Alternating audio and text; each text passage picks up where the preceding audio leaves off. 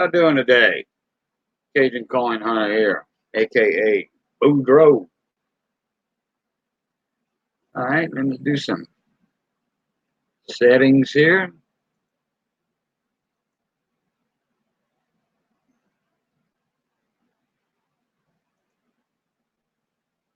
What's up, young coin hunter? How's it going, little buddy? Let me get you a link in here right quick. Let me on my YouTube side and says waiting on the wheel of silver. Let's see how that can be.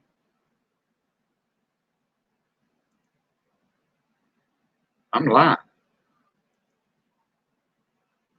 At least I think I'm live. Do this again.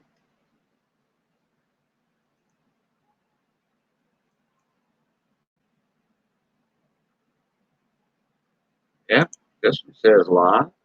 Nope, now it says waiting for Cajun Coin Hunter again. You reload this page.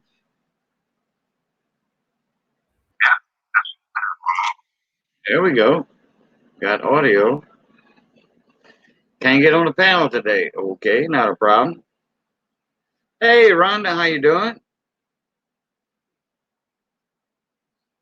I'm in the studio. Hey, Charles and Sierra Busey. Rosie Aguirre, how you doing? Rosa in the house. Hey, Andrew, how you doing, bud? Let's see who else we got in here. Ryan had you wait 6 minutes. Can't be. I didn't even start my broadcast till 2 minutes before 5, and according to mine, it's 5:01. Yeah, just put it over there. Put it right there. All right.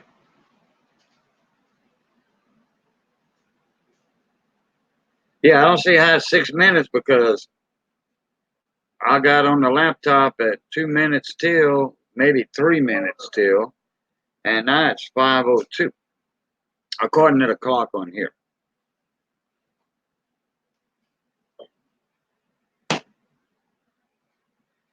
Yeah, it said that it was waiting on me, but I refreshed it because it said I was live. When I hit go live, it said I was live. I've been live 3 minutes now. Yeah, 4:59, and my clock got 5:02. What?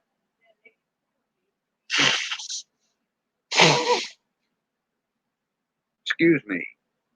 Hold on one sec.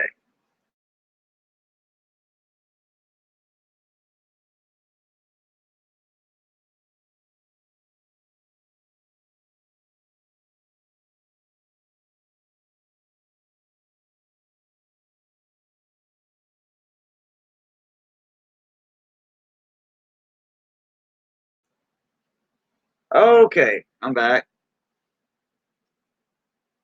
Oh, I'm doing fine, Charles. Thank you, thank you.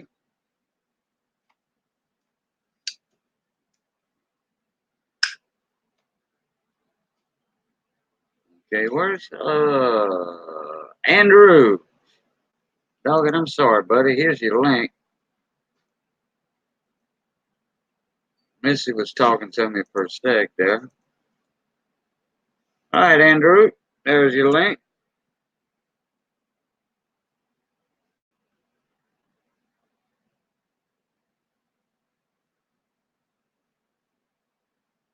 All right, my new avatar went up.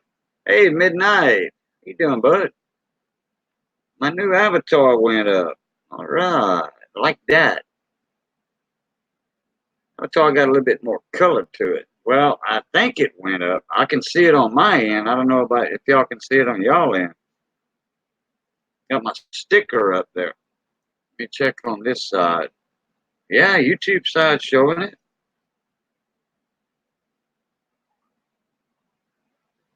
Oh, I ain't even thinking about mowing mine right now. Nah, too hot.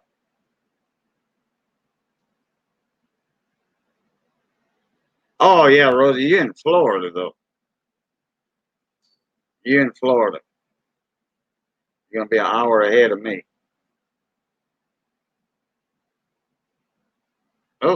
Get back in StreamYard. There's Andrew. What's up, buddy? Hey, Got a W, I see. yeah, figured why not. Yeah.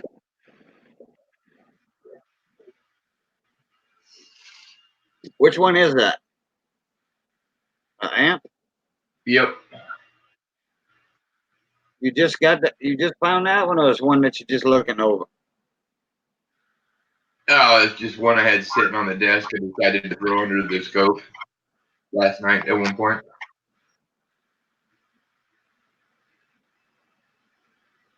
Yeah, midnight is like that over here too. We had got so much rain we couldn't mow, and then it got hot like a sauna. So I'm like, oh yeah, well, just wait a little bit. I'm so glad I don't. Yeah, well, in Arizona, people don't grow grass like Oh no, down you'd be here. surprised. No, You'd no, be they do surprised. now. Look, I lived in Arizona. Okay, they do have grass on certain lots and all that, but they have a lot of DG landscape. Where you got swimming pools and stuff. Yeah, around there in the backyard, you got a section in the backyard or a side yard that does have grass. On small lots. But you're not gonna grow 2 acres of grass like where you at. You're not growing 2 acres of grass. Your I water bill, your I water know bill of will people run. that have the money to do it. Your water bill runs $700 a month. Yeah, well, you got to consider. I live out in a golf course community retirement place where people have that money. Yeah, well, Phil had made a video, like across the street on your front yard, and I didn't see no golf course there. The golf course must be behind your house. Actually, I'm pretty much on the back side of the community. The golf course itself is about 2 miles away. Oh, well, okay. Yeah, I'm on the back edge of the community, so I really don't have to deal with all the old grumpy sons of bitches very much. Just kind of some. Right, And right, they hate, a lot of them hate me because I came in here, I managed to pick this place up at the bottom of the housing crunch. So I got it for almost nothing. I have one of the biggest places out here, and that drives them nuts because I don't have the money, the time, or the energy to try to make this place pretty all the time like they do. yeah. My landscaping is all natural. I enjoy the desert life. Yeah, well, like I said, people don't grow grass. They landscape their yards with DG, cactus, uh, Joshua trees, or whatever. We did have when I rented my house in Tucson. We had grass in one section on the side yard and part of the backyard. Then there was a swimming pool, and then we had a couple of orange trees that we would dump about 10 gallons of water a day on, and they made some beautiful oranges and sweet and juicy too. You have to get water to them and fertilize. Yeah, that was one of the key things I was picking this house out. When I was picking out a house down here, zero grass. It had to have zero grass on the property. Oh, okay. I had Yeah. in Cheyenne where I moved from down to here. I lived on half of a block, a half a city block, and there was the house, the garage, and a whole lot of grass. And I mowed that once every week, Right. and I hated it. That's what's up for grabs today on the wheel. $5 a spot and a mercury dime. That and a mercury dime. And we got 6 spots left. And if those 6 get filled, uh, there's going to be a surprise. There's going to be a surprise. And guess what? I ran out of big envelopes today. Oh no! Yeah, I finally got my quarters in today. Finally. And uh and our post office is closed over here. Closed down. I don't know how long, but it's closed down. So I gotta do a 25-mile trip or more to go get stamps. Unless they I'm gonna call Champagne's like the big grocery stores to see if they sell stamps. Hey, Kuzan. So uh it's what it is. There's a bomb shelter underneath the post office. Most post offices have a bomb shelter underneath there. Depends on when they got built. This one was built like in the 50s or the 60s. Somebody's echo. Hold on. I just shut off my audio processing. But I think it's caused an echo on my end. Okay, now try. Okay. I'll try it. Yeah, it's gone. Is the box clicked? Is the box clicked or not clicked? That's what happened. Okay, wait. Is the box clicked or not clicked? Now it's not clicked. Oh, okay. So you leave the box empty, and that's how it works. Okay. Hey, Fred, how you doing? Fred Carson in the house. Yeah, some grocery stores have stamps, but like if you want one or two, but I don't know if they would sell whole books.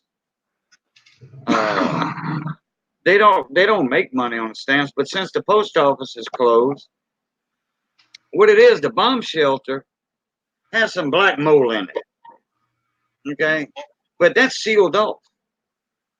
You know, but somebody found. I guess they use it for storage. But while they cleaning the black mold out, they don't want the general public in the front part of the post office. Where the counters at and stuff. Because all the equipment's over there, and the office, the company's trailers there. I don't know why they got a big office trailer over there, but they got one for the superintendents. So it seems like they're gonna be there a little while. But anyway, I ran out of envelopes today. I got ECPs finally. I got somebody else's, and then I reached in the box, and guess what? Well, the long envelope. I got plenty of short ones. That ain't no problem. I got the little short ones. Oh, I just got some and I figured out what size I use. What's that? You figured out what? I just got some more bubble mailers, and I found out that I actually prefer to use size 000. Yeah, the 3 zeros, right. It's 4x7. Yeah. Yeah, you could put a couple of slabs in there easy. Yep. I don't have any 3 zeros. I got 2 zeros. I got the 1 0, and then I got the number 1. I got a buttload of number 1. Dude, my ass picked up the number 5 one day because they were on sale, and I don't know why. A number 5. Okay, yeah, you know what? I'll actually switch to my camera and show this because it's so ridiculous. That sucker would hold a 22 by 22 picture frame. There you go. Actually, that's a number. That's considered a number 2. No, this is a number 5. Yeah, some places would call that a number 2 or a 3. No, pretty much everybody better call this a number 5 because that's what it calls itself. It identifies as a number 5. Yeah, 10.5 by 15. My number one is like 7 by 11. And then I've got the 6x9s are a 0. And that's a 6x9 too. That's pretty much it. I'm going back Yeah, to the other end. I had a bunch of them that I showed the other day. Some number twos, some number ones, and not number twos. 00, 10, and number one. Yeah, I still don't know why I picked them, man. They were on clearance or something, and I'm uncertain. Mel's Coin Corner. What's up, buddy? Hey, Mel. Seen Mel and Bill J's channel a couple days ago. Yesterday, I went popped in at Bill J for a little while over there. But I'm gonna see if the grocery stores have books of stamps because I'm down to my last two 55-cent stamps, my last two forever stamps, and I got quite a few 15s, for the extra ounce. But I don't want to burn them up. All of them. Takes like 6 of them for one envelope, Right. or 5 for one envelope. You got 15, 15. It's 30, 60. It takes 4 per envelope plus an extra one, so it's 5 stamps. And I think I got 10. And I don't like using those stamps like that because if I'd use those and the post office is closed, well, again, guess what? The supermarket's not going to have the 15-cent stamps. They're going to have the forevers, and that's it. Yep. And I had 2 Zippos that were broken to mail out yesterday. And when my wife was going to the funeral home, I told her, I said, look, go to the Chatania post office. It's not in Chatania anymore. They opened a new one in Blue Point at Blue Junction store, next to Blue Junction store. That's the brand new post office. She said, no, it's not. I said, no, I know it's not in Chatania. I said, just ask your mama. She went and picked the mama up. I said, your mama knows where it's at. So, and it was on the way to Ville Platte to the funeral home. So I had 2 Zippo lighters in there with a letter, with my email address, my name, and all that. And one of them was a specialty lighter. Had that ivory, fake ivory, on the outside of it with a ship's design on it. So the lids were broken. That's my problem. The lids break easy. I don't know why. I don't do tricks with my lighter. And I don't know why. They only last a couple of years. But hey, Zippo's got a lifetime warranty. I just mail it and they give me a brand new one free. So anyway, it cost $5 to mail them 2 lighters off in a 00 envelope. $5. Yeah, that's why I like sevens because they're a lot cheaper than those 6x9s. They're like $7-8, and where I'm used to spending 3 or 4 to send these off. Well, like I got the 7x11, the number ones, and those are $5, $4.80 something, $5.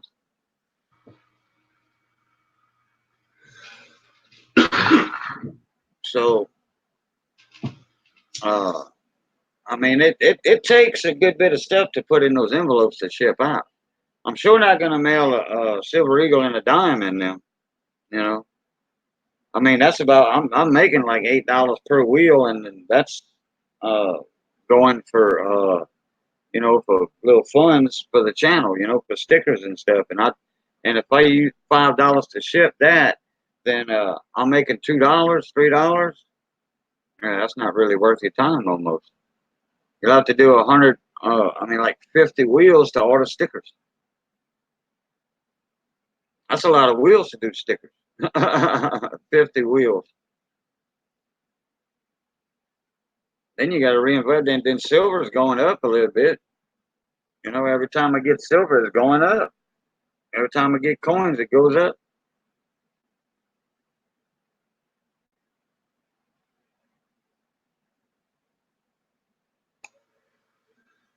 I think it'll rebound. It's gonna come down, but it ain't gonna come down that much. It's holding pretty steady right now.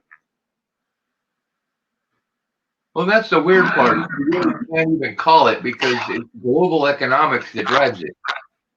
Yeah. Yeah. Some shit could happen on the other side of the world that we don't know about that all of a sudden drives it either up or down or whatever. It's kind of nuts. Yeah. Well, that's what I'm saying. For now, it's holding steady, but you never know what's going to happen in the future. Hey, Miss Mercer, how you doing?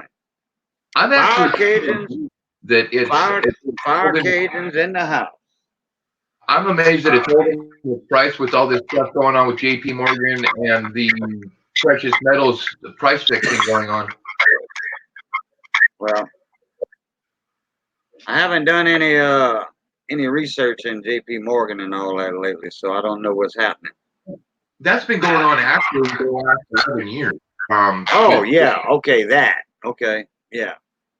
There's more people being indicted, there's more people coming out. I mean, even now, as it's going now, there's still more people being brought into the. I'm just surprised that it doesn't affect the world metals price more than it is. Hey, Majestic, what's up, bud?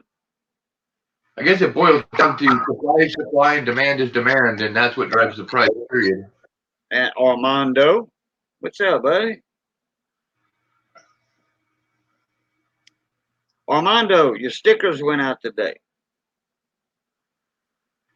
I think I put you a couple in there, if I'm not mistaken.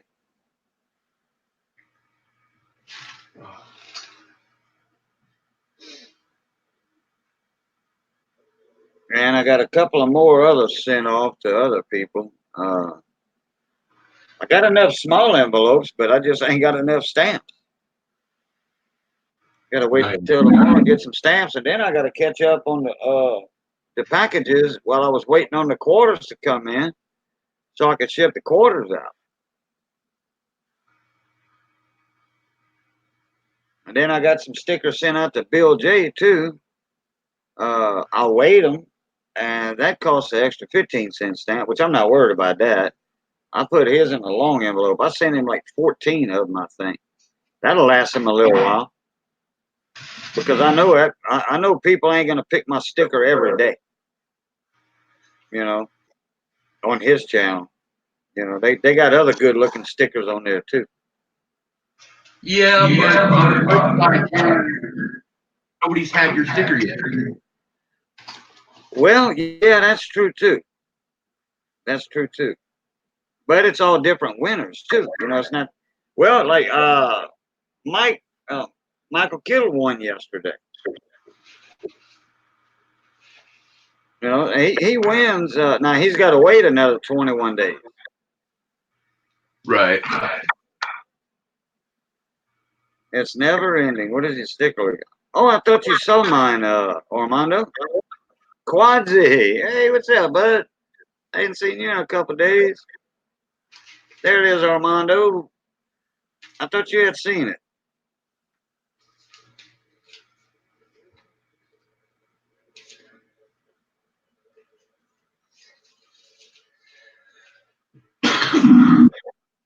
There it was.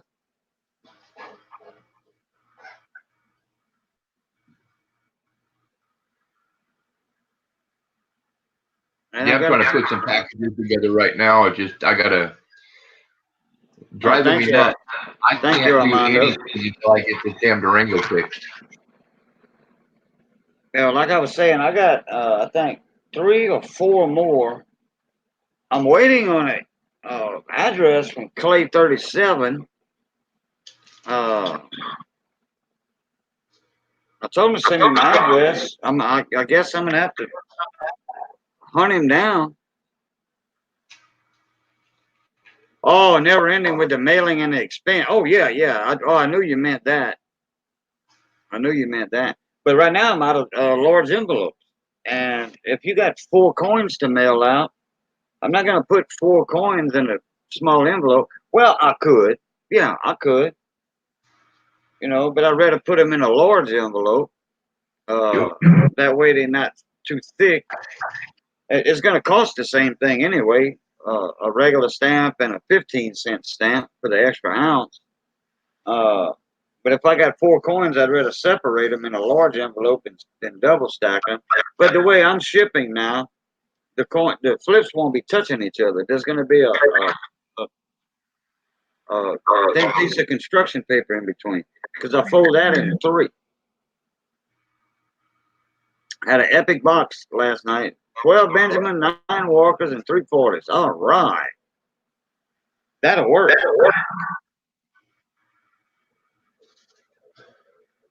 8:30. I was in 8:30. I was in the bed last night. I was tired. Oh yeah, I got 500 stickers. I got them from my cousin Liz Ann. She's in here. She designed them for me, and a company like she's a graphics designer. Okay, that was her business, and then she designed my stickers for me, and I was gonna have a contest, and give away silver to the winner. And she just sent me a design a couple of days later. The contest wasn't running. She said, "Here, cousin, here, cousin, cousin. Uh, what you think of this?" I'm like, "Oh wow, it just blew my mind." So there it is, and she made me a deal with one of her companies that she deals with.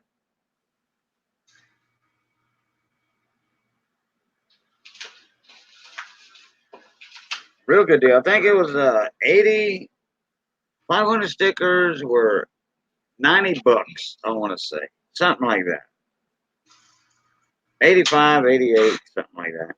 Still a hell of a lot cheaper than Sticker Mule. Oh, hey, there's little Trey. How you doing, little buddy? Hi, Cajun. How's it going? What we doing? I'm north of the grass. Yeah, Quadzi. Quadzi, we got the Silver Eagle, 2011, and a Mercury Dime. Same thing, 5 a spot for those. And there's let me. I better check my email here. Because somebody else was asking how many spots, and you might only have 5 spots left right now. They did have 6. I got my NGC grades back today. Oh, you did? I did good. When you gonna make a video? I got the grades back today, but I didn't get the actual physical coins, so probably late next week. Oh, you got the grades back. Gotcha. Yeah. Gotcha. Yeah. And I did pretty successful. That made no sense. I did pretty well. That was a pretty successful submission. Right.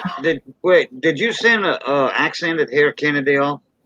No, I kept that behind. I sent in a 52 proof set and 4 Morgans. Oh, okay. Oh, where's Dragon Ken? There he is. How you doing, Dragon? Yeah, Quadzi. So far there's 6 spots left.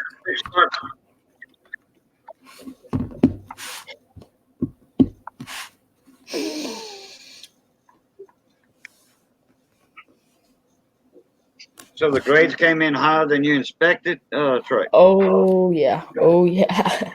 Oh, okay. Yeah, the 52 proof set. Did you? What? Full step? The 52 proof set really Proof surprised. set. Oh, okay.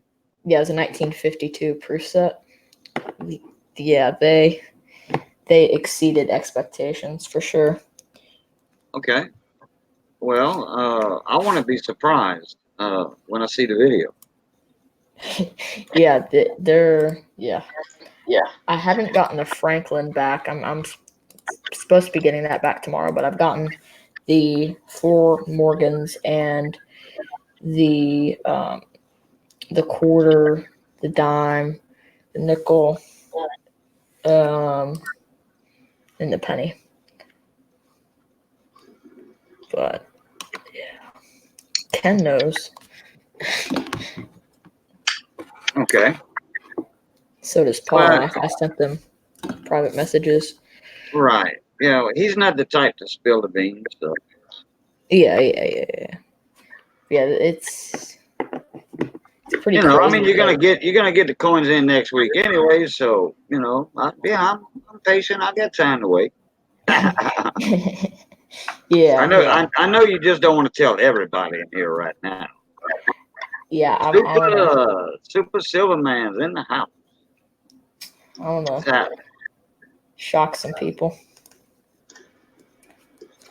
Well, 'Cause ECP had some 1960, 61, I want to say. He made a video a while back, and he got around like proof 66, 67, which was good, you know, Yeah. for those years. Yeah. I checked the population report on those, you know, and yeah, he Right. was in the zone on those, you know, because the 69s, they didn't have many 69s and no 70s at all Right. for the Right. years he had. No 70s, no proof 70s. Very, very few 69s. I mean, there was hardly any proof 70s in the 50s. I think there might have been like a 1959 or something. I forgot. But there Yeah. was hardly no proof 70s for a lot of proofs back then. In the 50s, I don't think there was any 70s. Right. Yeah, that's what I'm talking about, the 50s. All right, Yeah. that Quadzi, I will check it out. Armando's looking for a 15 and 16, 015, 016, $1 presidential proof set. I have no idea who has any.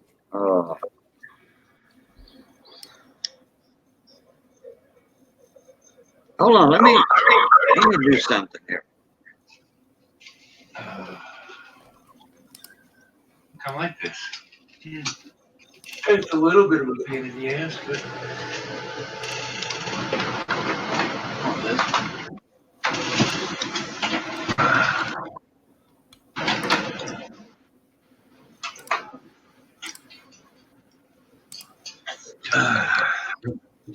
Here we go. 2 shipping labels. I hope I get the Franklin. Okay, what was that? The 15 he's asking for? And the what? 15 and what?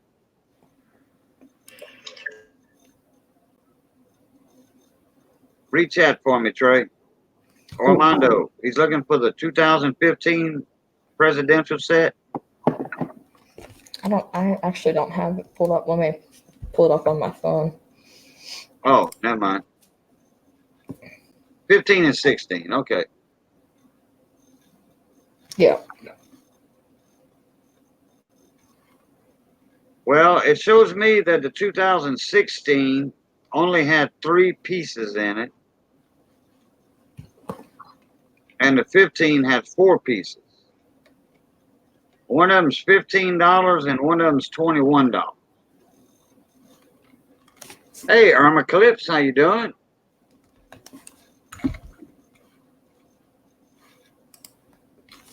She's over on the West Coast. Got some awesome videos with some awesome views in them of the ocean. Where's Michael at today, Irma?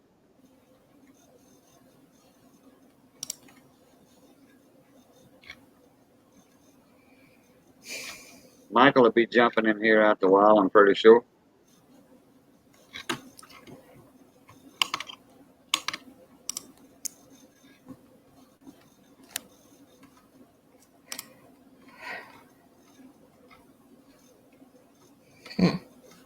There it was, Armando. If I'm right on that, the 3-piece and the 4-piece presidential set, proof set. One was what, 21? The other one was 15 or 16.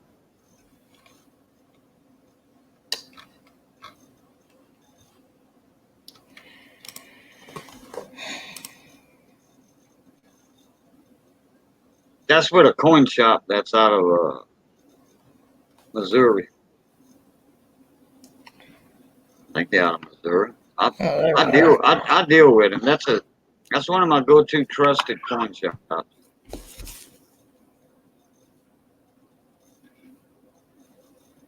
No, Ohio. I'm sorry, they're out of Ohio.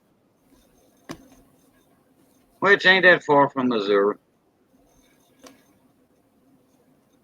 Mike's working. All right.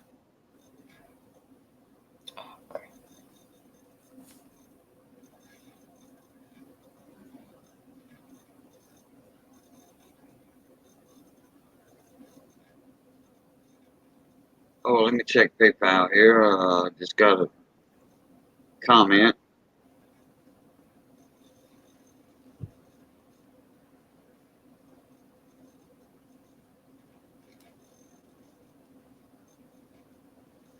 Round 28, part two, two spots. All right.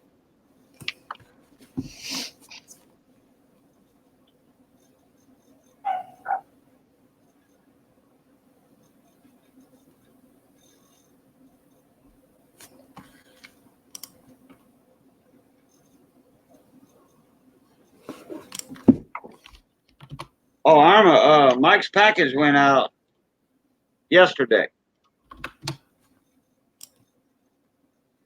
It was a smaller package, and so I just threw it in the mailbox, and the mailman picked it up. Wait, did you do a pickup request? A what? A pickup request? No, no, my mailman just passes around. Well, he used to pass it around 11:30, 12. Now he passes like 1:30 or 2 or 2:30. I left at 2 o'clock. Oh yeah, okay. He passed in between 1:30 and 2 today. I just do a pickup request online, and I'm just to give them a heads up, and they'll pick it up. Yeah, I But don't have to do that. it's kind of nice. They pass every day here anyway. Right? Yeah. All right, I need to put Quad's name on the wheel.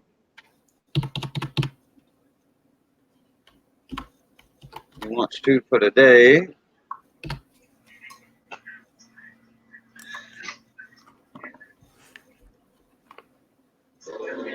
Yeah, I actually just started using eBay's print off the shipping label thing. Actually, it works pretty decent.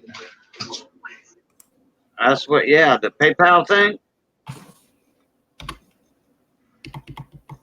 Well, I do it straight through. I only do sales You do it what? so far for eBay sales. Yeah, well, it's going through PayPal, right? Yeah, I don't pay Thought so. attention. I mean, it goes into my PayPal, yes, but I really don't pay attention to how other people pay. Yeah. Well, we got 4 spots left on the wheel. Yeah, well, if you're paying through PayPal, then you're getting it a little. Actually, you're getting it a little cheaper too, Andrew. Yeah, you do get it cheaper. Yeah, I noticed. Trey's the one told me about that. Oh hell, a couple of months ago, I think. Well, I've been aware. I just have not had a printer upstairs in my coin room, and finally yesterday I got off my ass and went downstairs to the garage and got one. Gotcha. What's up, Jeep and John? Honestly, I've been avoiding it because it's a larger brother that's a all-in-one, and it's a pretty hefty sized one, and it's bigger than I should be carrying, but I finally got sick of it and wanted a printer. Yeah. Well, that's the one Mrs. Mama got us, that all-in-one and stuff. HP 2636. It's got the copier, scanner, and printer, and it's wireless. That ain't too bad. Yeah, I can. I think my mom paid like $35 for it. It came with ink, and it didn't come with a cable, USB cable, to hook up to a computer, but it's wireless, so there's no need for it. I mean, there's a place to plug one in, but then I signed up for the free ink, $2.99 a month. Can't be $2.99 a month for free ink. Mm-mm. The ink cartridges are $28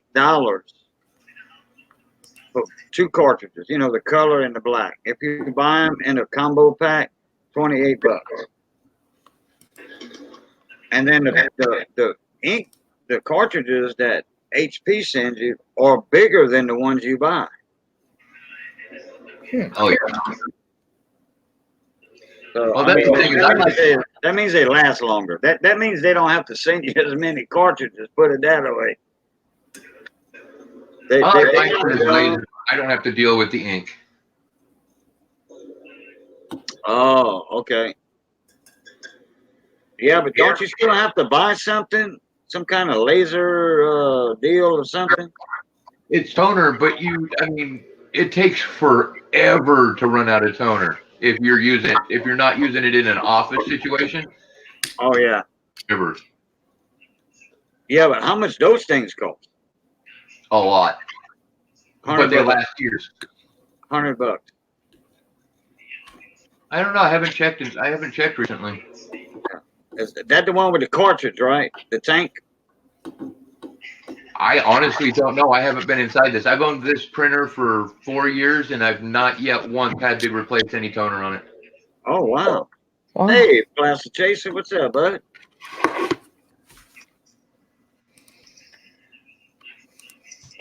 Hey Jeep, if you want a spot on the wheel, I'll put your name down and wait till tomorrow to for you to send the PayPal. No problem on that.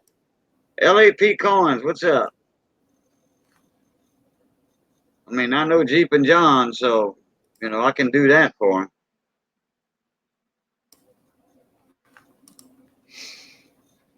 Yeah, Cajun, I think you're going to be fairly impressed. Oh yeah, I mean, if you think I will be, because you know me by now. Yeah, I think you. Yeah, Especially if it's some 50s. Yeah, it's a 52, so it's some of the early 50s. It's not like a 57 or a 58. Right. Yeah, those uh, they didn't really have the real high grade proofs. So if you got a good one, yeah, I'm glad for you.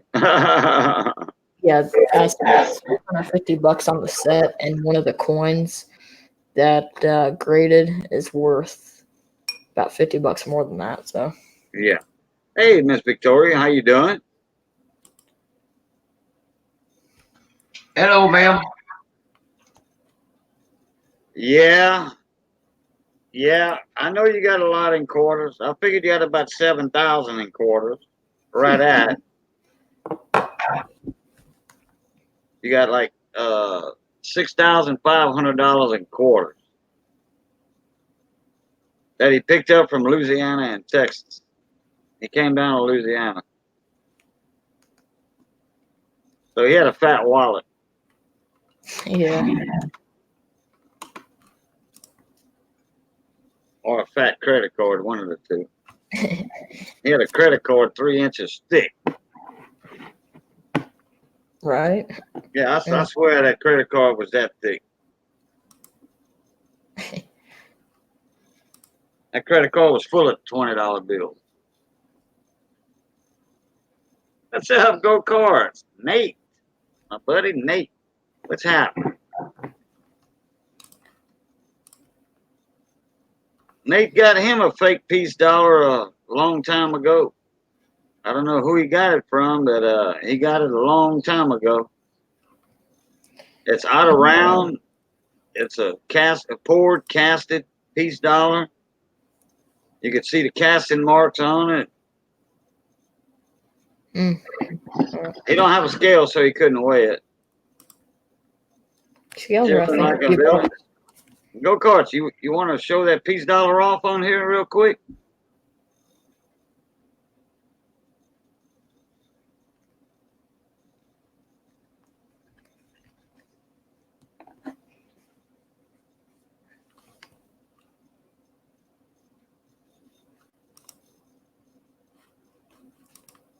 Yeah, you said you gave $50 for that proof set tray. No, I got it for 350. Oh, 350. Oh, okay. Let me But uh let I me check spent something about here. I spent about I spent about 100 over gray sheet for that set, but it was well worth it. And it was a 53, you said? A 52. 52? Yeah, and I Yeah, spent because I could have got you that same set for $240. yeah, this set has some the quality of the set is like no other. Yeah, well, I got you. Oh yeah, okay, yeah, y'all got ball games or something. Yeah, I think Deep and John did a few more miles than that though. Oh well, maybe not. Maybe not. It was probably around that. Probably a dollar a mile John spent. I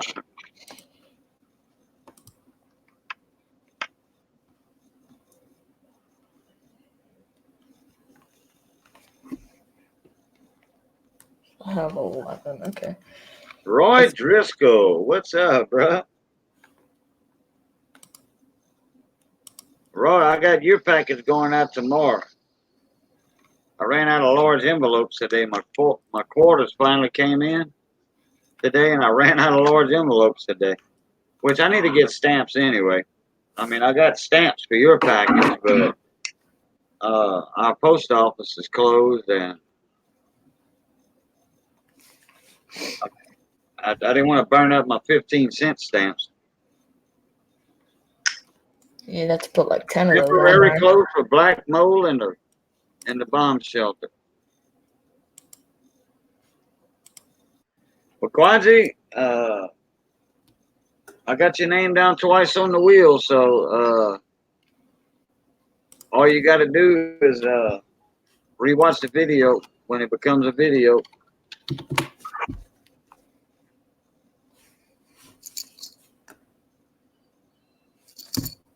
Oh, it's going good down here, Roll. I'm north of the grass. That's always a good thing.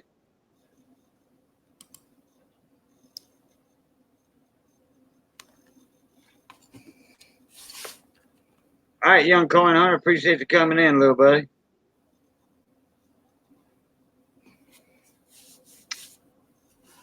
You stopped at least 100 banks. Oh, you didn't have none pre-ordered or whatever? I thought you might have had some pre-ordered with Robert or somebody. Some twice, huh? Yeah. Well, yeah. There's a lot of banks that won't give you a lot of banks won't have a box. I mean, I called yesterday, day before yesterday. I think it was yesterday. I called the bank here in town and said, look, if I were opening up an account, no, I sure didn't, Armando. He should be jumping in here shortly, though.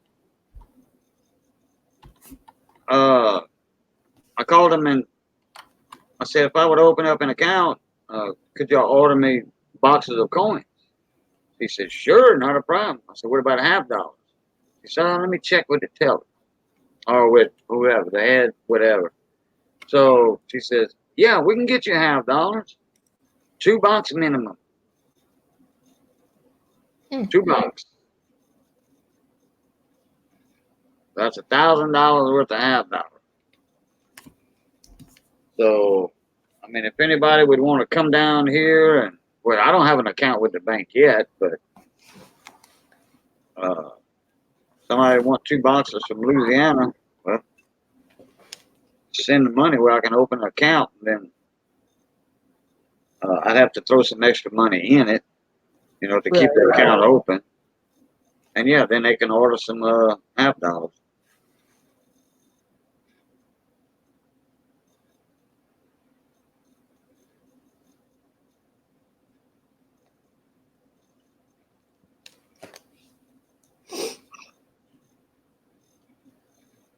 Yeah, but that's not too bad though for those proof sets. I think one was $15, the other one was 21.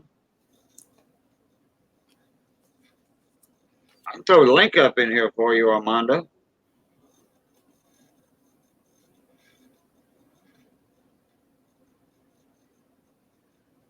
I don't know if it's going to be a link, but you can copy it and paste it.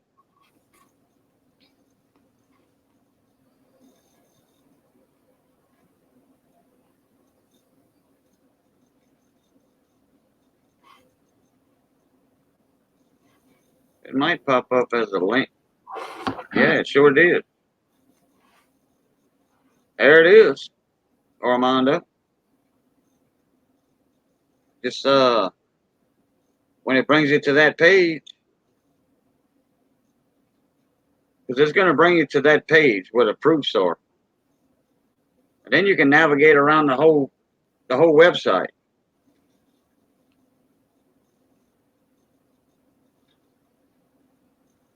And they're a trusted coin shop. It's a brick and mortar building, been in business since the 50s or the 60s. I've dealt with it quite a few times.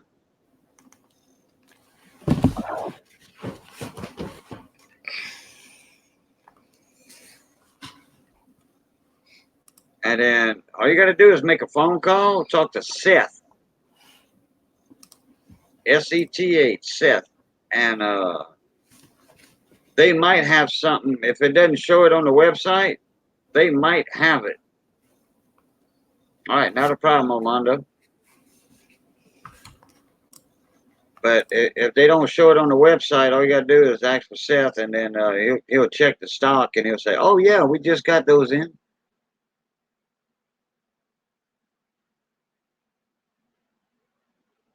He checks out everything for me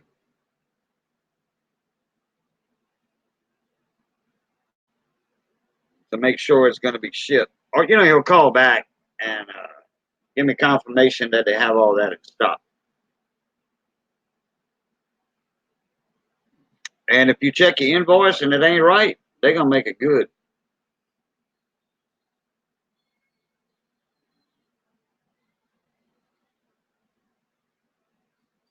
I ordered some little coin wallets and little 18 the 18 holder coin wallets that you put the flips in. And he made the invoice out, and the warehouse changed the price. And I called him, and he says, "I don't know why they did that." He said, "Whatever that website says, that's what we go by." He said they shouldn't have changed the price. So guess what? He just about gave them to me for free. He gave me credit for it, you know. He said, "You want me to mail you 2 more, 3 more right now?" I'm like, "No." I said, "Just wait until I make another order." I wasn't in no rush for a couple of little coin wallets.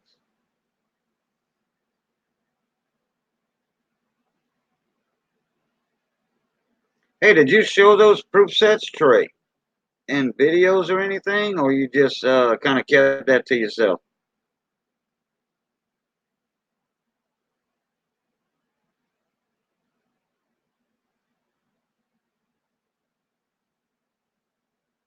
Trey's gone. He's got himself muted.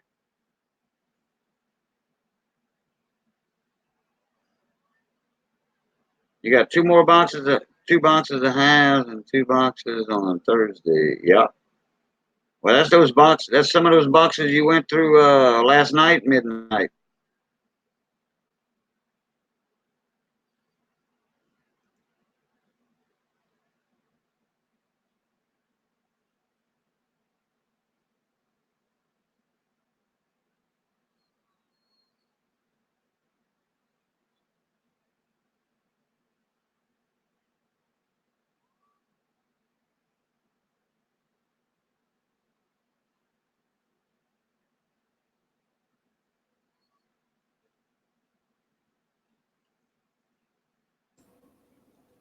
Occasion. Yeah. You know something cool I got in the mail yesterday? Okay, what's that?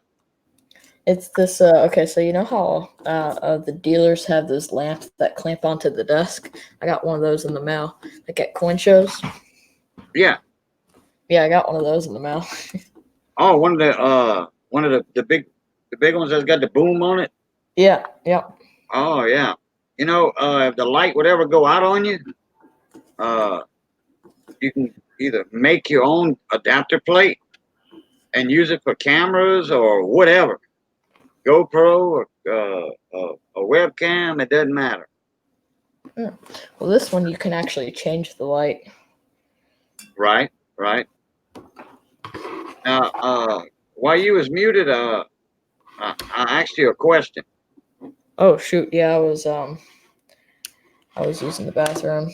Okay, yeah, I figured you stepped away for a sec. Uh, okay, that proof set that you sent in to get graded, did you make a video on that beforehand, or you just kind of kept it to yourself?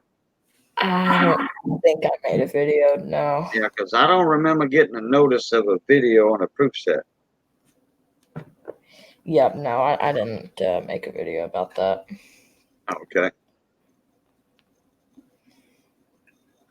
But yeah, a video on the grades should. I mean, it'll probably take a few days to get here, so probably Right. maybe Wednesday or Uh, Thursday. you went with NGC on that, you said? Yep, and GC. That'll work. Yep. Well, I like Annex too. You know, don't get me wrong. I like Annex too. I'm starting to get to like their slabs a little better now. Yeah, they're kind of a little bit strange. They're Well, slabs.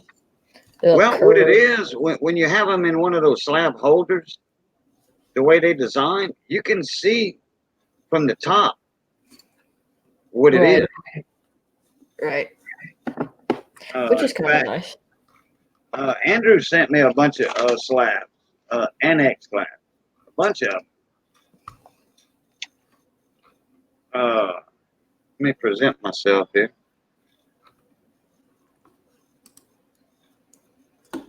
But we need to talk about this anyway. Okay, that's Andrew. See how that slab's got that curve on top? Well, Yep. you can see all that info from the top while it's in a Right. slab holder. That's what I like about it. Yeah, a lot of people do like them for that. So anyway, that's a 2019 W MS67, and it's the Amp Quarter, American Memorial Park. That is going on a wheel in a few days. As soon as we get that wheel filled up for Andrew. These are Andrew O'Neill's coins. He's selling these coins on the wheel. Cool. It's going to be $12 a spot. There's going to be 15 spots on the wheel. And PCGS MS67, since I can't find an Annex price guide, but the PCGS price guide is $375. Can I get that? If you don't mind, could I get that? The The number? certification number on the back of the slab? Because I think they actually do have a price guide. Oh, okay. Well, let me read it to you.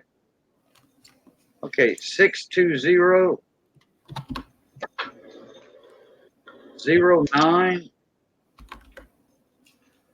0989. Okay, let's see. Yeah, I would read you one, but I didn't keep any of the 67s for me. I only kept a 66. So there's Raymond. Hey, Dean. How you doing, Dean? Yeah, Annex. AZ Coins, how you doing, bud? I'm missing chat here. Johnny Ray Highway, what's happening, bud? Raymond. Raymond, Armando was asking about you earlier. Armando from the vault. 1300 graded 67. Charles, it's the American Silver Eagle, 2011, and a Mercury dime. 5 a spot. I got 4 spots left on the wheel.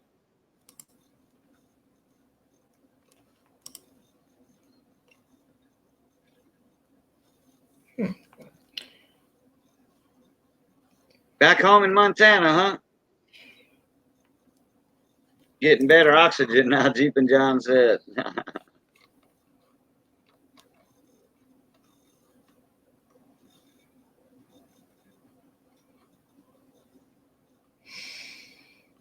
Let me throw that PayPal in there. That's my little moderator, buddy.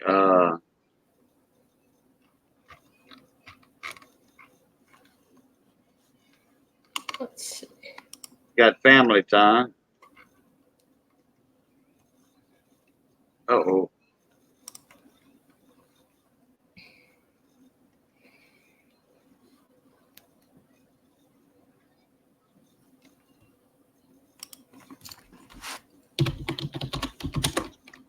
There we go. What's up, Mike Wolf? Mike Wolf here.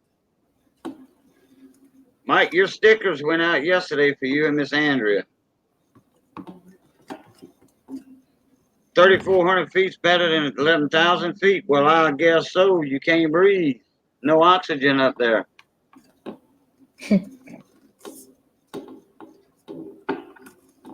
Got to use the oxygen mask just about. Right. Yeah, I'll be right back. Oh my goodness.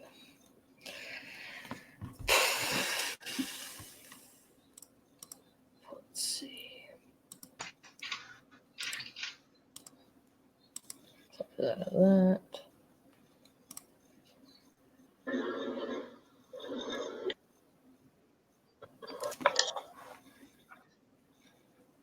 Well, oh yeah. Well, into my scope, and I had to unplug my scope to plug in my printer. Yep. Well, it drives me nuts. I really need a new laptop because 2 of my USB ports in this laptop I'm using are blown and do not function anymore. So I have 4 different devices sharing 2 USB ports. Holy crap! Yeah. Yeah, it's getting out of hand. But first, I got to fix my truck. Once the truck is fixed and I can start getting up to the claims again, then I can fix other little stuff like the laptop. I mean, it's not a priority right now. Well, that's why Andrew is selling his coins on the wheel. Get parts for his 4-wheel drive. Yep. Needs a little cash flow. And he's got more than that. He's got 2 of those 67s. He's got 2 66s. Those would be cheaper on the wheel, though. There'll be less money per spot on the wheel. You should have 466s. What? You should have 466s. I got 2 67s. And I got 266 here. And I got another 66 right there. Yeah, there's 4 total of the 60s. Oh, there sure is. Okay. Sure is. 267, 466s. Got an MS-63 piece dollar. NGC. 1922, Billy. Yep. MS-63. That's not a bad grade for that. We got a few other little sorted things. Got a 2002 American Silver Eagle. Got a little toning going on it.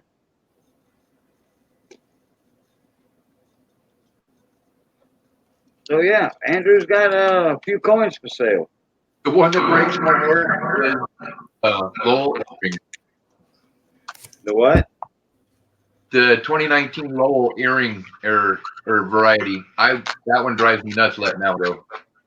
Oh yeah, because that was you got that from somebody special. Got that from Young Coin Hunter.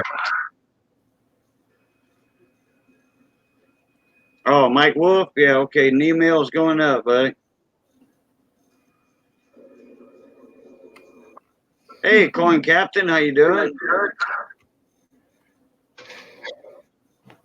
I think I might get an account with PCGS.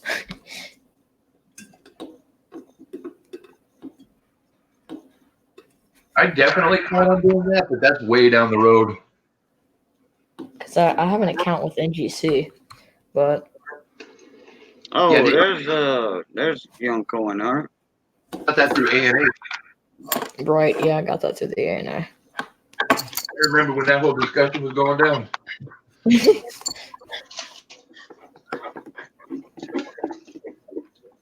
Here's the question: has that membership done you justice? What do you mean? Has it done good for you? Which membership? The NGC? Yeah. Oh yeah.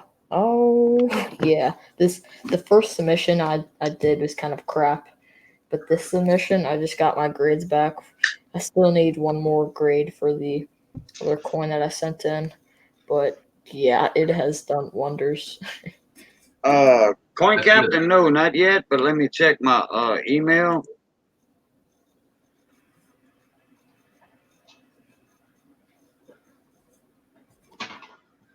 See, and I honestly, I was planning on going through PCGS, but honestly, I have the opportunity to go through somebody and go through Annex, and honestly, I barely had the money to do that. So, um, and it still worked out positive either way you look at it. Annex, it would have been probably way more money if I had gone PCGS or NGC, but honestly, every little bit counts. So, Right. All right, Jeep and John. at the end of the day, it was a freaking quarter. Yeah, Coin Captain, there's 4 spots left on the wheel for the Silver Eagle and the Mercury Diamond, 2011. Yeah, Andrew, you'll have to watch my video in about a week on the grades of those coins. Oh, I will. And that's a BU Eagle.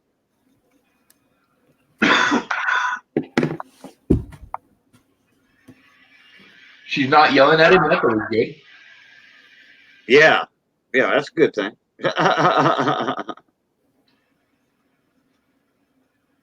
All right, later, John. Well, how's Bullhead City today, AZ?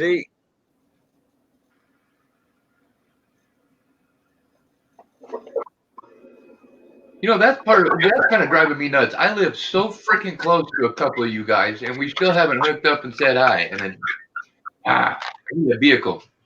Yeah, y'all know to get eat breakfast somewhere sometime or lunch or something. Well, me and Money are talking about hooking up probably in Golden Valley at some point here and having lunch or something. But it's a matter of I don't have a vehicle, so that will be fixed. I'm going nuts. Overcast. Oh, that's right. Oh, it's Don't beautiful. y'all have that hurricane coming up y'all way? Again, another one? Oh, I don't know. Ramon Juan was telling me that. I can't handle another hurricane. Oh, boo butter. I bet you could. No. I live in Arizona. There's not supposed to be hurricane action here. Yeah, but it's all tropical by the time it hits y'all. It's just a little bit of rain. No, that last one was a lot of damn rain. When did y'all get it? God, when was that, AZ? It was earlier this year or last year. There was a hurricane that came up. Oh, okay. No, there's another one coming. There's another one coming. It's forecast to hit Arizona. Ramon told me that they were supposed to get a whole week of rain. Oh my goodness. Hurricanes in Arizona. I mean, this is Revelations. Well, at least it'll be a little cool. But I don't know if that storm. Ramon said it was forecast to head y'all way. Are you sure? Because we are. Well, it's going through Phoenix, and it's going to be heading like northeast, I think. So it might miss y'all. But it's going to be a small tropical system because Arizona's so far inland. It's pathetic. You know, It's just going to be a lot of rain clouds. That's it. Sheldon, what's up, brother? Aloha. That last one, we had some pretty good wind with it too. Yeah, well, it stayed strong because when I was in Tucson, there was a hurricane that hit us. You know, the remnants of it, and all it was light rain for a couple of days. That was it. Just light stuff. Yeah, I mean, didn't even make the washes fill up or nothing. Yeah, see, we're overcast right now too, but here's the thing. We're coming to the end of monsoon season, and literally it has only sprinkled 3 times this entire monsoon season on my house. And I have watched it dump inches a couple miles away, but right here in Val Vista, nothing. Yeah. Well, like in Tucson, when the monsoons went, okay, Tucson is in a mountain valley, okay? There's mountains all the way around Tucson, and those mountains hold moisture. And in the hottest part of the summer, the moisture comes out of the mountains. You can see the clouds forming. And then the clouds grow together, and once they come together, boom, that's when the rain falls. And you can see the rain 2 miles, 3 miles away. You can see the rain. You can't see the mountains because of the rain. And then when it rains, it pours, and I tell you what, them washes fill up fast. You better not be inside of a wash looking for wash rubies or nothing when that water comes rushing down. You better be in a small wash. That way you can scramble to the bank and grab a tree limb or something and get out.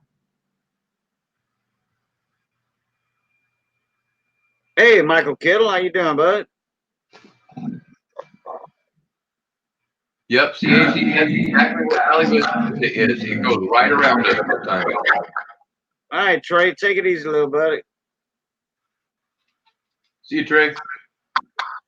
Yeah, but Tucson is right dap slap in that, surrounded by mountains. The Rincons, you got the Mount Lemon Range, you got the Turtles, you got the Santa Ana Mountains on the south side. So yeah, it's just surrounded by mountains. And to get through Oro Valley, you got to go through the pass. There's passes. You're not actually going over the mountains. There's some little gaps in there.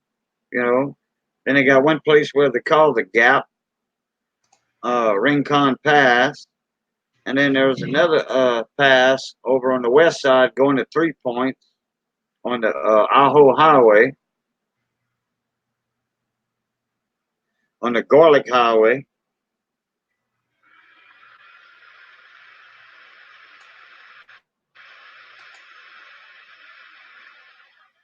Oh, yeah.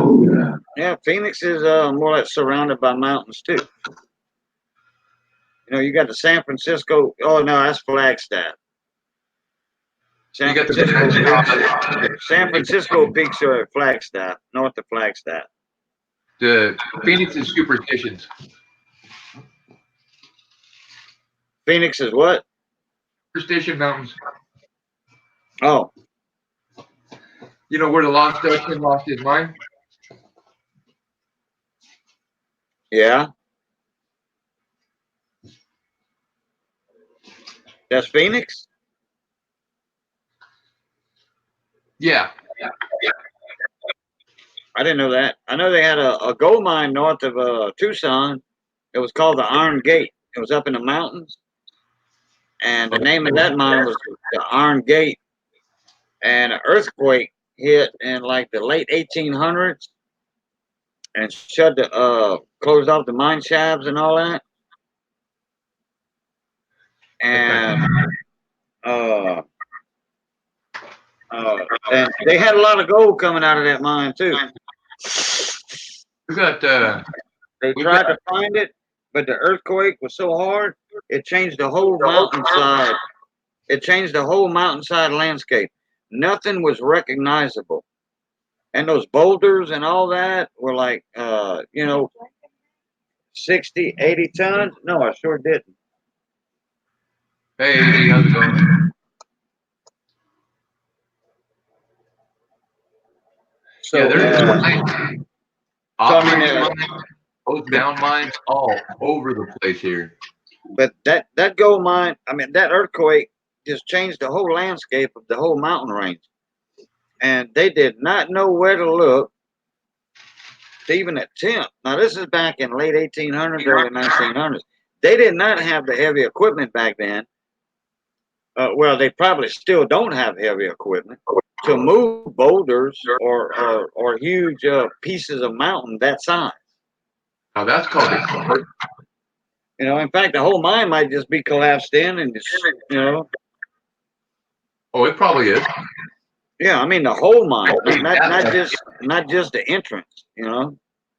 Oh yeah, no. If it changed the landscape that much, it collapsed pretty much most of that entire tunnel system. Yeah. Yeah. I mean, there's gold still in there, but they just got to find the exact same spot.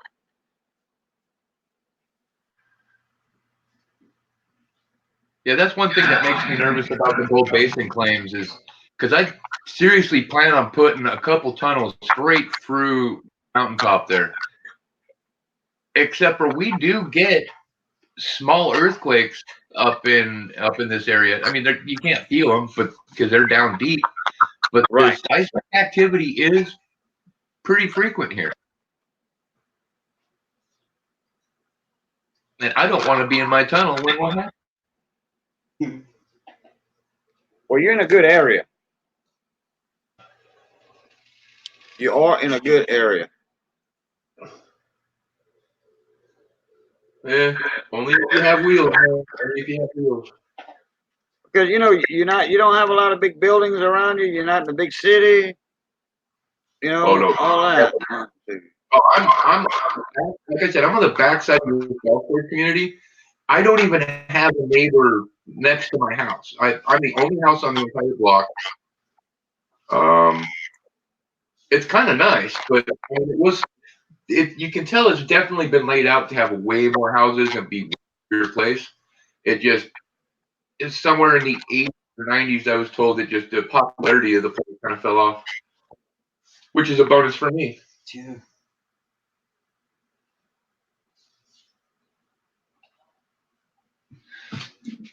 I think that's a much cooler avatar picture. What do you? What, the one you're showing right there? Okay. Yeah. Hey, can you do me a favor?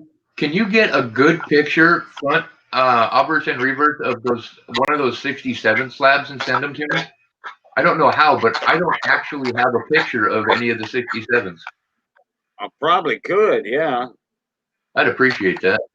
I'd just like to have a picture of it for records that I actually had one.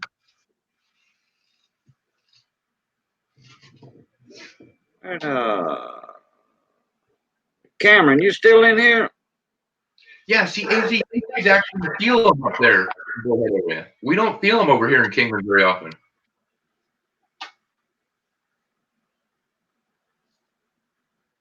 I don't know if it's there on the Colorado, you guys are closer to bedrock, so you guys are feeling it more, because I know I'm nowhere near bedrock where I'm sitting.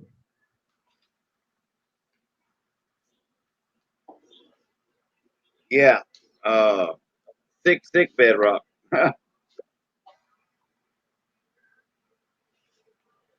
Oh, in Bullhead City, he said he felt 3 earthquakes this year. Wow. Yeah. Well, that's what I was talking about. They're actually right down on bedrock right there, so they're going to feel more of the activity than we do, specifically where my house is sitting. Well, that last big one in California, that was on the east side of California. They said they felt that for a long ways. You know, there's people in Kingman that claim that they felt that, and I mean, I'm not calling BS or anything, but yeah, I am, because Hey, I mean, Brandon. bedrock. I don't know. Theoretically, if people felt it in Kingman, Phil on the 3rd floor of my house should have felt something, and he felt nothing. House didn't quiver. House didn't move. I mean, we get more movement from a monsoon than we get from any of the earthquakes that people claim to feel.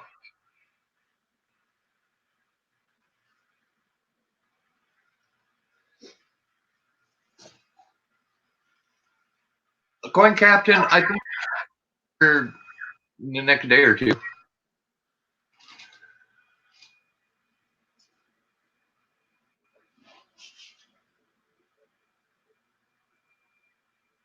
Oh, oh, nice. Well, no, see, and that's the thing, Michael. It's like where I'm at, I'm not calling BS on everybody, but like where I'm at, there's people out here in Valley Vista that said that they could feel it, and I don't know.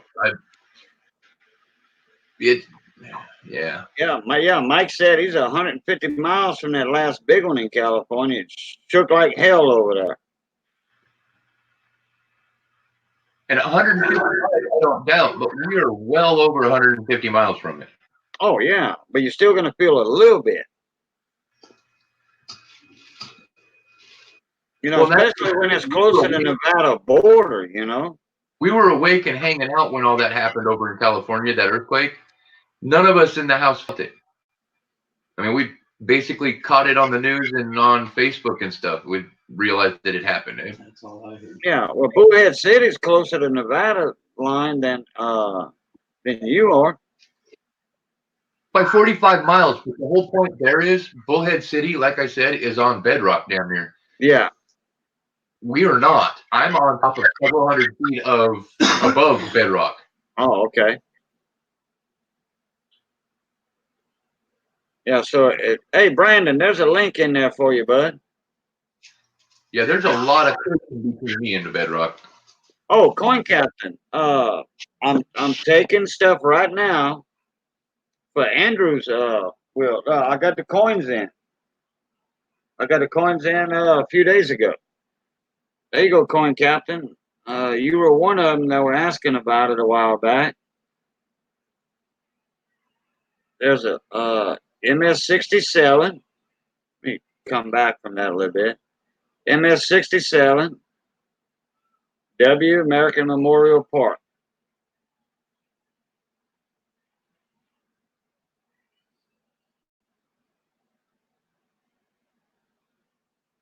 W. Those are $12 a spot on the wheel.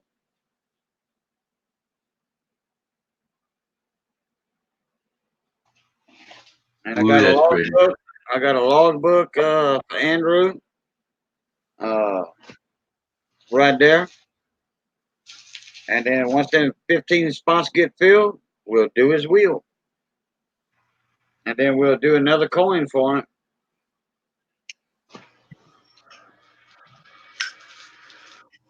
Like I said, these coins are for Andrew, and he's putting them up for sale on the wheel so he can have a little cash flow.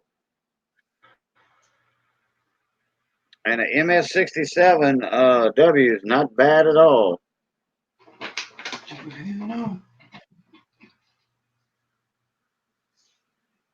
I consider that one of the higher grades. That's only 3 down from the perfect coin.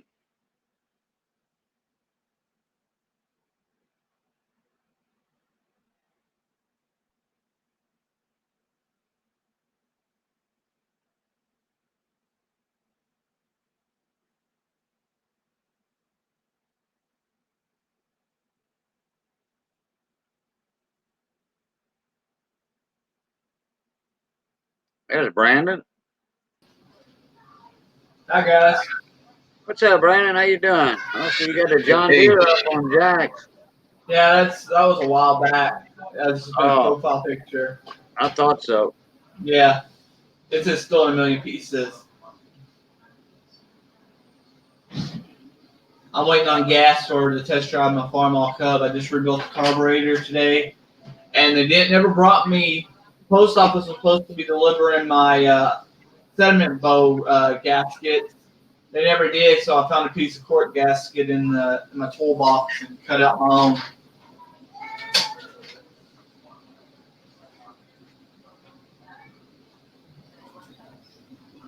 Yeah, Quanzi, it's $12 a spot for the 67.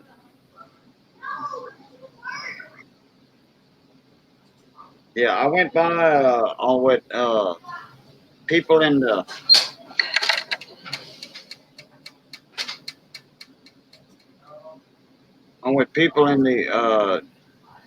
streams were saying. You know, a good fair price, what they would pay, and everybody said, yeah, $12, $13, 14, so 11. So we just rounded everything off to $12. So $12 a spot and that'll give them a little cash flow on that coin. And for a $375 coin, yeah, $12 is a pretty good price to win it. But that's a PCGS price. And Trey was looking up the price on Annex, but I don't know if he found it or not. I gave him the certification number on it so he could see what the prices was on it. But that's what PCGS realizes at auctions and stuff. I think they average it out. Yeah, I wish I could figure out how they do that. None of it makes sense. It's just a national average. Some went for more, some went for less, so they average it out. That's what it is. The average is $375 for a grade like that. When the wheel gets full, Coin Captain, that's when it's gonna. I don't have any spots yet on the wheel. We're taking spots if anybody wants to start donating today. I have a logbook right here that's going for Andrew's wheel. Hey, Cajun, did you get my email about that?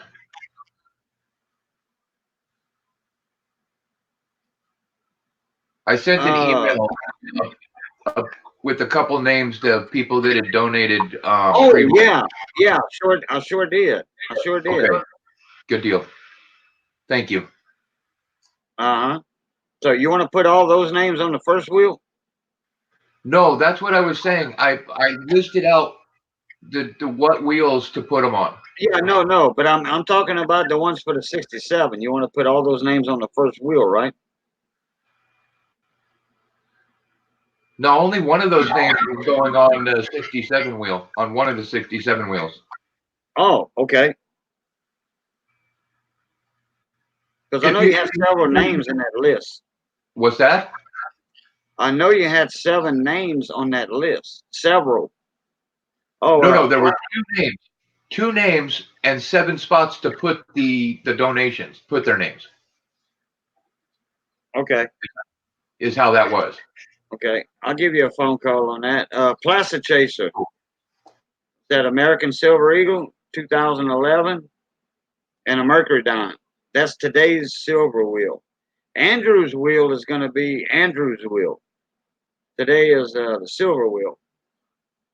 I mean, I'm just, letting that fact out that about Andrew's wheel. It's not going to be called Cajun's wheel of silver. It'll be called Andrew's wheel.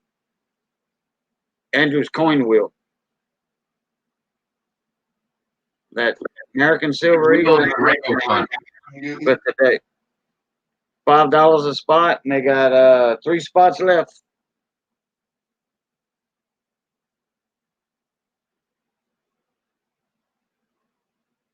$5 a spot for that one, Placid. The 250s or the 4 coins or the 3 coins, like a Benjamin $50, 90% half, and 2 dimes. Yeah, Andrew's Wheel of Fortune. There we go. Andrew's Wheel of Fortune. That's what we're going to call it. Thank you, Young Coin Hunter. I wish Young Coin Hunter would have got up in here today and show off his mat I sent him. Boy, he was proud of that in his video. I sent him a penny mat. I won a penny mat on Rob Finds Treasure. And I told Rob, send it to Young Coin Hunter. And I gave him Young Coin Hunter's address. Right on. And Rob sent me an email back. Wow, Cajun, that's awesome of you, bro. The certification number on that? Hold on, Young Coin Hunter. It's 620 0989. Oh yeah, no, don't want you copyrighted for that. Okay, never mind. We're gonna have to put another name on that. Andrew's wheel of W's.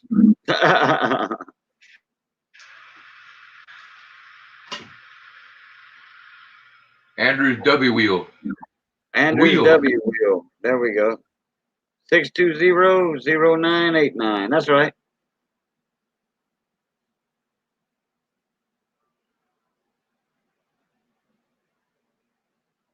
Oh yeah. Oh yeah. Okay, I see what you're talking about, young coin hunter. Yeah, they watching a movie over there. He don't want the background. He don't want the movie in the background sound. Andrew's wheel of West Points. There we go. All right, even better.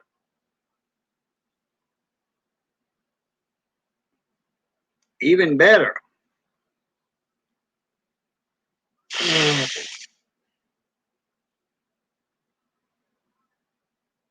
Andrew's wheel of West Point.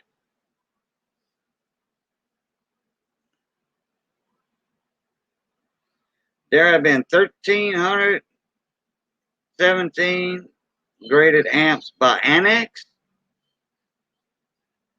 That many by Annex? Wow.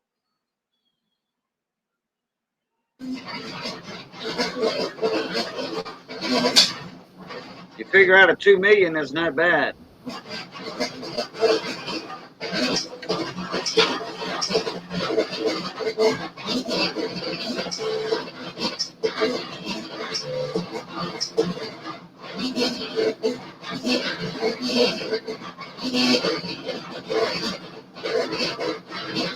Uh-oh, I hear something. What is that? Some music in the background or something? No, it's a vinyl cutter. Or what? It's the vinyl cutter. Oh, that's you. Okay.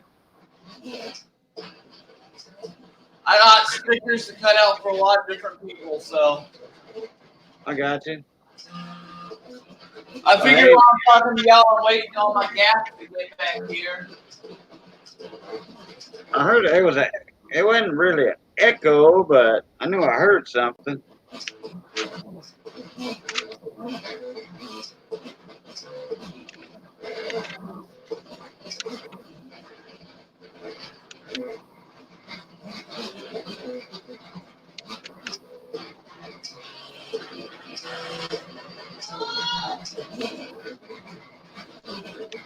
I'll be right back.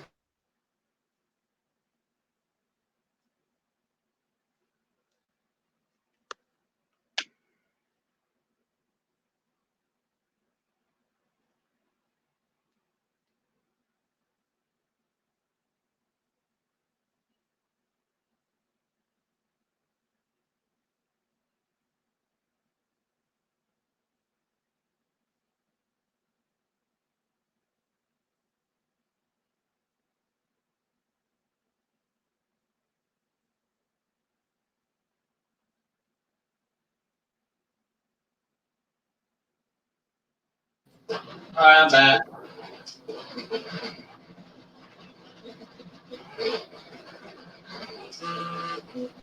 Okay, I got quasi.com already for one spot on Andrew's wheel. Quasi through First Blood.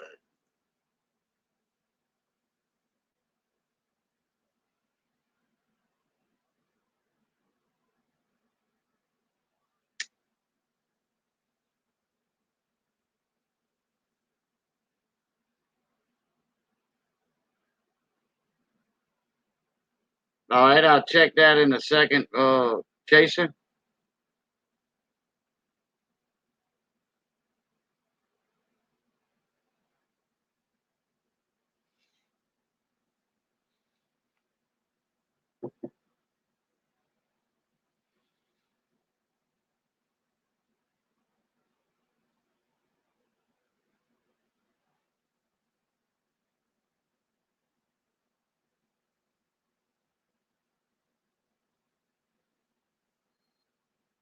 Yeah, in the notes, if y'all send a PayPal for Andrew, make sure you put it in your notes. It's for Andrew's MS67W, if you don't mind.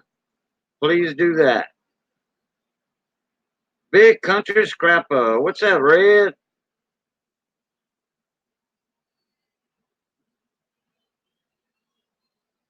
David Carlisle. Dave's not here, man. What's up, Dave? I was checking my emails here.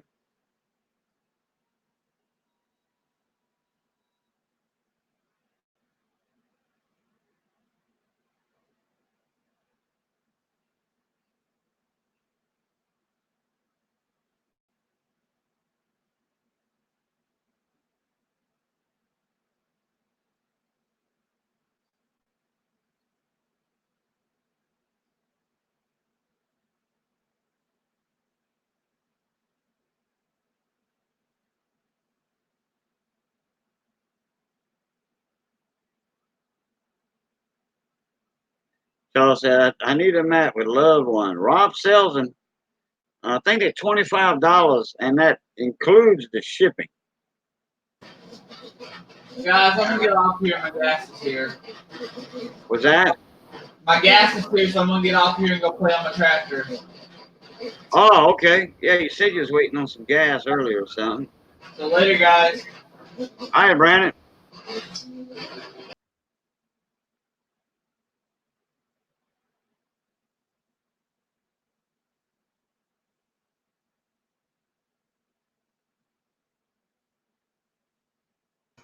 Oh, I didn't see People. Mike ask me where I live. Thank Raymond. Still trying to find out where that Andrews West Point wheel, I think it was called.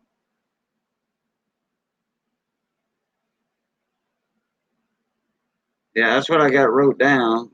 I was just trying to make sure. Hey, Michael Mullins, what's up, bud?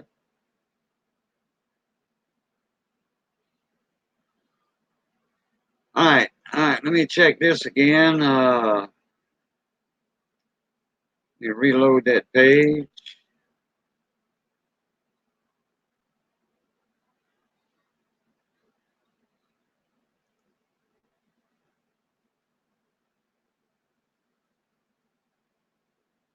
All right.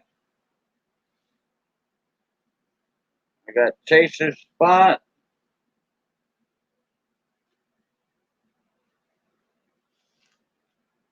Paid for.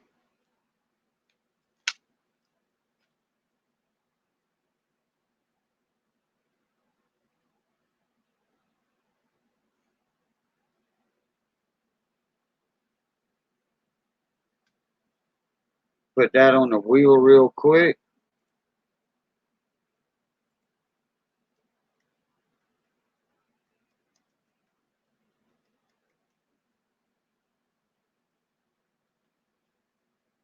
I got Coin Captain. 1, 2, 3, 4, 5, 6, 7. Got 2 spots left on the wheel.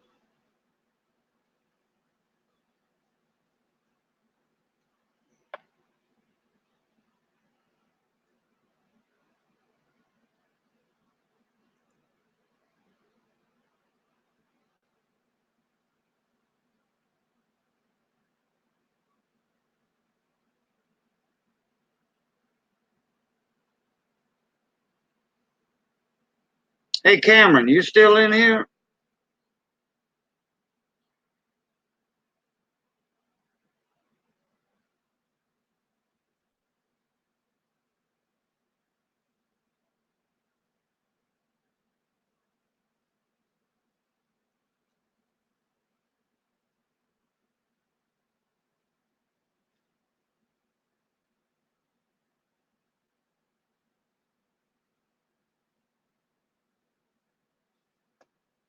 Hey, Irma Clips, stick around for a while.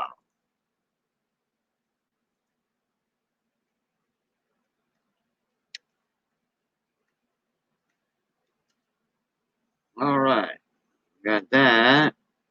Stick around for a while, Irma. I just remembered something.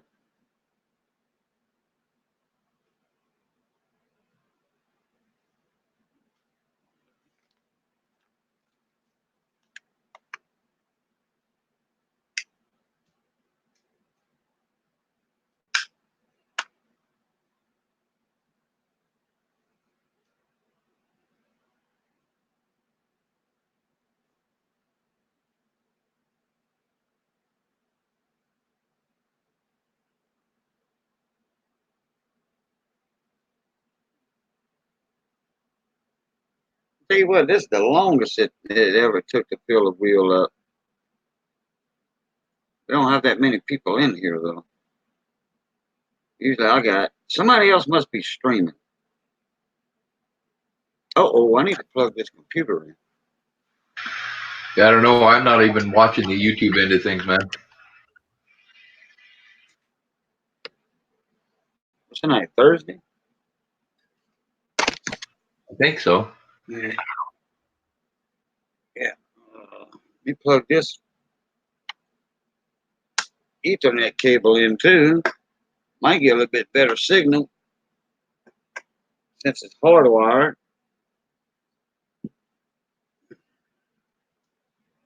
Get that cable out the way. All right. Yeah, that charger needed to be plugged in. It was just about to say, please plug in charger. All right, got all that out the way. What David said? Oh, Silver's live. Oh, okay. Yeah, Plaster said, fill the wheel. 2 spots left. Shouldn't be that hard.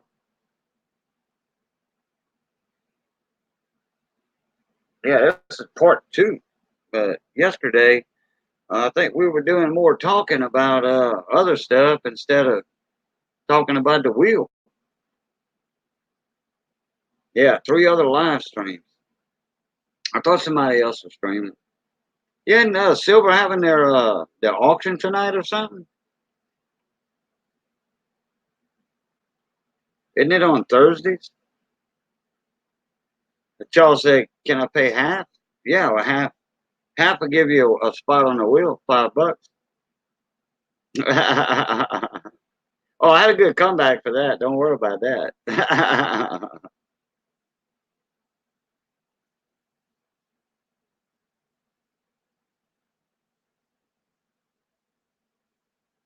Like Jeep and John said, I would do it, but I'm broke. He said I got almost $7,000 tied up in quarters. Which yeah, he does.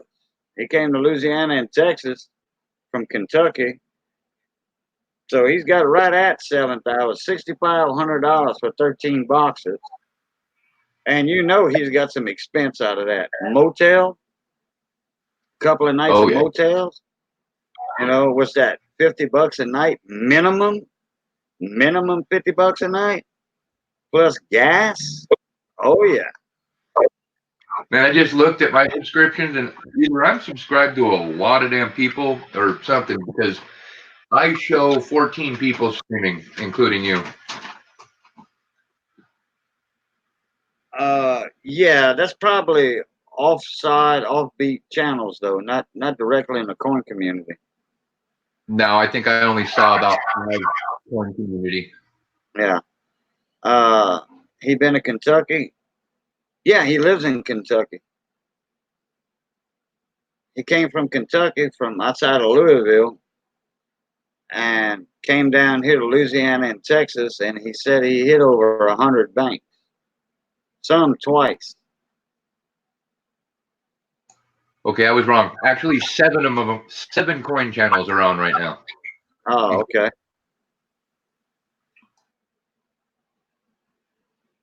Well, I might not know 1 or 2 of them. Who is it? Who's what streaming? Hey, Amy, how you doing, girl? Oh boy.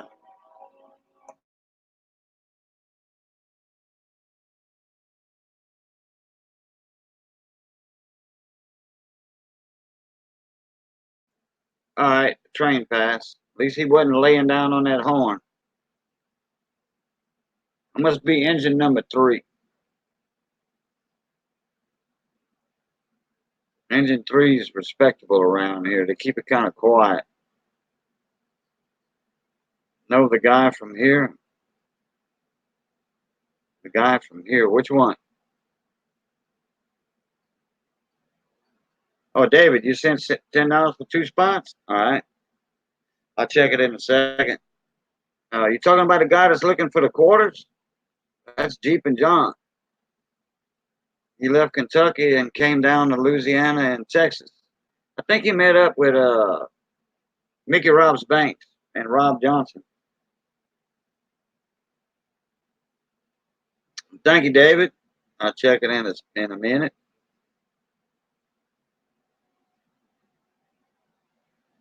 Quiet train, that's not a thing here. Yeah, we only got like 100 cars, 200 cars at a time. So the train itself is not loud.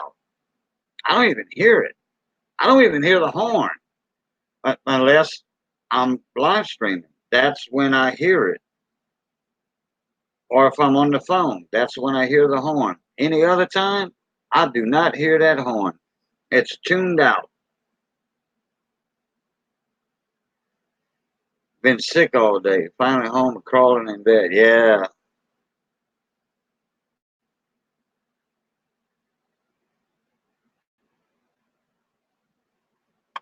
Can't believe I'm wanting to yawn already.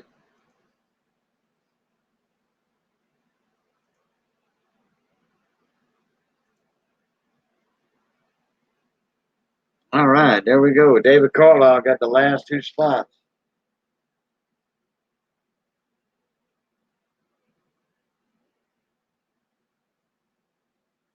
I think David got the last spot one time, or one of the last spots at the last minute.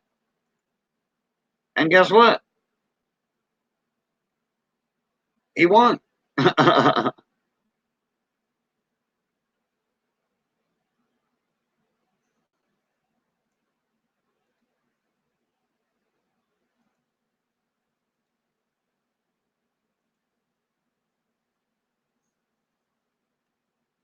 Rearrange this wheel a little bit.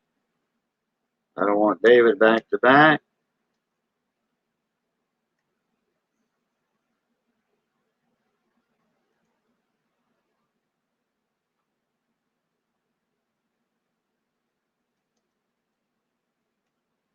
Okay, 1, 2, 3, 4, 5, 6, 7, 8, 9, 10.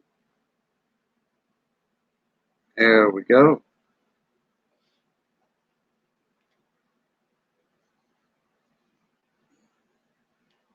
Got all them marked out. Got David C twice. 1, 2. Got Plastic Chaser on here. Got Coin Captain on here. Got Quasi.com.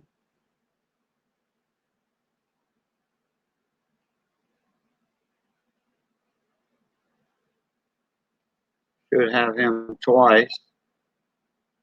Quasi, there he is. Got Raymond Longy on there. Got Raymond Longy again.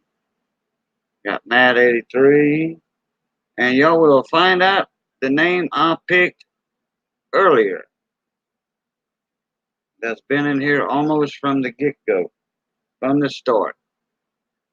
Compliments of Sheldon Wexler. And he told me to pick the name. So you never know when there's going to be a surprise when I get to pick a name out of the chat. Or when Sheldon picks a name out of a chat. And I try to get people that's new or never been on the wheel. Sometimes they've been on the wheel before, but oh well. Red's back again on his normal one. Hey, John Francis, what's up, buddy?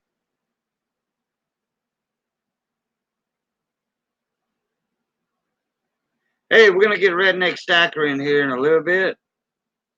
Let's get him in here right now. Uh-oh.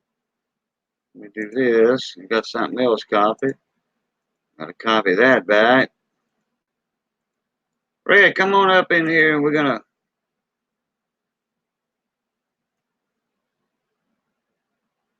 to shoot the breeze about your new channel, Redneck Metals, after this wheel is spun. And that way you can put up the link.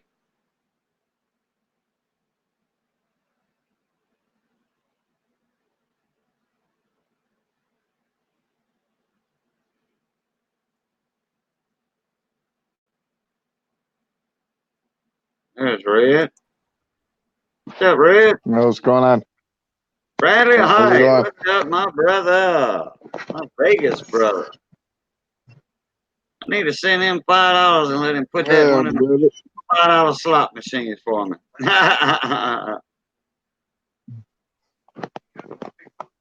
Yo, Bradley don't go to them casinos. He's smart.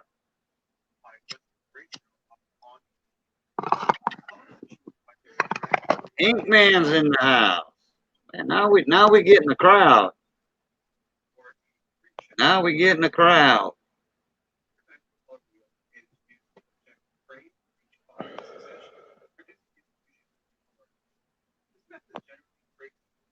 Surprise, surprise, surprise.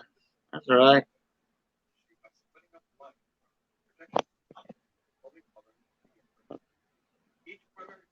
All right, let me get on this wheel here. Apply wheel changes. Let me see what it looks like. Make sure two people ain't touching. And I'll be doggone, they are. I put them on the top and the bottom, and they still touching. Ciao, bon Dieu.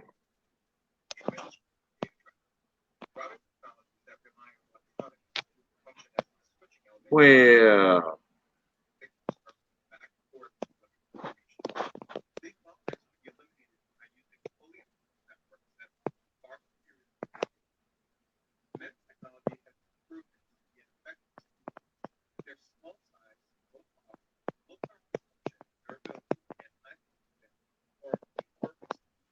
So how are you? Anyways, Cajun. what's that? So how are you doing? I'm doing good, Red. How you doing, bud? I'm doing all right. Okay, now let me make sure nobody's touching. Here we got Raymond, Quanzi, Matt, David, Quanzi, Raymond, David, Coin Captain, Plastic Chaser. Okay. And then when I throw up the wheel, y'all gonna be able to see who I picked out of the chat. What's up, Anthony Benson? Yep. Horse butter. Horse shit. That's right. Horse poop. Need some of that manure for my garden. For my raised bed. Alright, let me share the screen here. Chrome tab. Got the wheel to the side. Share. There it is. Let me get on StreamYard. And as y'all can see, who the top name is, Irma Clips. That's the lucky one in the chat tonight to get a spot on the wheel. Compliments to Sheldon Wexler.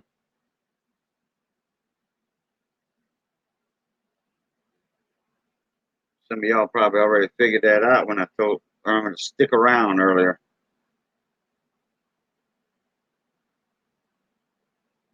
There you go, Red. Just put a link in chat. Redneck Metals. There's his link. Y'all go check it out. It's a collaboration of a few channels. Bradley Heights in it. They all metal pours, silver, gold, silver, brass, aluminum, bronze, a dome, copper. Yeah, we do it all. Half forged will travel. Half devil forged will travel. So, all right, let me get on this wheel here and point everybody out.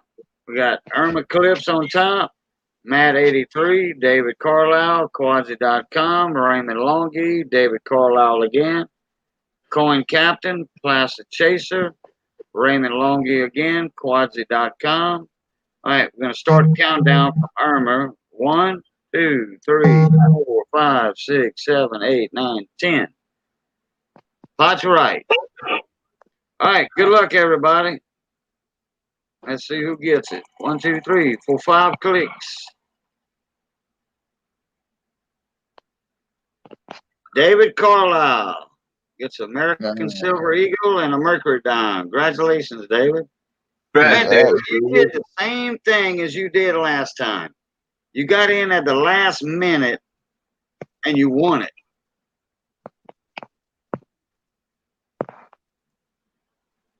Got in at the last minute and won it. It's awesome. Congrats, David. Congratulations, David. David C. All right. That one I can mail out tomorrow. That's no surprise there, huh, Ink Man? Wait, Ink Man, I tell you what, Ink Man 78 is one of the luckiest guys on winning also. He is. He is.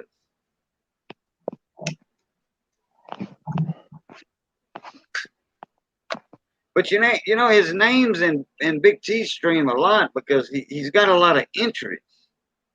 Yeah. But hey, sometimes there's like 20 entries in there or 30, and Ink Man's only got 3. You know, and guess what? His name's gonna pop up. And Big T shows just about everyone. You know, after he pulls Ink Man's name out, he shows all the other tickets that's folded up. Yeah. You know, and there's everybody else. But just so happened, Ink Man's got his name pulled out. That's the second time Dave's won on here. Nice. Colorado Coin Hunting. What's up, bro? Dragon Ken's back in the house. I don't know if he left, but he's back in the house.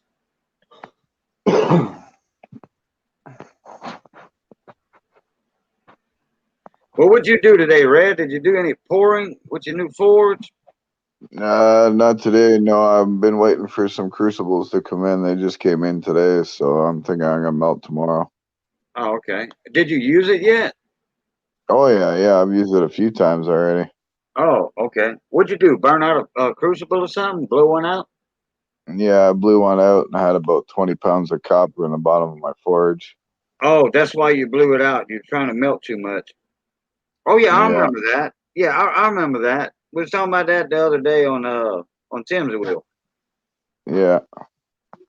Yeah. Yeah. That's what happened to Tim with that homemade crucible. He was trying to do 5 pounds of copper in a homemade crucible, and the crucible burned out before the copper had a chance to melt. Yeah. Actually, it just had melted, I think, you know, to the point where it all melted, and that's when he had the blowout. Good thing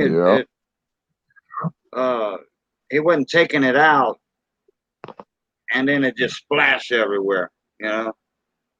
Right. Hey, that's where you need to be careful and to wear your leather. You know, a leather apron. Oh yeah, for sure. You don't want to be barefooted doing that crap. Nope. Molten copper or molten metal period isn't anything to mess with. Yeah. Molten, aluminum. It don't matter. Hot water. It don't matter. Sean Craven. What you doing, bud? Oh, Sean. I got a question for you. I saw that video you put up today on that Lincoln Penny. Are those Pittsburgh calipers you was measuring that penny with?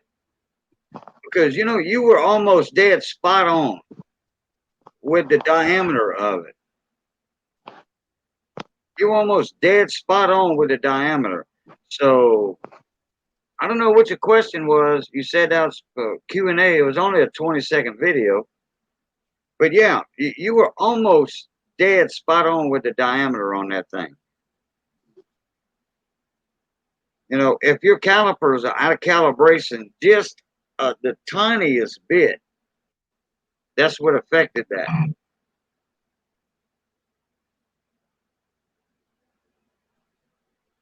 Now, the diameter, I can't tell you about that on the diameter. Because I didn't see a measurement on the diameter and the specs I looked at. The thickness, I mean. But the diameter, yeah. Measurement for a D over D.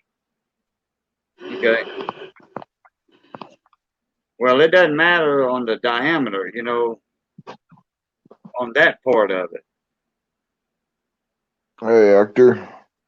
Hector's in the house. What's up, Hector?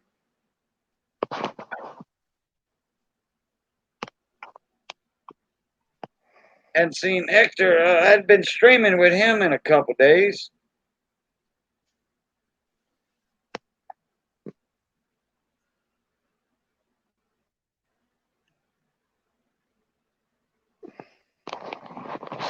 So what's new with you? Got my quarters in today. Went to the coin store, picked up some halves. Nice. You know, for the wheel. Hey, Andrew, how you Uh-huh. doing? Andrew Forbes in the house.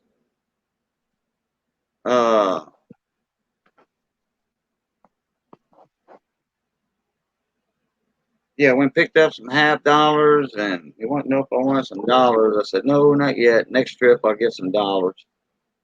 Right. So I'll throw some Morgan dollars up on the wheel. Yeah. That'll make it a little different, you know. Right. Because I'll change it from what we had today. You know, like the Silver Eagle and the Dime. I'll do that like for 3 days or so, and then I'll do a couple of quarters and a couple of dimes for 250. Right. One day, then I'll do like a $50 and 2 dimes, which is the same thing as 2 quarters and 2 dimes. Same weight. You know, 2 quarters is the same exact silver weight as a $50. Right. Some people would rather quarters though. You know, I noticed a lot of people go for, you know, it's about 50-50. You know, they'll go for the $50 and 2 dimes, and then some people would rather the quarters because, you know, I do the older quarters. You know, Right. like, I don't do the 64s, the 63s. You know, I do like from like the 40s, the 50s, the early 61, 62. Right. One of these days, I'll probably throw it like a barber quarter and 2 dimes in there. You know, and barber That'd be quarters are before the standing liberty quarter. They worth a little bit more, and numismatic value, they worth more. right. So I'll probably just throw a barber quarter in there and a couple of dimes. That'd be pretty cool. Kind of break the monotony, you know. Yeah. You don't want that same old rhythm every day, the same coin. Oh, exactly. You can change it up a bit. Right.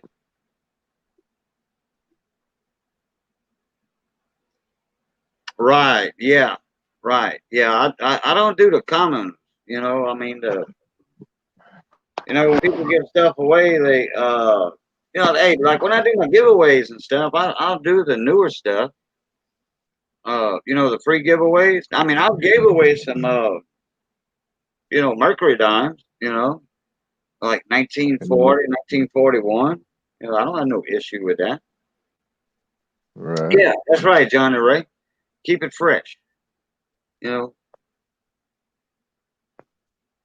Trey's back. Trey was up in here earlier talking about his proof set that he sent in to NGC, and he's proud of it, which if he's getting the grades I think he is on that proof set, 1952 or 53, if he's excited, yeah, then I'm excited. If he gets excited about it, then I'm excited for him. I'm still here too. I'm just muted and watching. Oh, I know. Yeah, I know you still here, but I mean, Trey had to leave, and then he's back in chat again. How you doing, Andrew? And for those who are new in here and haven't seen my sticker yet, there it is. That's a cool sticker. Yep. Red, you're gonna be getting a couple in the mail. I'm gonna send them to Tim, Yeah, and then yeah, that's fine. he'll send them to you next time he ships you something. Yeah, he's got a package there. He's just waiting for some things to come in. Right, right. Well, I'm gonna make sure to send him a package out of stickers uh tomorrow, day after tomorrow. And he's not far from me, so he's gonna get it in 2 days. Right. You know, and I know you ain't in no hurry for stickers anyway. I know you like stickers, but I mean, you know, they go on my safe, man. there's Michael. What's up, Michael Lee? He's off for work or on break. Yeah, Redneck Stacker just put a link in chat. Y'all go check him out. That's their new channel, Redneck Metals. They pouring all kind of different metals. That's the kickoff.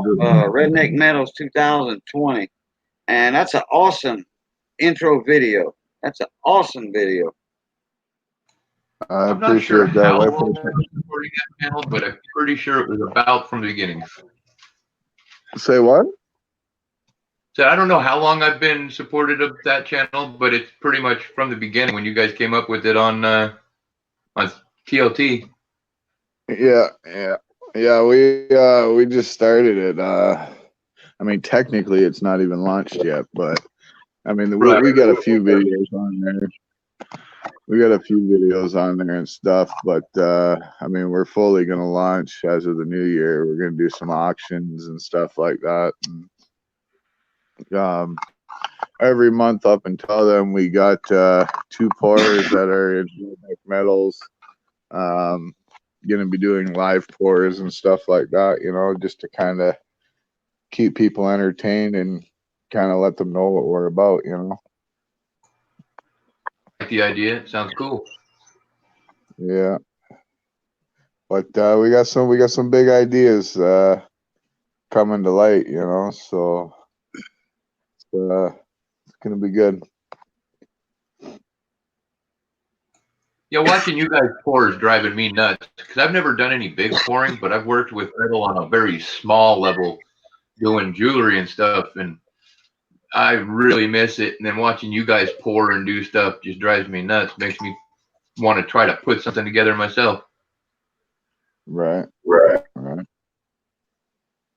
Yeah, I mean, I do it all. I do it from the double forge. I do it from a whip and dish. You know, I mean, I sand cast. I pour in graphite. I pour in steel. You know, I kind of just do a little bit of everything. You know, and that's kind of the name of the game, right? I mean, you just try and learn it all if you can. And I mean, we got Bradley Height in Redneck Metals as well. And I mean, if you guys know him, I mean, he's the graphite king. You know. Was that Bradley? Yeah. Yeah, yeah. He makes his own molds. Yeah, he's working on a secret mold right now. That me and him came up with a amazing idea. Actually, it just got finished. But yeah, like that's gonna be an auction item. So yeah, definitely when we go and have that auction in the new year, keep an eye out for that, you know. Because there won't be many of them made, that's for sure. I think max we're gonna do is maybe 10, you know, so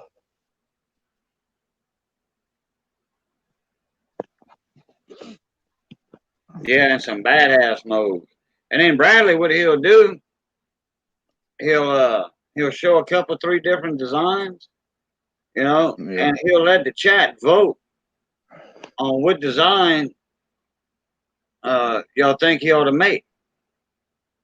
And Yeah. I voted on one time. Oh, I don't know, about 5 months ago. Right. 6 months ago, and it was a prospector. the round prospector. Right. And sure enough, that was the majority, the majority of the vote.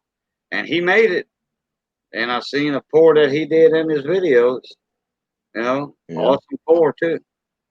Yeah. He made a graphite mold for me with my new channel bar that'll be coming out in the new year as well. So I just kind of let everybody know on that too, right? So It takes a little time to carve out them graphite molds. oh yeah, I mean he does it all by hand, all hand tools, no power tools, it's amazing what he does, I know and he uses a it's a Dremel. talent for He sure. uses a Dremel in some of it. Yeah, he does in some parts. Yeah. Yeah, you got to have But I something mean to nothing. scoop the major part out. Pardon? You got to have something with electrical to to get the bigger the major part of the mold out, and then you do the fine work by hand. Right. But yeah, I mean it's amazing work what he does. So Oh yeah.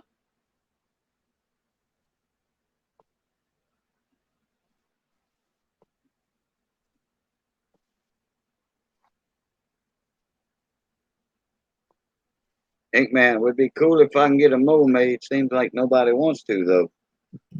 Smiley face. Uh,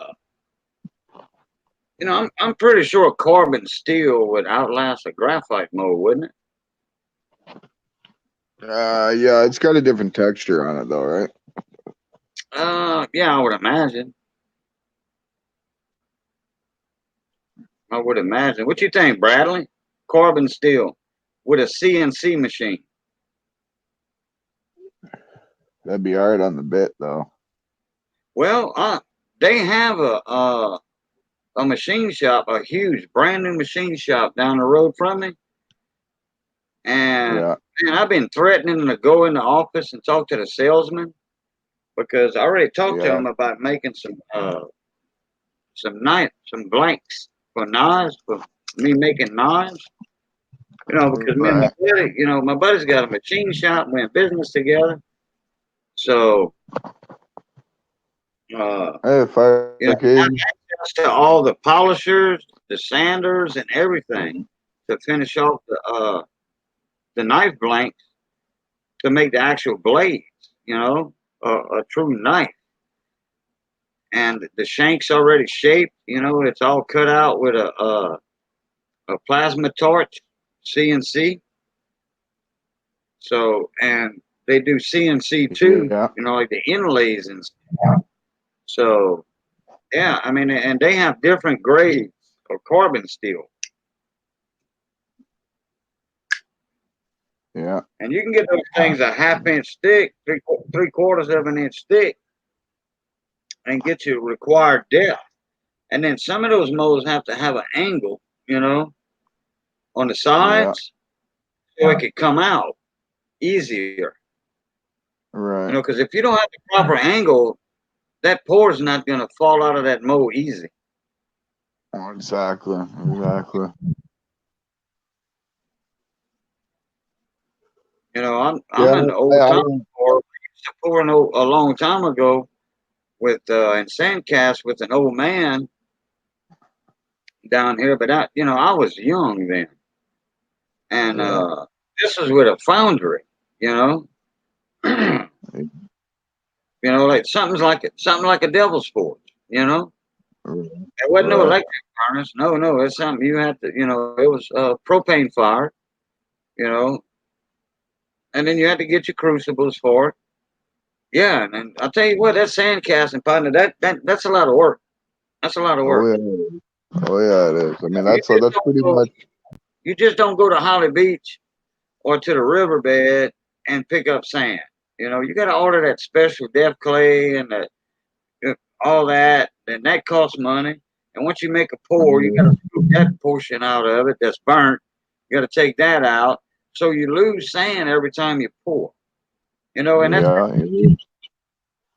I mean, you lose sand, you lose gas, you lose time. I mean, like yeah, sand casting, no joke. I mean, It Yeah. takes a lot of work to make one piece. I mean, that's what I do. I sand cast a lot, and I mean, just to pour one piece, you know, if I do get it on the first try, which most likely I normally don't, it usually takes 2, 3 tries, you know, and then it takes me probably a good few hours to clean up that one piece, you know. So Yeah, that's right. Yeah, then you got to figure in the polishing, you know.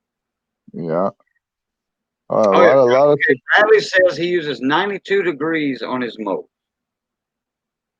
yeah,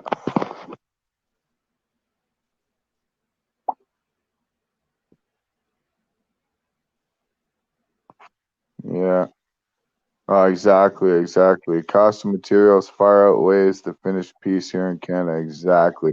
That's what I try to tell everybody too, Dragon King, because I mean, I'm in Canada too, and silver here costs a lot more than what it does in the U.S.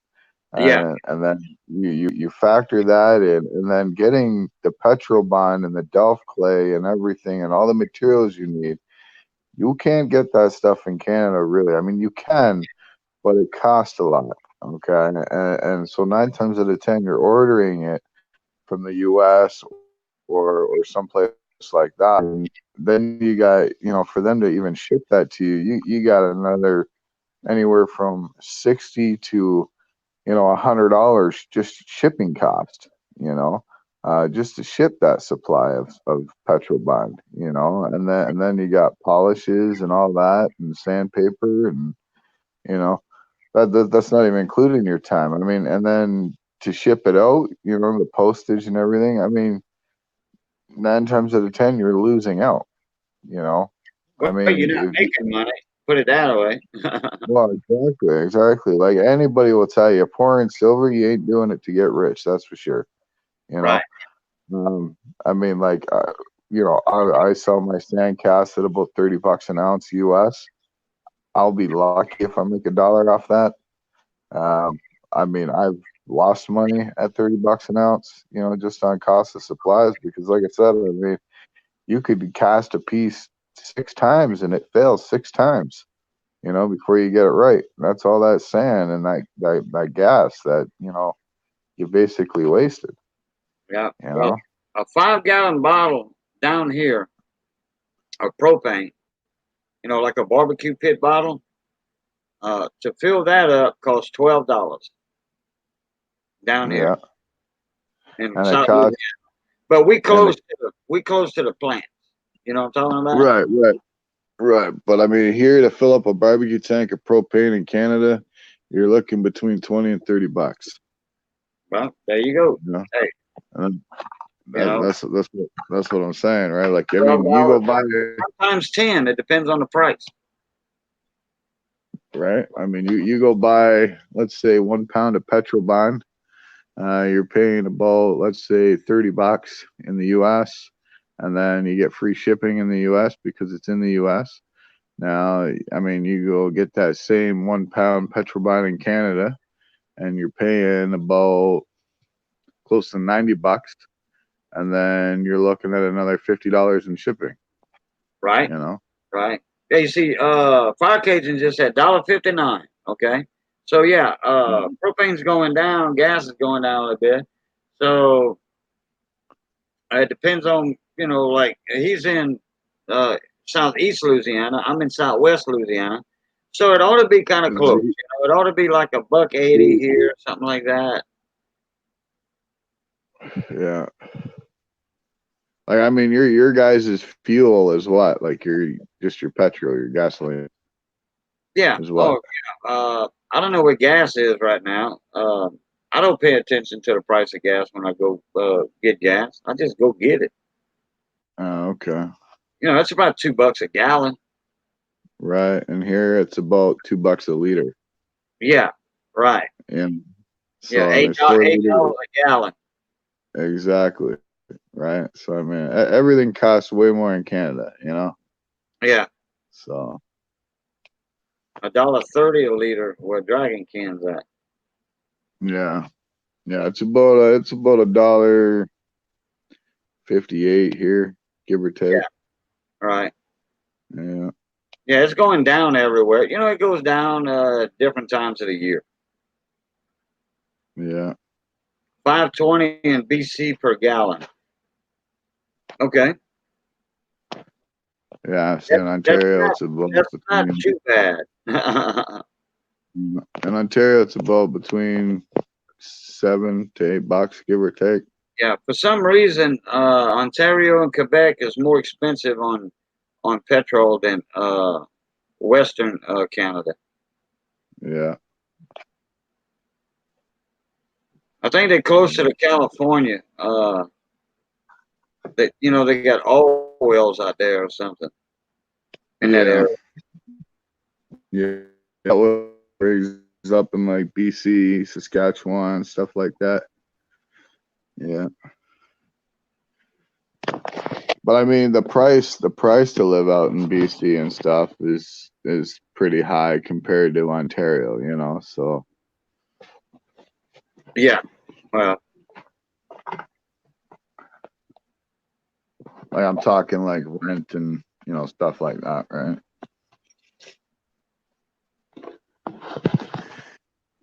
But hey, Cajun, I gotta jump off though. I gotta run out. Thanks for having me on though. all right, Red. Hey, man, thanks for coming in, bud. Yeah, no worries. All right. Hey, throw your link up in there one more time. All right.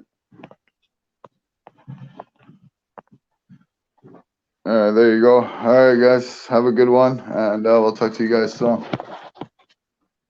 right, Red, take it easy, buddy.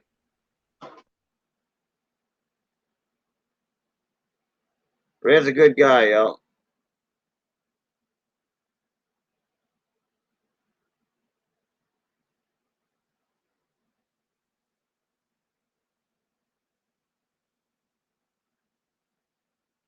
Everybody's good people in here. This is where all the cool people hang out. Oh, we got 22 watching. The wheel's over with, and we got 22 people watching. Wow. I didn't realize how many people were watching when we spun the wheel. Oh, well, let me show off Andrew's coin again. We had a few people asking about it a while back. When you gonna put the coin up? When you gonna put the Andrew's wheel up? Well, we got the coins in. So these are Andrew's coins. He's putting up for sale on the wheel. MS67, 2019 W, American Memorial Park, MS67. Oh yeah, she's a beauty. She's a beauty. He's a beauty that side. She's a beauty on that side. Naturally.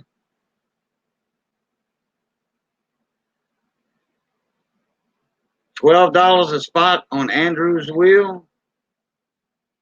And I have a logbook going right now for Andrew's wheel.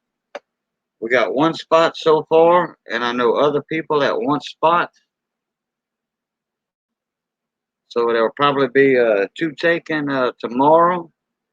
It just depends on when they come in the stream. Okay, Miss Mercer, have a good one. Glad you and your hubby had a good time last night. I got your comment in my last stream. I saw it. I think I hit the heart button on it.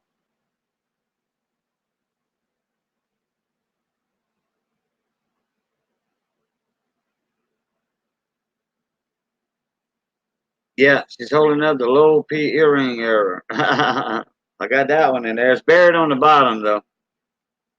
It's buried on the bottom of the pile. Yeah, we have quite a few coins for Andrew. We have 267s up. He's got for sale. We got 4 MS66s.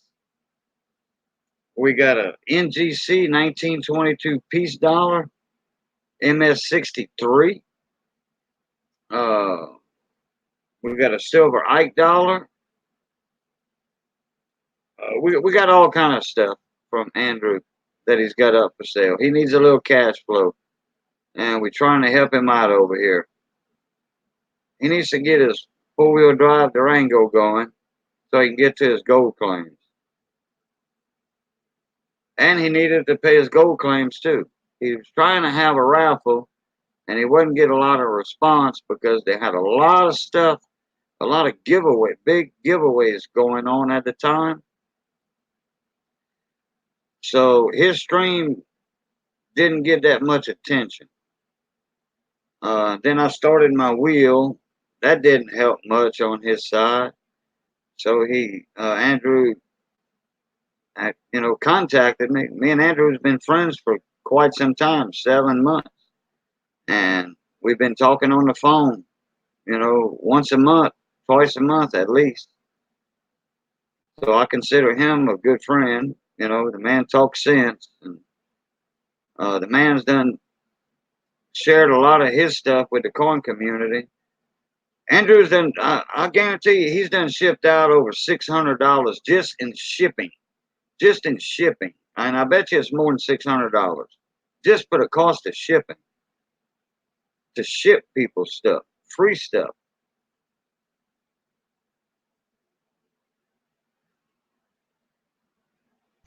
Yeah, the shipping is actually one thing I do not keep track of because that's scary. Well, I know just about what you spent on shipping because I know what you shipped out. And when it costs $3.85 per package to ship it out, and I know you've shipped out right at 200 packages and those envelopes. I've seen those. The fun one was the great Denver Lowell giveaway.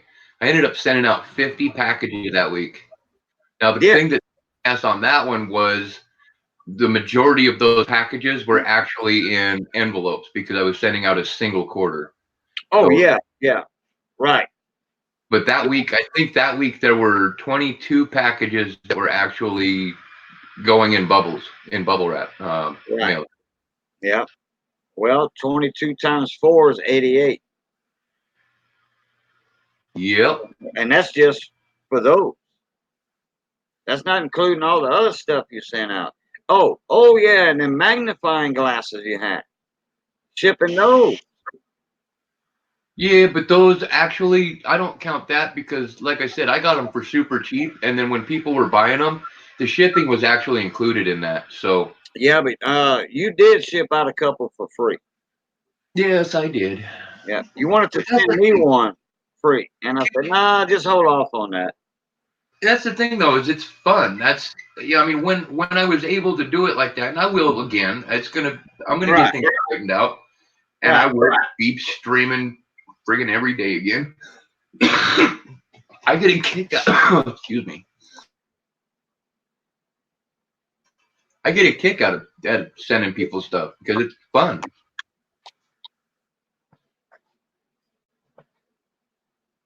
Yeah, I sent out a couple too today, man.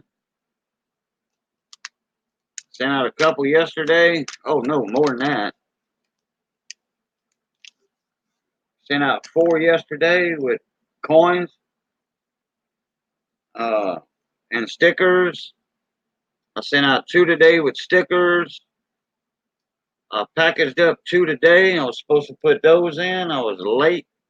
My quarters didn't come in until after the mailman passed.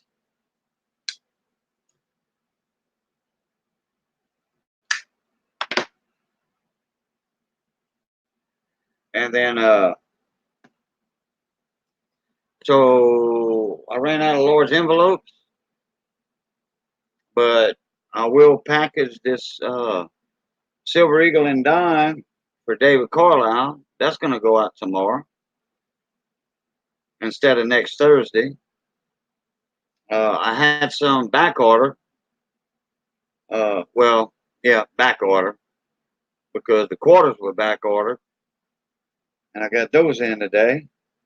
So I got ECPs put together. I got crystal awards put together. Those are going out in the mail tomorrow. Then I got enough stamps for 2 more packages, but I ran out of the large envelopes.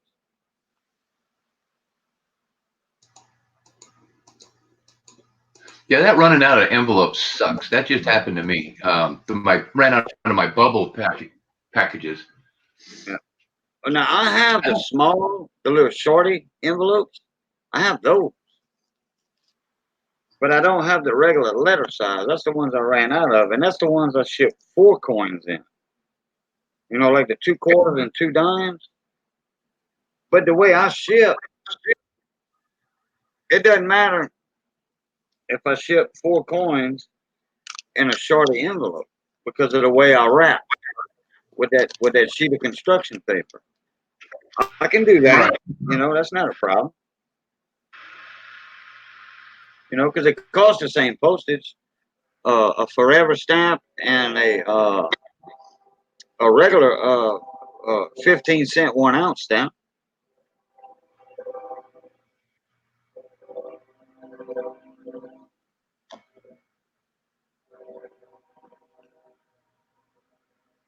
Man, I do not miss street traps. And then I'm putting a sticker in every envelope.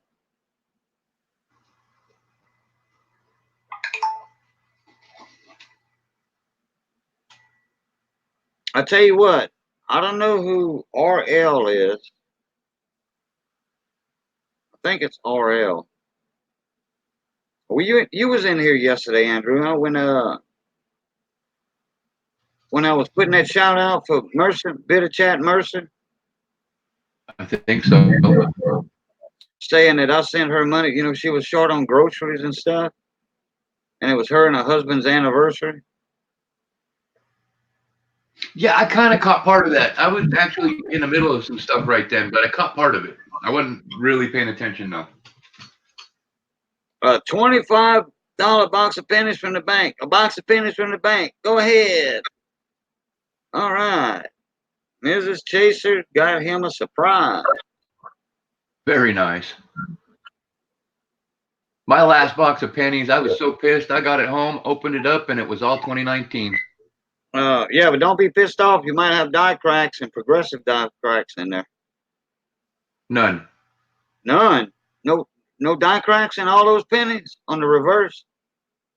Nope, I haven't found any on the 19 Denvers. Well, Phil found him a buttload of them things. He's got rows and rows of them. Right, but on the Phillies, they're everywhere. That's the thing. On the Phillies, there are die cracks all over the place. You're on a real big stretch to find one on a Denver. Hold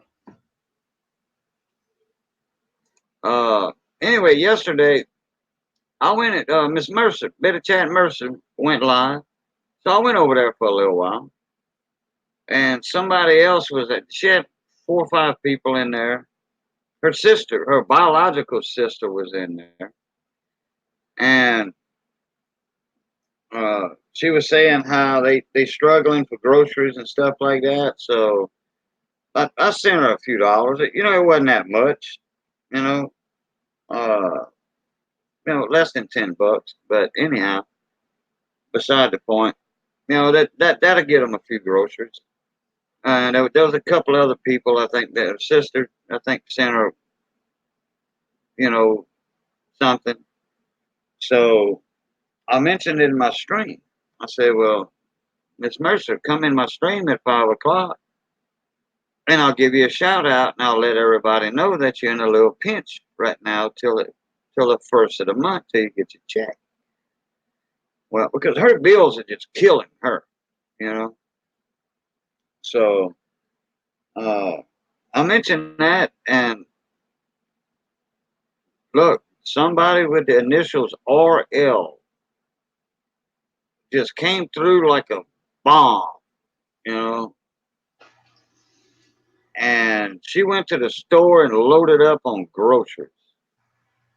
Plus had That's enough awesome. to go out and eat a little cheap meal, you know, like McDonald's or something, you know.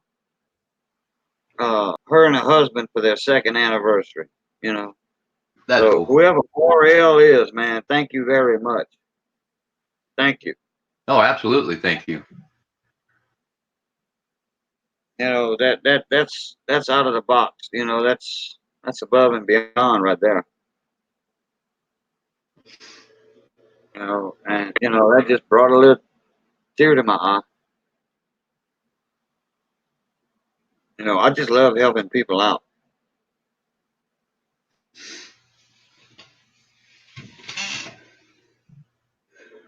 Yeah, and I do appreciate that actually myself too, Cajun. I really appreciate it.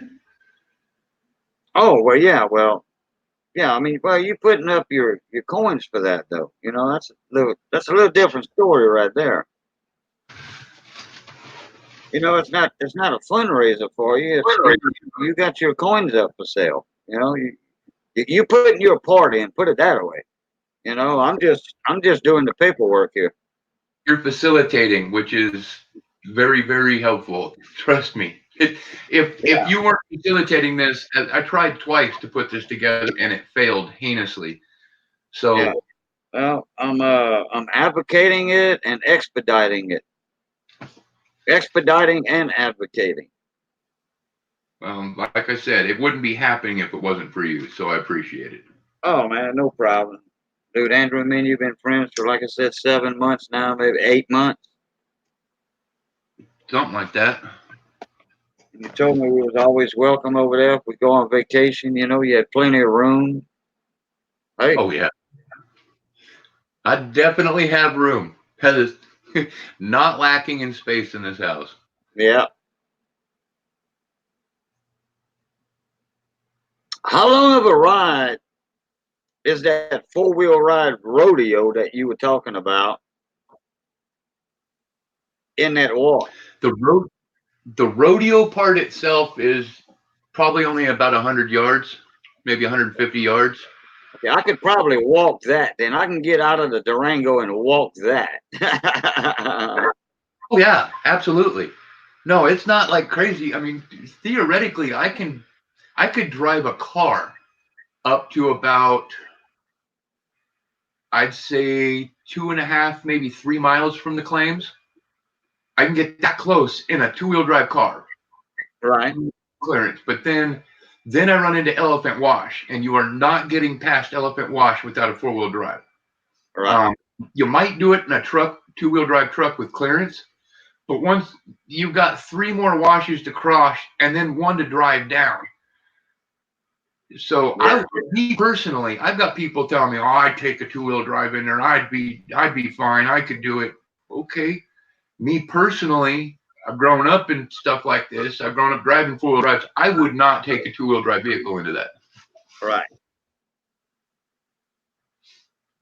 Because especially you're looking at, let's say we get a freak storm all of a sudden. And, well, first of all, if a freak storm rolls up and you're actually up on the claims, you just get to weather it out. Because, like I said, you're not going to drive through a wash while it's monsooning. That would be idiocy. No. There ain't no way. Well, and then plus, hey, I've been in the monsoons in Arizona, in the washes. Well, not in the washes, but I seen what the washes do during the monsoon. Yeah. Hey, those big high tension lines, those huge high tension towers. Okay, with the concrete pads that are like 12 foot tall. Okay, that the water never goes over. Okay, those towers are doing this. Those towers are doing that, and the water not even above the 10 foot by 10 foot or 12 foot by 12 foot concrete bases. Those huge power line towers are sitting on. The water's not above those concrete foundations. I tell you what, those towers are doing that. That's the pressure of that water. I was actually on my way home from Kingman out here to Valley Vista, and on 66 you got to cross several washes up, of course. Well, we had a really bad storm going on, and one of the washes was actually running so deep it was up over the highway, up over 66. So we were all stopped and waiting and watched a truck try to gun it through there. And that dumbass almost ended up over the rail. And Well, I can imagine. Huh? Yeah, he hydroplaned to start with, going so fast. Well, it was crazy because he actually hit like it was about 2 feet deep going across the road, and he had a big old like F-250 extended cab, big old truck. I don't know if he thought he was just heavy enough he could plow through it, but No, he got his truck ended up actually caught. The only reason he didn't go over is something on the bottom of the truck hooked onto the railing, but his truck was halfway over the rail into well, going into the ditch and just heading downstream. I'm gonna tell you something now. If you doing 50 miles an hour Hey, Brian.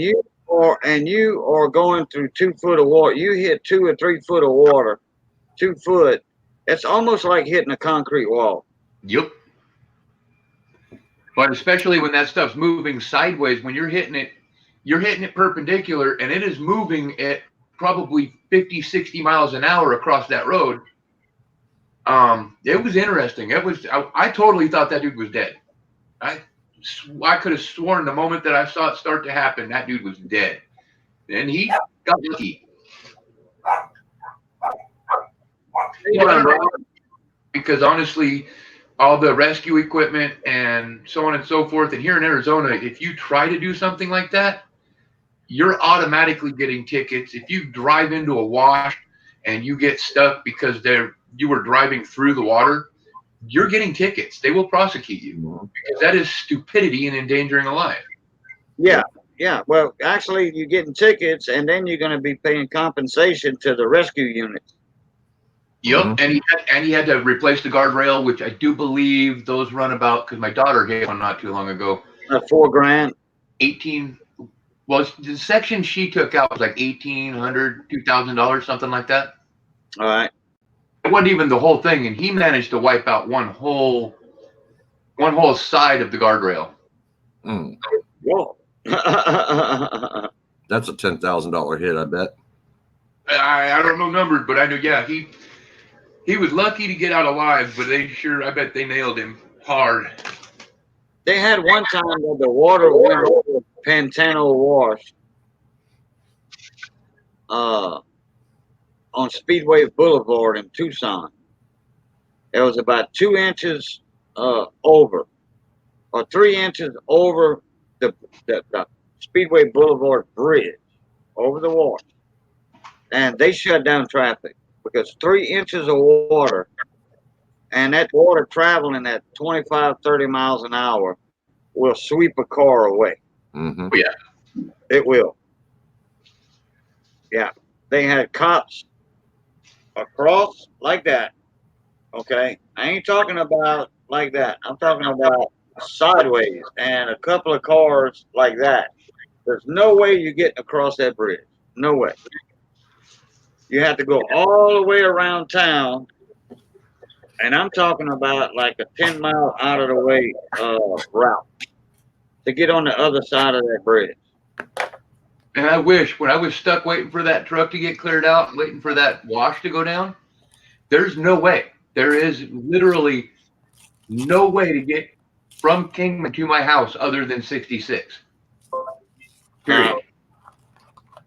I'd have to go back to Kingman, catch I-40 all the way over clear over east. I mean, we're talking not 10 miles. I'd probably be a 120-mile round trip to get to my house that was 5 miles away.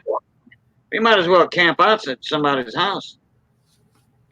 Well, if it hadn't gone down, I was actually getting ready to turn around, and then they started telling me they were about to have it cleared and about to open it back up again. But I was about to turn around and go back to Kingman and just stay at my sister's house.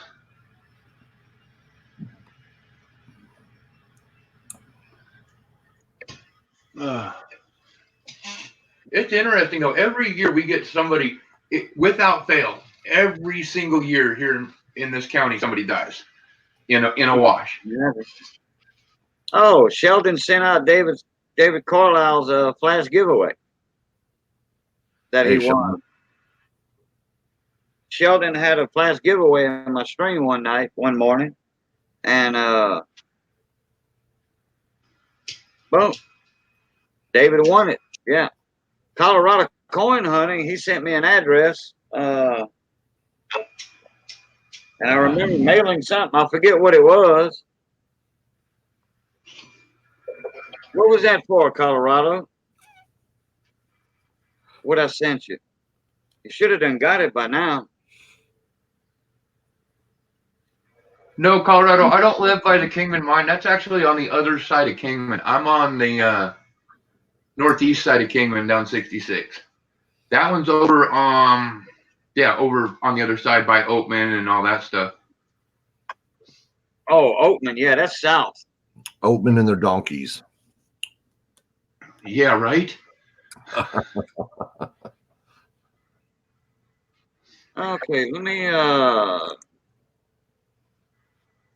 check my PayPal here to see if there's any new spots on the wheel for Andrew's wheel for his MS67 low W quarter.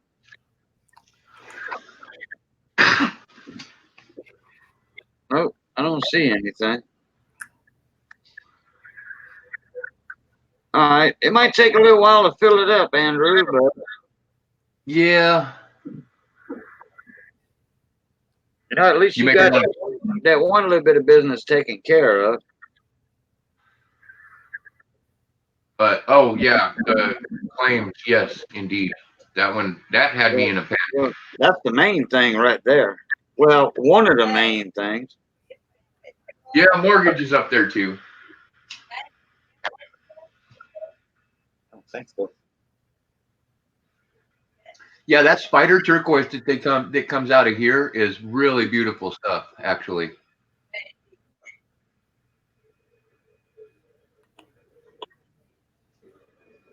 All right, Sheldon, not a problem. Colorado said, I need 2 American Memorial Park W quarters. Well, I got 6 of them that we throwing up on the wheel. So if you get a spot on each on 6 wheels, well, guess what? You'll have a chance to get 6 instead of 2.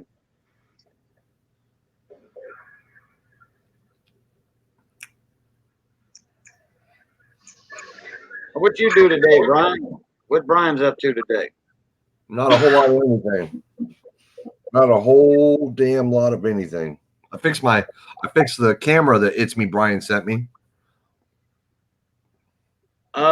Yeah, he bought a new camera a while back and he couldn't get it working or something. I don't know if it was his computer or what. I think it was his computer, so he bought a new computer and he was happy with the camera that came with it. So he sold me his camera that he bought and he sent it to me. But when he wrapped the camera up in the cellophane or in the bubble wrap, the cord was kind of stuck inside of there. And so when I went to cut it off, I cut the damn cord. Oh, I got you. So I kind of got it. I kind of got it patched together. Yeah, I kind of patched it together. Nice. Hey, was that a shielded cord or just plain like 4 wires or whatever in it? No, there was 4 wires and a shield around it. A shield? Oh, okay. Well, hey, your video looks great. So yeah, I'm happy with it. I mean, I'm satisfied. I mean, I was waiting to go get electrical tape, and everybody kept giving me shit because I hadn't gone to Home Depot, got electrical tape for days, and so I forgot I had this tan tape that I had from the military, and I wrapped it with that instead. Oh, okay. And nice. It's working, so I'm happy. So all you did was like nick the insulation or something, or what? No, I cut clean through the cord. Oh, I chopped that thing in 2 pieces. Everything back. Yeah. Oh wow. Yeah, I chopped that sucker in 2 pieces. I felt like an idiot. How did you finagle the shield wire on that one? That round shield wire. No, I didn't even worry about it. I just wired up the 4 wires. And individually wrapped them and then wrapped the whole thing. And oh, okay. Well, you know, that shield is more or less like a filter. Yeah. You know, it's not useless, but in certain applications, it's a filter. Yeah. The Yeah. only thing you got to watch for is when they're using that as a ground. Yeah. So far it's working fine. I'm not having any problem with it. It's I used it for a few hours on Rhonda's stream today and didn't have an issue with it. In fact, I think Rhonda's is where I first fired it up on, and it's been working fine. So, Well, your video looks great. yeah, it beats the crap out of that laptop camera that I was using. Yeah. Oh yeah, way better. Now, what do you have the camera on? Just sitting on top of my laptop. Oh, okay, because you have the same angle. Yeah, it's right. It's covering the laptop camera. Oh, okay, I got you. I mean, I got mine in one of those tripods that you get from Walmart for about $18. I mean, I can move it over there like that and turn it, but Yeah. it seems to be just fine in the middle, so that's where I left it. Well, the reason I do mine on the tripod like that, and I don't like mine, or the laptop cam, is because I don't get the glare off my glasses Oh, okay, at this angle. right. You know, watch. I'll show you on my camera here. Let me switch cameras. Where's my wheel? Here it is. Camera. Let me go. And then, yeah, y'all gonna notice the difference now. Okay, y'all will notice the difference. Missy. Okay. Now, Oh yeah, big difference. yeah, the video quality is different. You know, I'm a little bit fuzzy. It looks like there's a haze in here. And then my glasses don't help me. Well, that's my reading glasses anyway. Right. I shouldn't have started wearing these god dog things, but I needed them. So it kind of, I have to leave them off for a week so I could read the chat perfect again. Right on, Colorado. You're going to like having a scope. Trust me. But okay, let me show y'all my my camera here. David, and the tripod set up. Oh yeah, look at that. That's pretty cool. Hey, David, the spots for the MS-67 are $12. Okay, there's the tripod. You know, it's all flexible. You know, man, I can wrap this around a pole if I wanted. Yeah, isn't that a gorilla or something like that? They call that. That's an octopus. Oh, it's an octopus. Yeah. And there's the camera, and there's the lights on that side. Yeah, you can look. All these are like ball and rack and pinion. Yeah. See there? And the feet down here do that. You know, every part of this does this, and up here you can spread them wide. You can lay it down flat. Right. Get it higher. You know, you can do this right here. You can do that and hold it. You can hold a cell phone in here. See that? See that part? Okay, and that's what's holding that little webcam. So you can do all that stuff. Like I said, you can spread this real wide. See how real wide that is? Yeah. You know, I keep it about like that though. And I keep it on the side of me, right there. Oop. Now I'm gonna have to get everything adjusted back again. Oh well, that ain't no biggie. Let me get my settings back, change back cameras.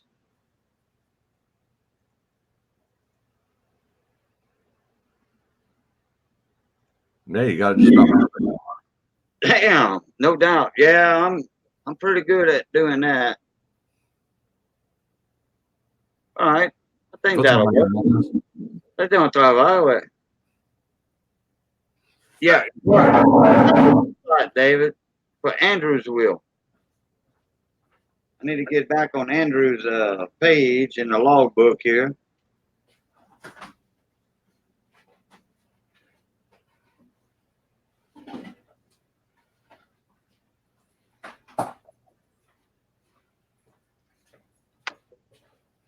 I'll be right back, Cajun. All right.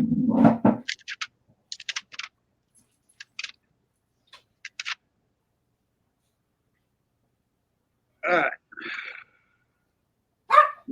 Now I'm on Andrew's logbook. Ooh, I have my own logbook. I like it.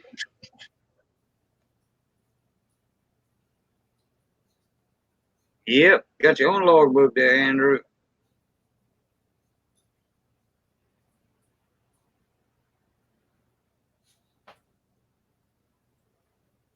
I gotta keep track of all that stuff. And then when y'all send a PayPal for Andrew's wheel for that MS67, make sure you put Andrew's wheel MS67 or Andrew's MS67, something like that. So you got to go back inside the sauna. Oh, Ink Man, your air conditioner went out. Oh man, that ain't cool. Yeah, it's going to cost him $12,500 to fix. Really? Yep. Shout out. Hey, I could get you a brand new air conditioning system for that installed, bro. That's what they're doing. Installed. Man. Oh no, he needs to get some more prices on that. I don't know what's up with that.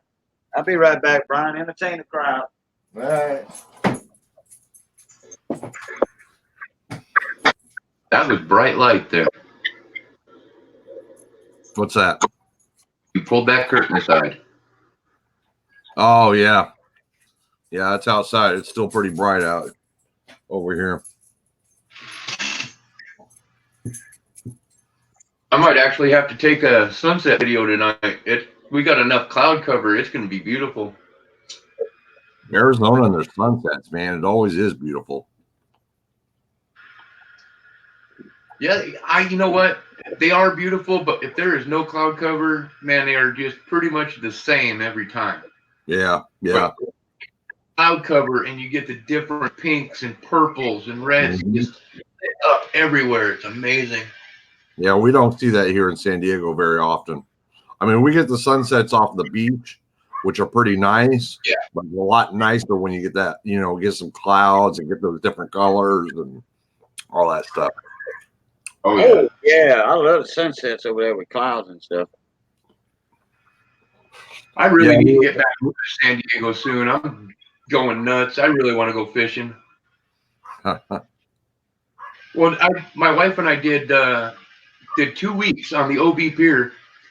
Right. They've been in the Durango, parking in the 24-hour parking, and we go out all night fishing, and then we'd go out during the day, and I'd show her like Old Town and Balboa Park, and because I was born down on in Kaiser Permanente down on Zion. Oh, okay, yeah.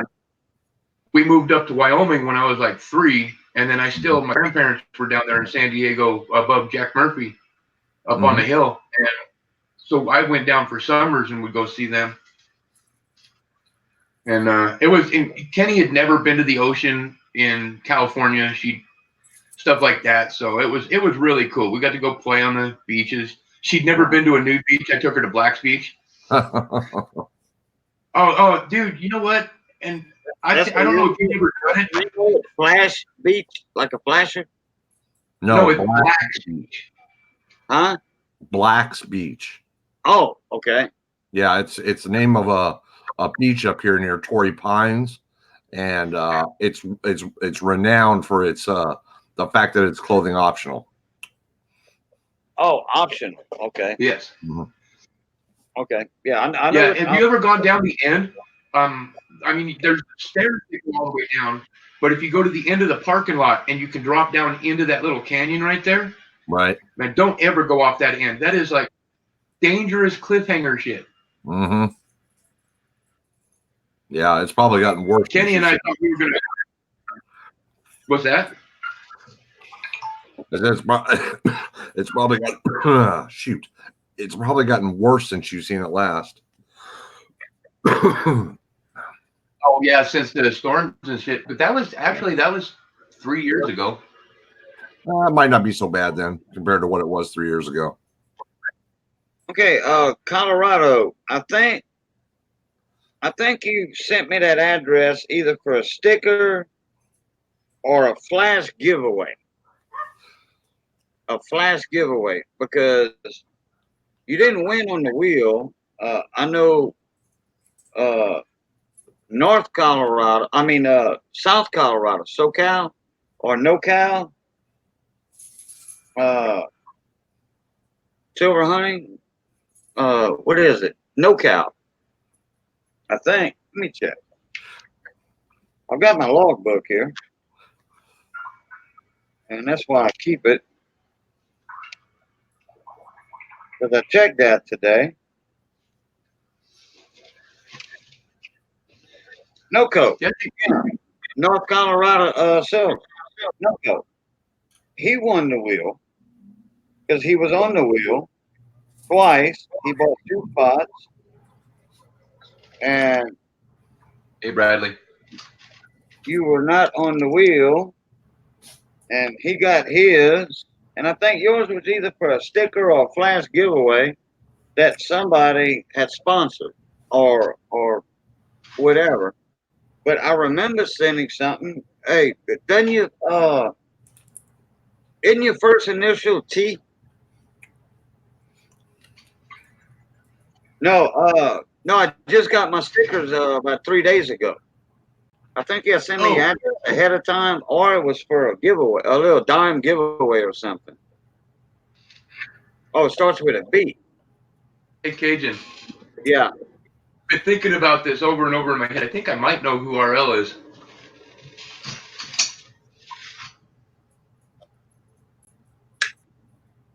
Okay. Well, I'll talk to you later about that. Yeah, I wasn't gonna say it. I was just it finally struck me. I think I do. Fire Boys got Rhonda in trouble? Really? Really? Uh-oh. I mean, no, it flashed in my mind, got her in trouble. I'm like, really? And then I'm like, oh, really? What buyer boys do this time? I can't go back and check the name because I don't have the PayPal thing on my wife's computer. I got it on my computer. Wait, he said it starts with a B. I'm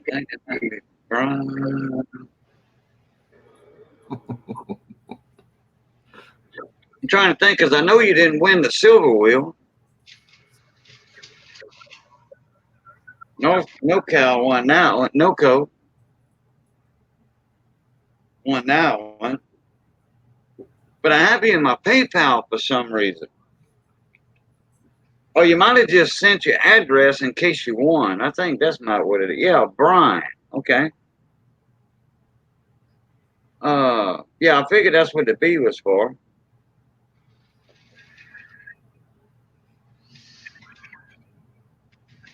I'm trying to think. I think you sent me a PayPal for the wheel, and you had your address in there.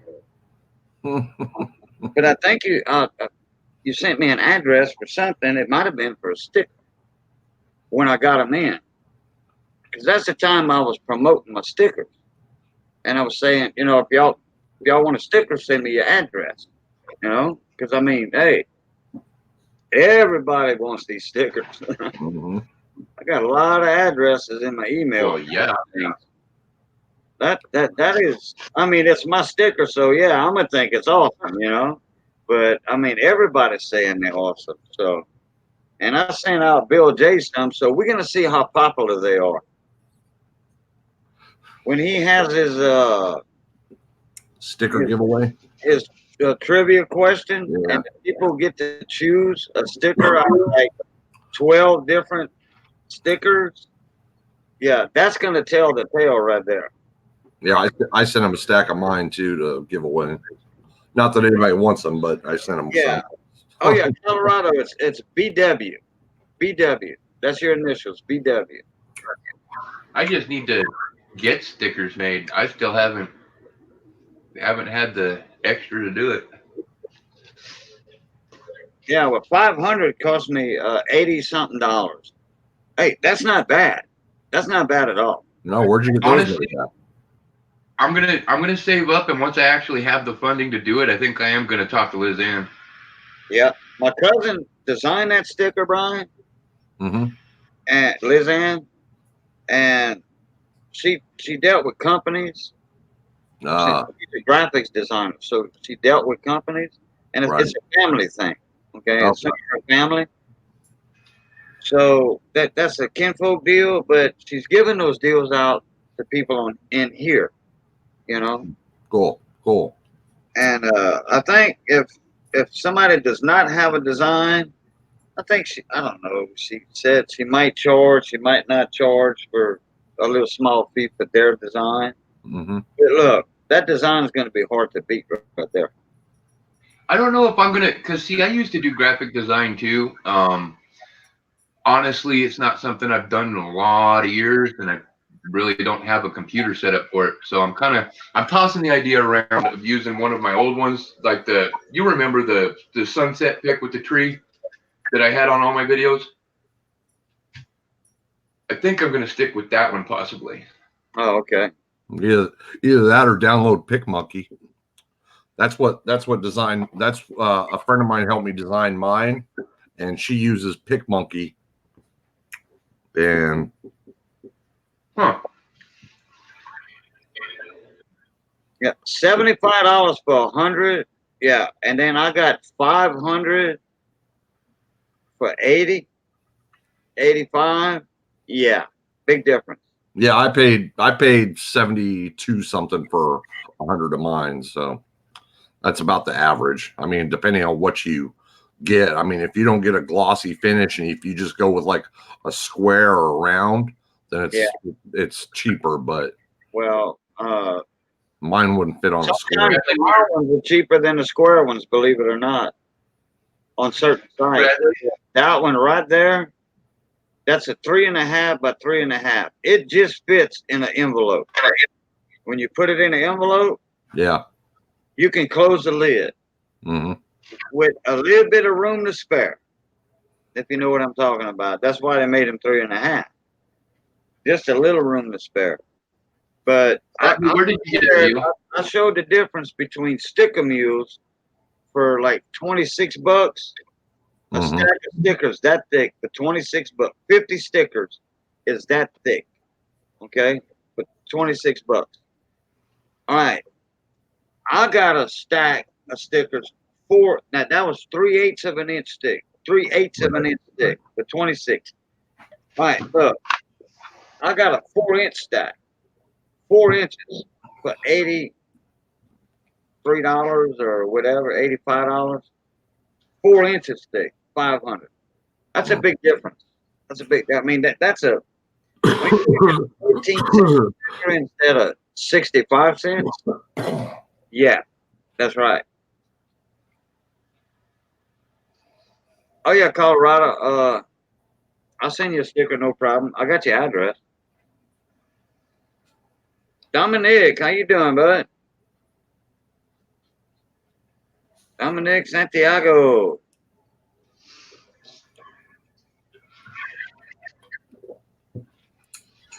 $46 for 1,100 stickers. Not bad. Not bad. Oh, hey, Bradley, are those ones that you sent me a couple times? Because when Bradley sends his out, he sends 2 out at a time. Yeah, I do too.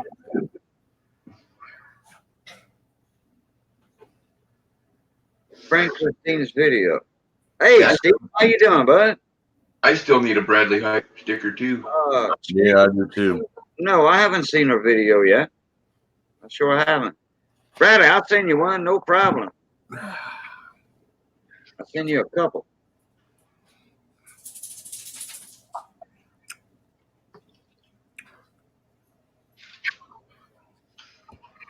Well, that cigar went out.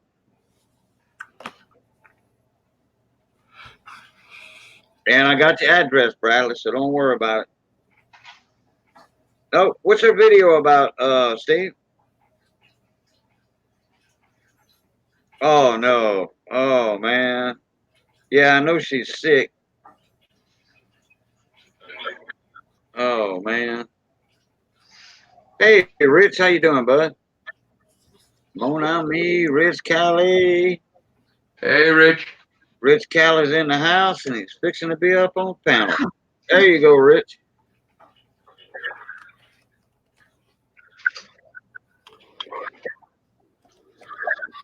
Yeah, I got one in the mail coming from Brian. Brian's went out day before yesterday or yesterday. Yesterday. Yours went out, Brian. Mine did. You ought to get it in about 3 or 4 days. I wrote express on it. Sweet. No, I'm picking. They don't pay attention to that crap anyway. Unless you got $5 of postage or $25 of postage on it. It's like when you write non-machinable on a pack or on a envelope. Yeah. That crap either. Come on, Bradley. I'm pretty sure if they see that, they throw it through a machine. Yeah. It's like a bet. Yeah, accepted. Can I break the machine and get off work early today? Here, try this. Steven's in the house. Yeah, Bradley, you sure can, buddy. We've been talking about silver pour and me and Redneck, and you was in the chat, and I forgot to invite you up here, bro.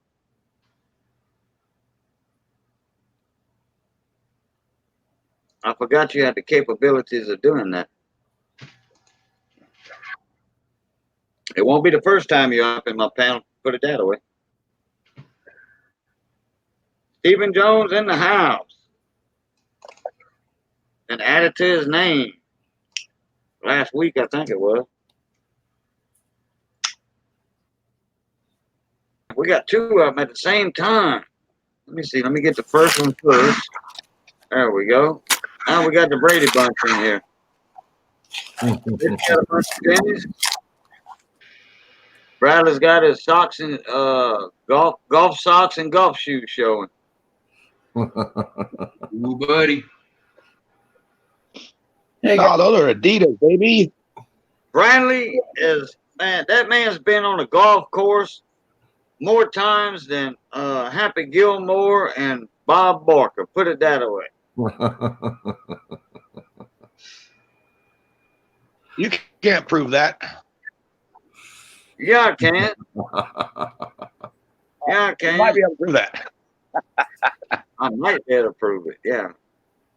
That man's been on a golf course almost every day of his life. He's got the easy life and making money doing it too. He's not making as much as the golf pros are, but he's making money being on the golf course. Well, that's the way to do I it. never said what he was doing on the golf course. Okay. Actually, that's not the occasion. I've been home for over a month now. I got a lawsuit against that son of a bitch. Well, okay. I've been out of work for this September going October. I've been out of work for going on 2 months now without a job. So you're not working on a golf course in Vegas anyway? No. The last time I was on a golf course in Vegas, I played a tournament here and came in 6th place out of 280 golfers. Hey, that's not bad. That's not bad. Well, it didn't even pay back my $150 entry fee, so that's not good. Oh, it did. Wow. For 6th place out of 200-something people. Well, where'd all that money go? It was pretty much for charity. Oh, okay. Okay. Well, I didn't get my money back. It was for charity. Well, it's kind of it is, but it's not. It's a weird thing. It's for the THC the THC competition out here at the Red Rock Country Club. And you bought in, you win this, you win that, you get some of this and you get some of that, but you don't actually get your money back no matter what you fucking come in place you come in. I don't care if you come in first. At least you got a little trophy out the deal. Ain't no damn trophies. You hope for a pocket full of free golf balls. Oh, well, yeah, you're gonna pick that up off the course. We got gift cards, and first place got a 85-inch flat screen. Well, that's better than a trophy. Well, yeah, I mean, there was good prizes. Don't get me wrong, but you just, I don't know. I thought it was kind of. You know, I would rather a flat screen TV than a $15 trophy myself. Well, I already got a 65-inch 4K TV sitting in the front room.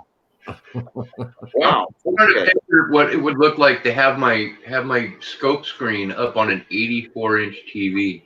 Oh Jesus! It looks sexy. Especially yeah. That W would be they put around.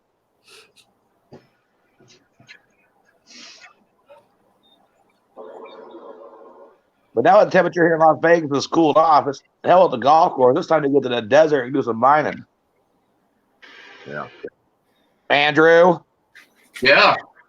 I got a sexy ass Chevy Silverado LTZ 4-wheel drive. Maybe we'll pick you up and we go to the mines, Jack. I'll bring my wet washer, everything we need. Well, I'll grab the dry washer and we can go. See? Very, very good. I might know where there's a claim or two.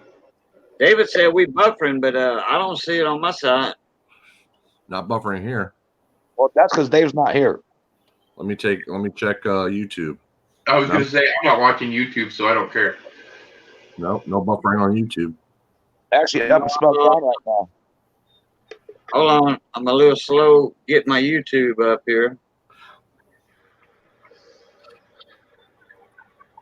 Refresh, David. Nope, I'm lying. Well, I think I was doing that. Bradley, why are you timing people out?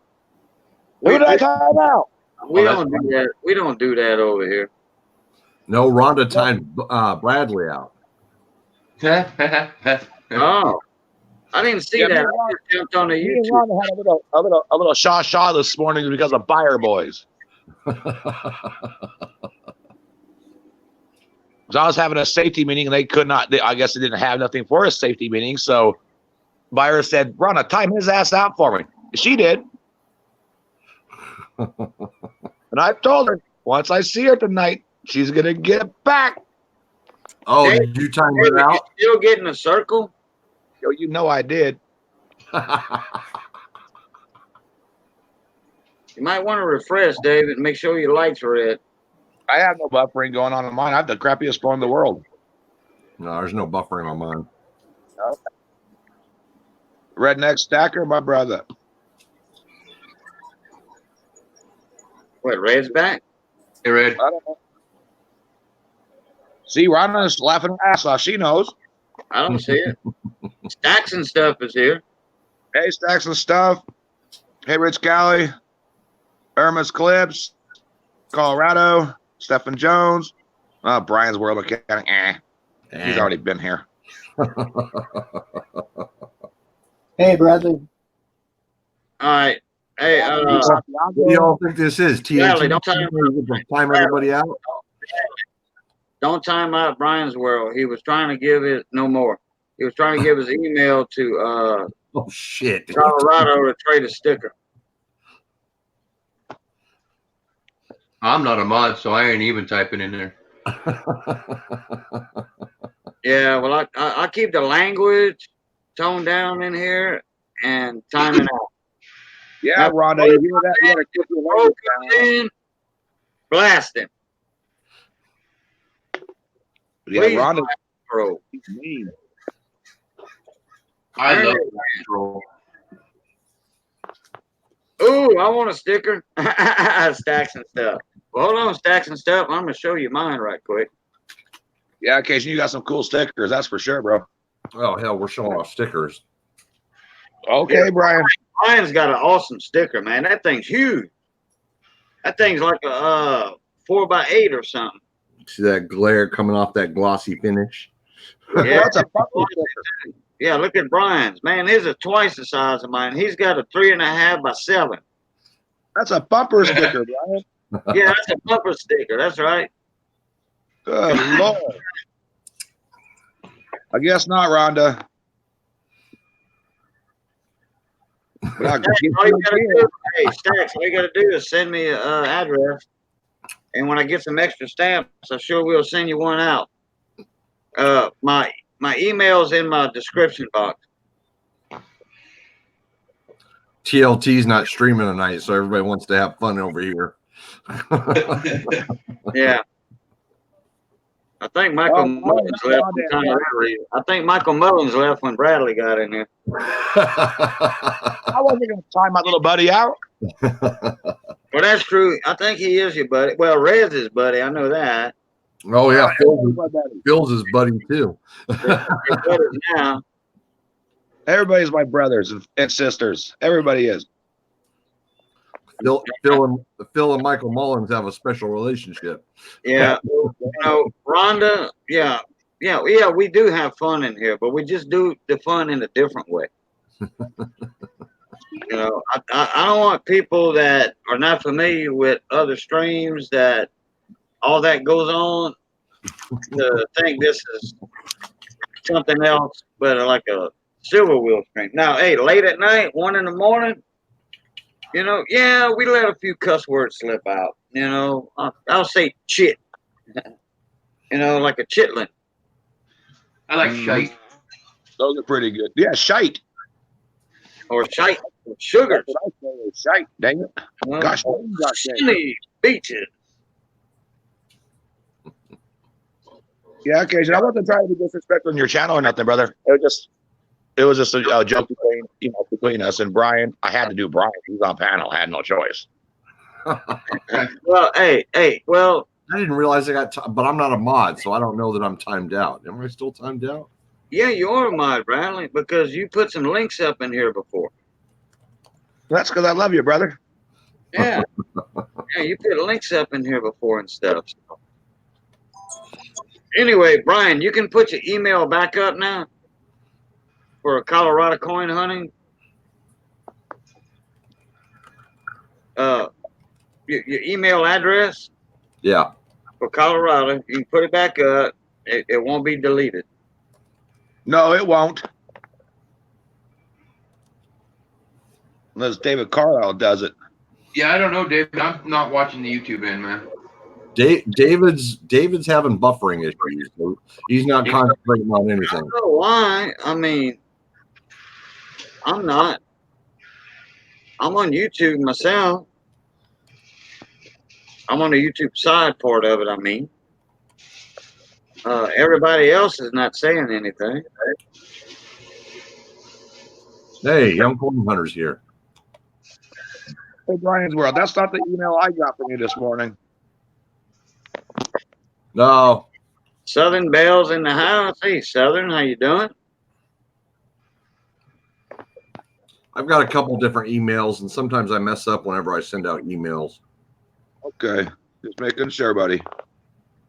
Let me see here. Johnny Ray Highway, no buffering. Hey, Southern Bell. Hey, Johnny Ray. Yeah, we got 40 likes already. Yeah. That's the email. That's from the email address I sent it from. Oh, I don't know. Brian's World and Mechanic at gmail.com. Yeah.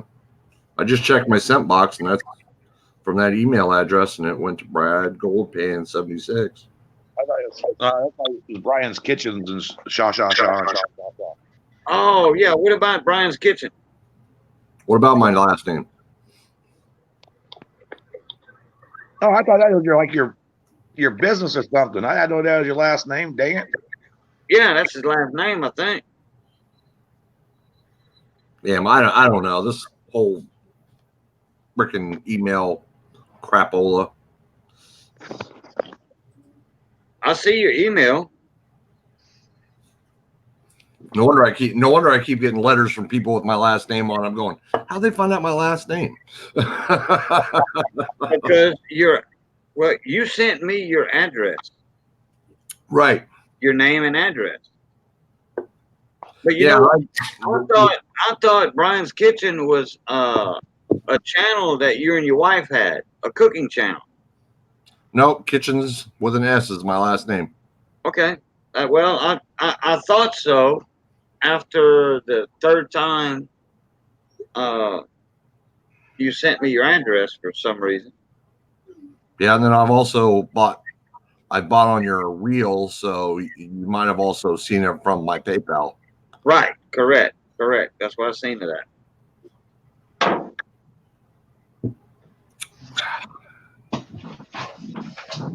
Dinah Ray's back. Well, he was in here earlier. I don't know if he left or he's back or what, but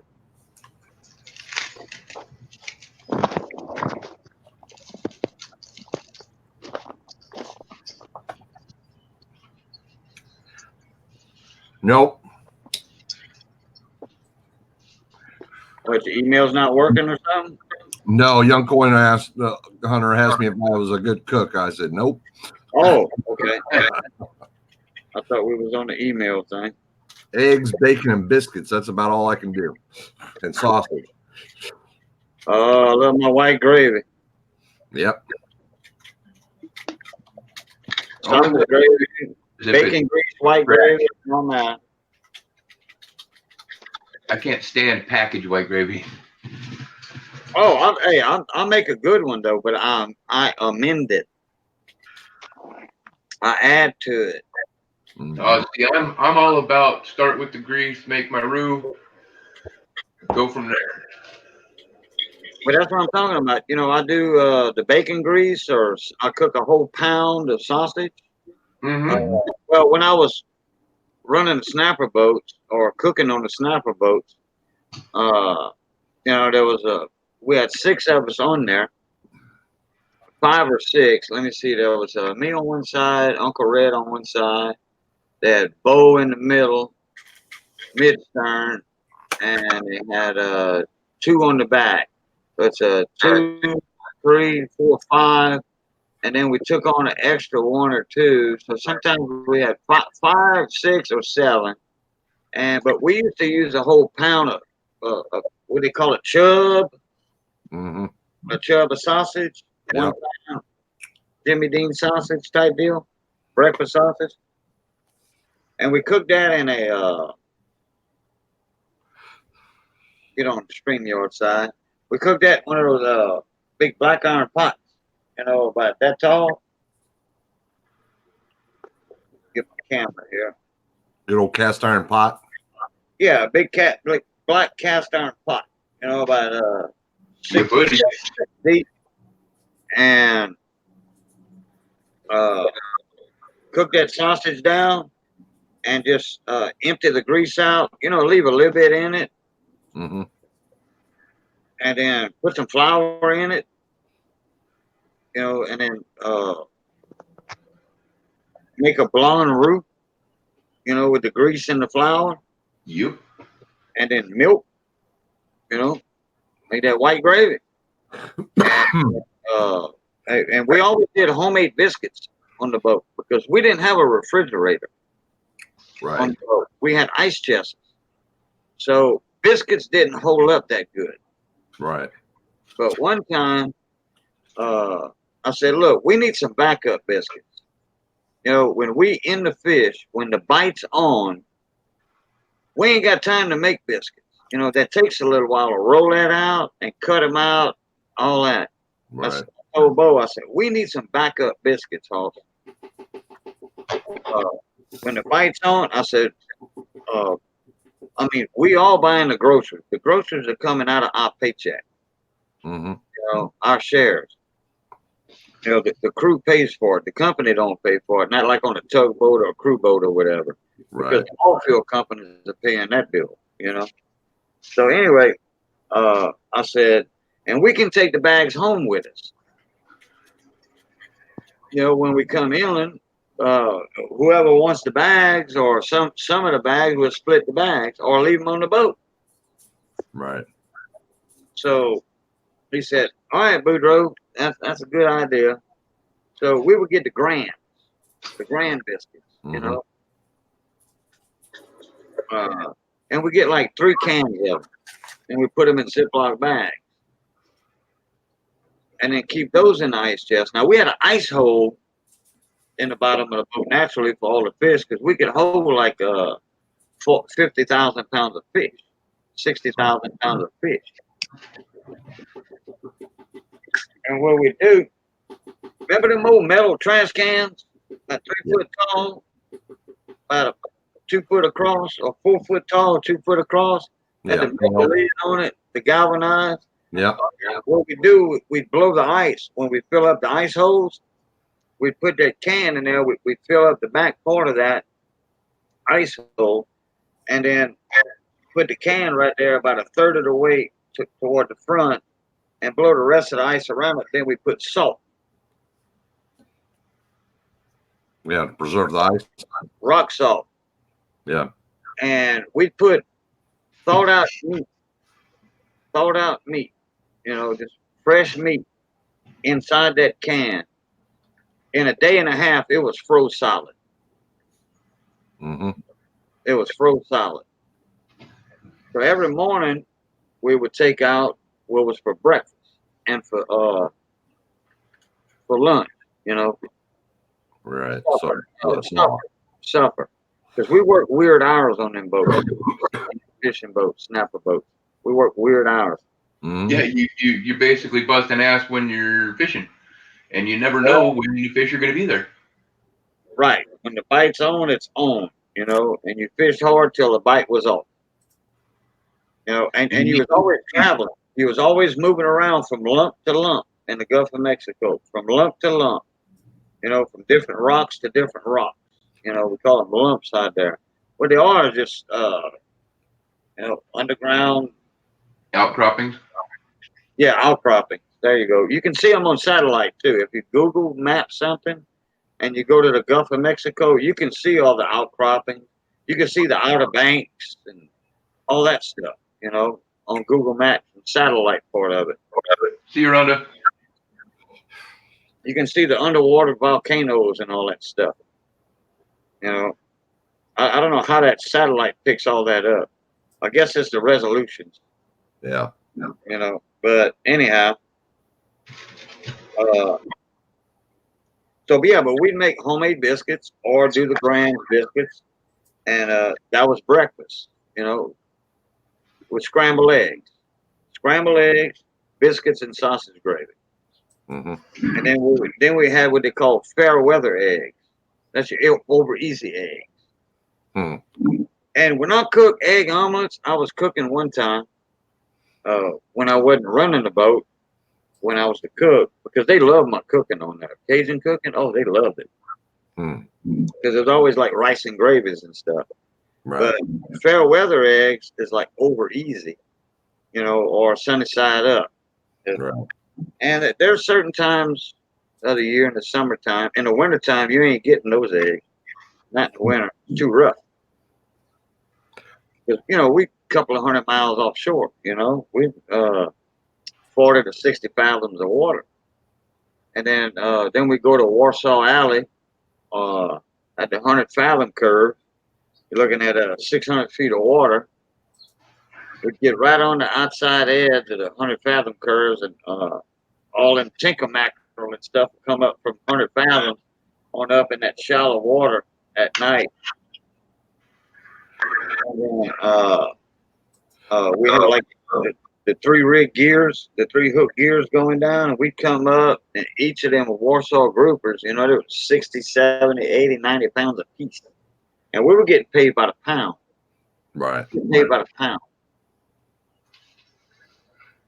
The engineer, the iceman, you know, the ice hole worker, and the cook would make more money than the deckhands, you know, the regular fishermen. Right. They were getting 47 cents a pound for every pound of fish they would bring on. And then I was getting 55 cents. You know, the special guys on the boat would get 55. We'd get 8 cents more a pound. Then the captain was getting 50 cents a pound for every pound of fish loaded on the boat. His pounds he'd catch plus our pounds. So if they had 8 people on the boat, he was getting what, $4 a pound? Wow. Every pound of fish. But every one of those fish that hit the boat were going to New York and New Jersey at the market up there. Mm-hmm. That tells you how much money fish goes for up there. Sharks, that wasn't ours. That wasn't ours. The shark fins were now we get poundage on the meat, but the fins weren't ours. That was going to the dock work, one of the dock workers over there. And shark fins run a lot of money. The Asians, Chinese, Japanese, they make a certain medicine and medicinal soup with shark fins. So all the shark that we brought in had to be intact. We couldn't cut the fins off on the boat. They would cut the fins off in a special way when they hit the dock by this dock worker. And he'd make his money on that. But he was working at that fish house for years and years. So he had that privilege. So you had to keep the whole shark in the hull?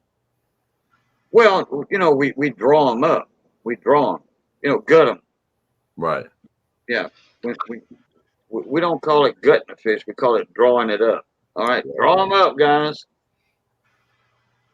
You know, and we had a certain way we draw them up, you know, a certain way to gut it. That way it was fast and efficient.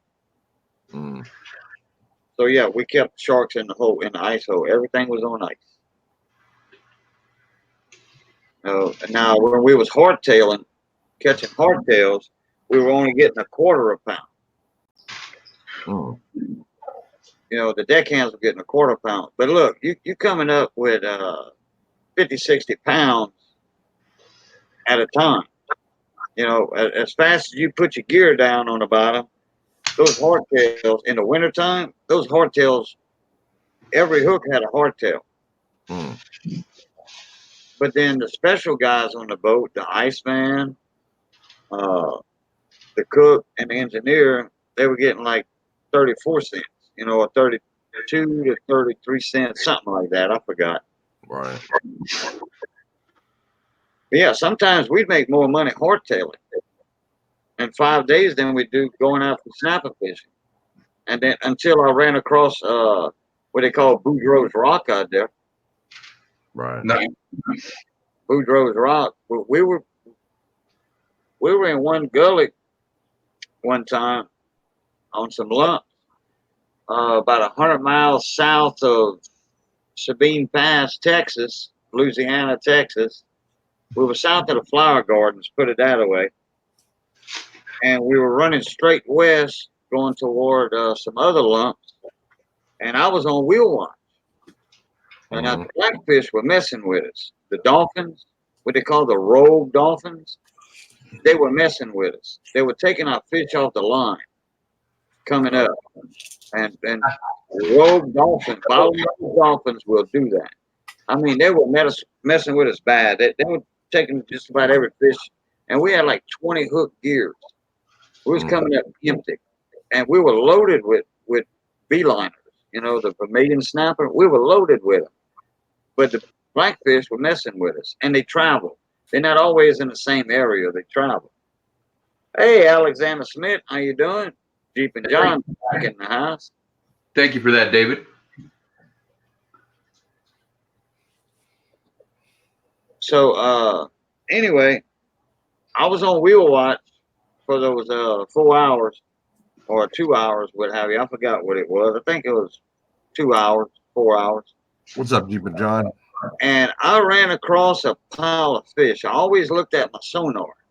Mm-hmm.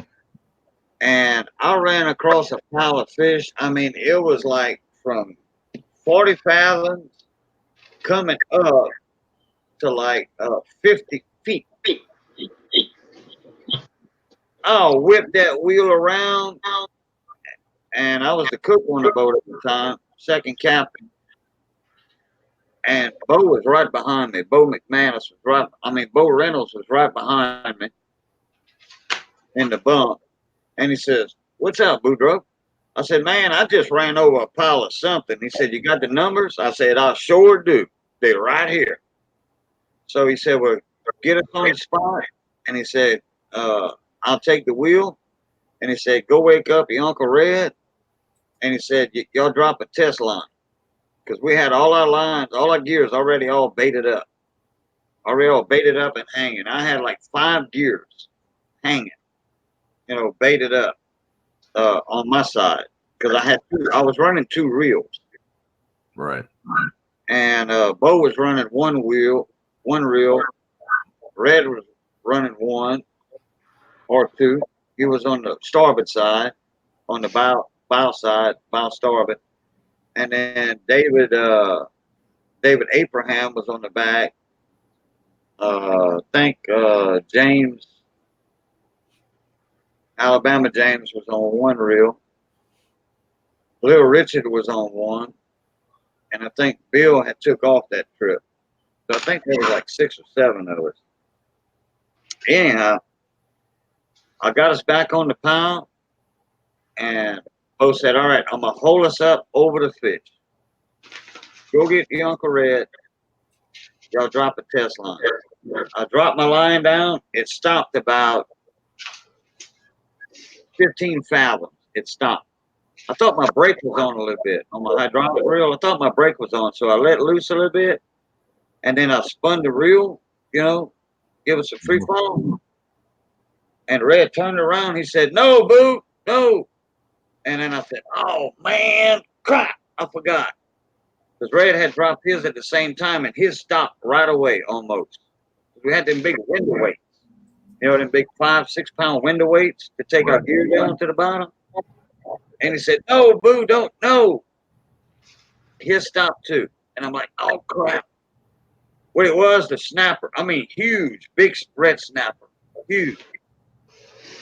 They got it on the way down at 10, 15 fathoms. Like 60 feet of water, 70 feet of water. The snapper just attacked that bait, that gear. I come up, all my fish were in a big old freaking circle in a lump. I had 20 huge red snapper. Instead of coming up on a single line, a fish, like Red was doing, Red said, "Let me get my fish in." He said, "I'll be over there to help you." It took 3 of us to get that pile of fish in. Wow. They were all tangled together. That was the first time I ever got into that big a pile of fish. That's they call it Boudreaux's Rock. Nice. We caught our limit of 2,000 pounds. Actually, we caught like 2,800 pounds in 15 minutes. As soon as we got the other guys at the bunk, they put their gears down. Each one of them put 2 gears down. That was it. David Abraham had a spider gear, which is a double. Instead of 1 hook and then another hook, he had a double hook coming off, and then a double hook. We had to go help him get his gear. He put 1 more gear down, a single gear, single rig, because Bo told him, "No more spider gears on this spot. Nobody. No more spider gear." And I tell you what, it was, hey, in 20 minutes, we had up 2,000 pounds. Over 2,800. We had to get rid of some of the fish. If we'd have got caught with 800 pounds over, we'd have been in trouble. Yeah. But it wasn't that bad.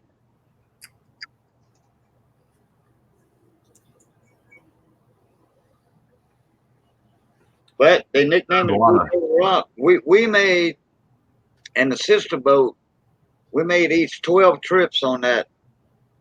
We thought it was a bunch of rocks, but we found out, then we thought it was a pipeline, a main trunk, where the valves are sticking up and all that, because that'll grow barnacles and attract little fish, bait fish and all that. It wasn't that. It was a freaking Spanish galleon that wasn't on the charts. Yeah, a Spanish galleon 100 miles off the coast, and we don't Nobody never investigated. If I can get the numbers on that, because I don't remember the numbers, that Spanish galleon is probably, you can see the mast sticking up from the ship. You can see the mast. And it's not on any chart at all. It's not. Hmm. It wasn't on our charts, and our charts were up to date. I bet you there's some. I bet you there are some treasure hunters that would kill to have the location of that boat. And then I would be taking the credit for that every day. I'd be taking the credit for it. If somebody would find something in that area, hey, that's my find, Jack. I found it first. Y'all got the numbers from somebody that I know.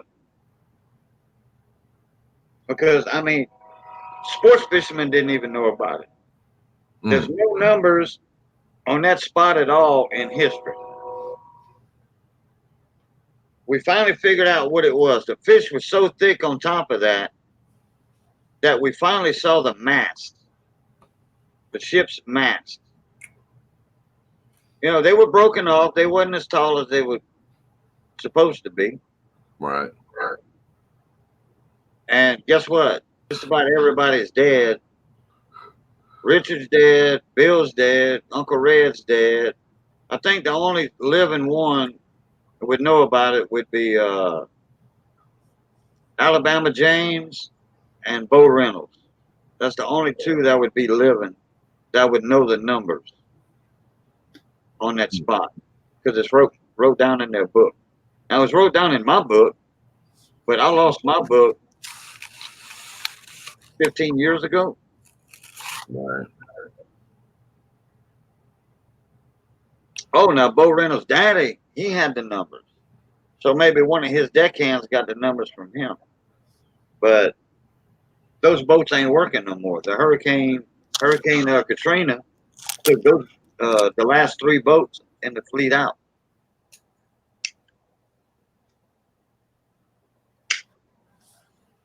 And they were the old tiki boats.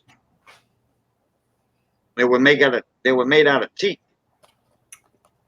And then they had a nickname called them tiki boats because they had a seafood company, the Tiki Seafood. Shit, all I know is I'd love to take my dive gear out to that sucker and dive it. Well, I forget if it was like 50 fathoms, 40 fathoms deep. Mm-hmm. You know, so I mean, it would be good fishing, but I don't know if you could dive it. Mm. You see, even if you it's a hell of a challenge. Scuba diver, deep water, whatever. Me and you smoke. We can never make it that deep. Then we'd have to get on the exact spot. You know, you find that pile of fish, you're in the spot, though. I'm pretty sure that pile of fish is built back up. Yeah, it's funny in the Navy. I was the only. It's amazing how much the Navy changed over the years. I was like the only smoking diver in my class. Well, if you deep dive with a full suit and helmet, you know, like that movie with Robert De Niro and Cuba Gooding. Yep. Yeah. Men of Honor. Yeah, that's right. Then yeah, you probably could if you was a smoker. You know, it depends on the shape of your lungs, though. Yeah. But if you're a scuba diver, no. Yeah. Nope. I never dove scuba, but I know all about it. It was all scuba diving was a nice break.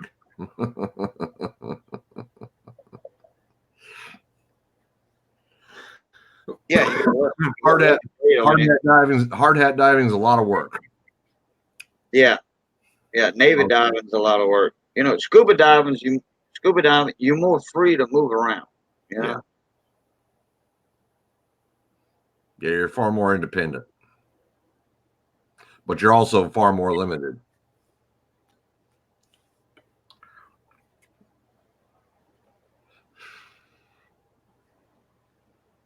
Yeah.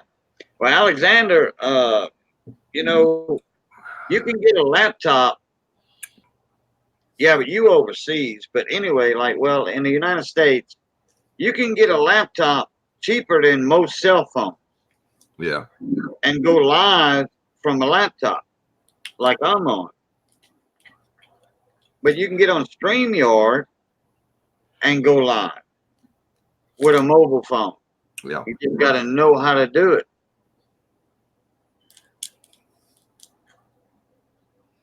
Yes, sir.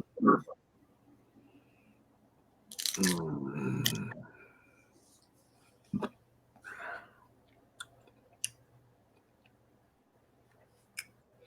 Now, what's Mr. Kelly got over here?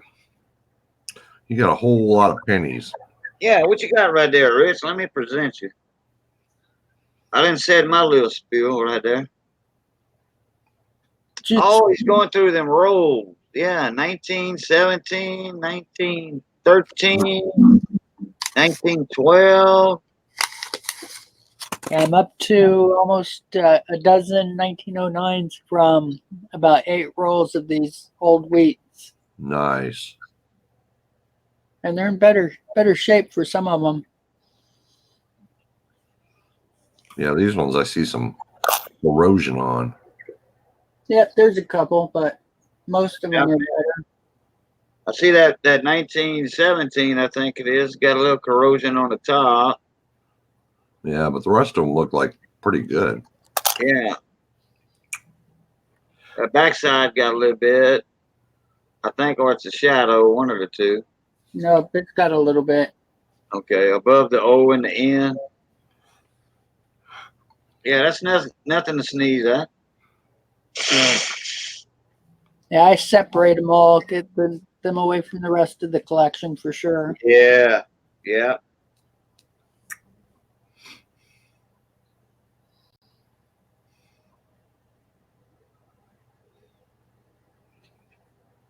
Just something I do when I have a full room on my stream and just go through some of these rolls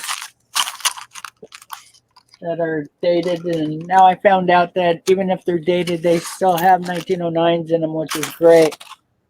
Nice.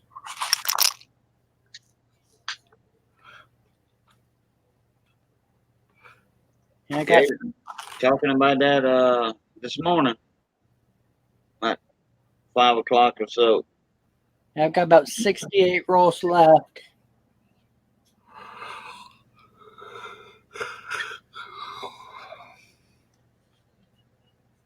Sounds like you got a pretty good project on your hands.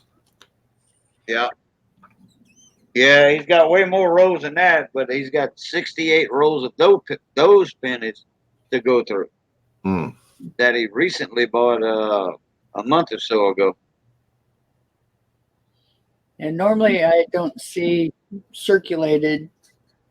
I'm always doing my BU rolls.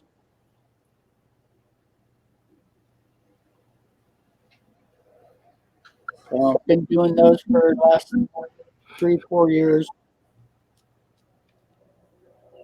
You know, and those are not in bad shape neither. No.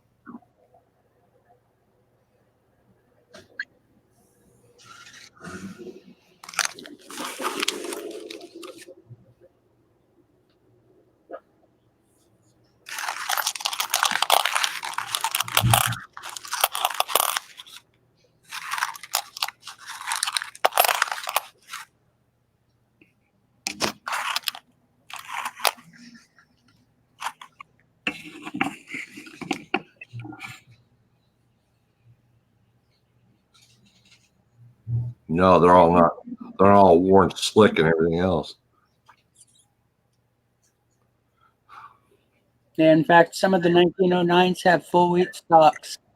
Nice. It's a $135 buy-in and had only one memorial in the group, and it was 1984 DDO double air that paid for the whole lot. Nice.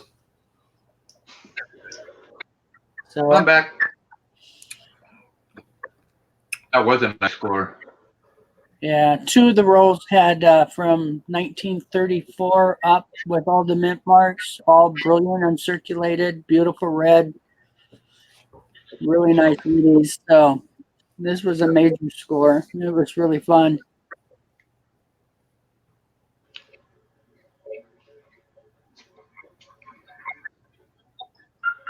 Just lucky my coin dealer doesn't like pennies at all. He didn't even, the DDO was even in a flip marked and he didn't see it and just didn't care. Okay, let me cipher what Alexander said. I don't take my laptop with me as a mobile device. It's easy to take with me. In StreamYard, you have to be constantly logged in, and that's when the hackers can get in more easy. No, Alexander, a troll can't get in your stream unless you let him in, and you don't have to be constantly logged in all the time. I think he's talking about hackers getting onto his computer. Oh, okay. Yeah, when you're out there in the public, there's some pretty vicious guys out there that can go through your stuff. Oh, yeah. I see what he's saying. I'm picking up what he's laying down now. He's talking about when you logged into a Wi-Fi. Yep. Like at a coffee shop or something. Yeah, and they can pick you up through the Wi-Fi. Okay. Yep, and the better the laptop you have, the quicker they can do it. Really? Wow. Yeah.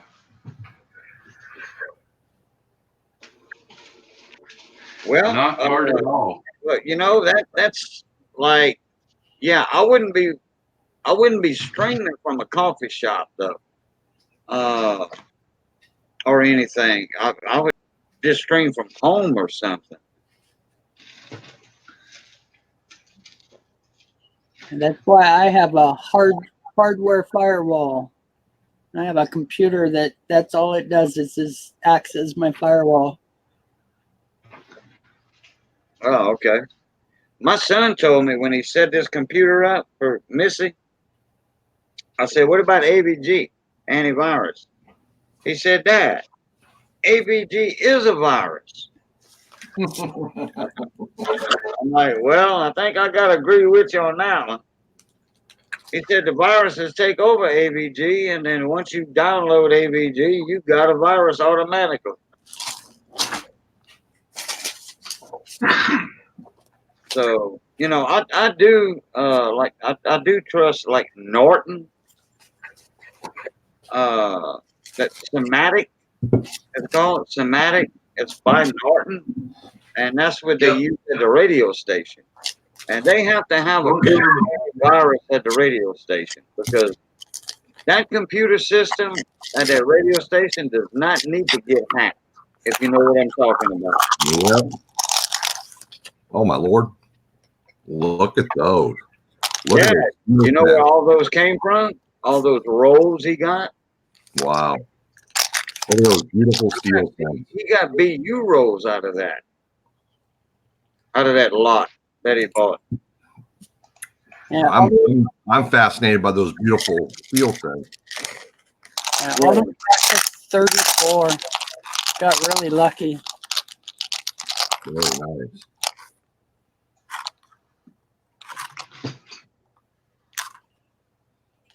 Then he got that double ear out of that lot. Oh, did he really? Yep. Too much shine. So anyway, Dustin, this computer had a automatic antivirus in it. Plus, it's got Windows Firewall. You know, Windows Security or whatever. And he said, "Dad, if I said, you know, well, I told him, I said, Missy gets on Facebook a lot." He said, "Well, Facebook is kind of safe, you know." But he says as long as she don't go to any bad sites or whatever, it's fine. Mhm. You know, I said, but no, she just sticks with Facebook and YouTube. That's it. Listening to her music. So he said, well, you shouldn't have any problems. But there is an antivirus on here that came in, with the computer, and it's by a reputable company. But instead of giving me notices every now and then that it wants me to upgrade it from the free package to the like what $30 a year or something. Mm-hmm. But it's not the semantic like the radio station uses. I could probably bring it to my cousin's radio station Right. and let the engineer put it in there for me because he would do that for me. He would put a lifetime license with semantic in this computer. Wouldn't cost me a dime. Would not cost me a dime. Sounds like a good way to go then. Yeah. Semantic, Norton Semantic. Yeah, that's a good antivirus. And it would update automatic and all that good stuff.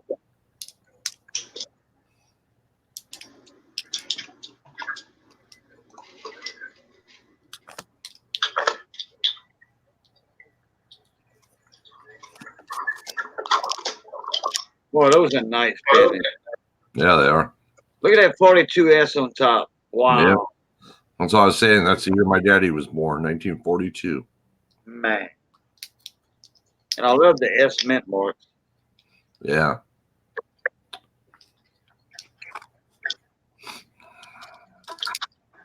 When I was a kid, the S mint mark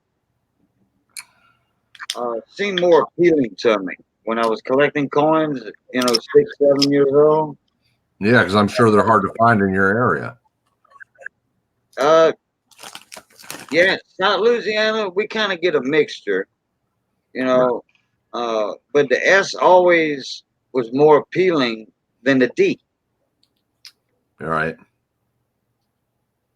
It had more character to it, put it that way.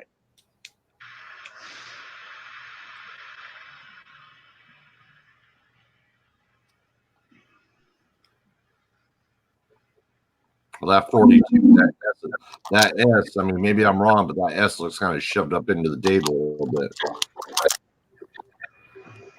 Yeah, there's a few like that. There's some. The guy that owned these didn't know to pull any of that stuff, so I found quite a few neat things. Look at the luster on that steel cent. 1943 steel cent.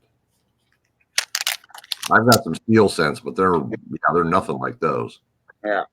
Those are still got luster. Rich, do those steel cents have that good cartwheel effect on them? Yeah. Yeah. Well, that means they hadn't been replated. Yeah. Kind of hard to show, but No, you can see it. You're doing it right. Yeah. so I have a few 67s on the steels, almost every one. Wow.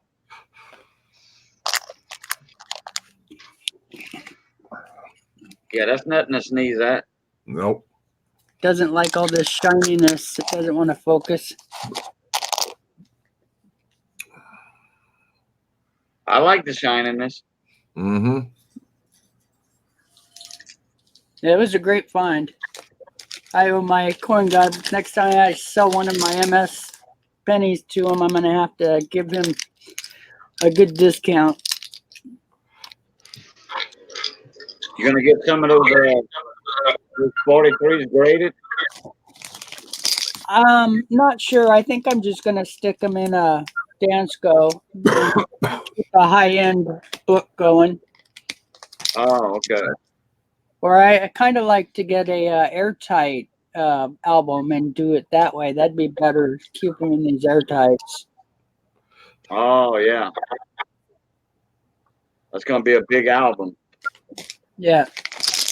I think the biggest one holds 54 coins, so I'd need a couple of them. Because this was almost 2 full rolls of the from 43 and up, and it was all wheats. I almost have my dealer application filled out for guardhouse. Cool. Almost. I'm missing my federal tax ID number, and I'm missing actually that's it. I called my rep at guardhouse, and she said, "Okay, this blank you don't have to fill out. This blank you don't have to fill out. Just put NA, you know, or you don't even have to do that." But I do need my federal tax ID, you know, and they do check that stuff out to make sure you're a real business.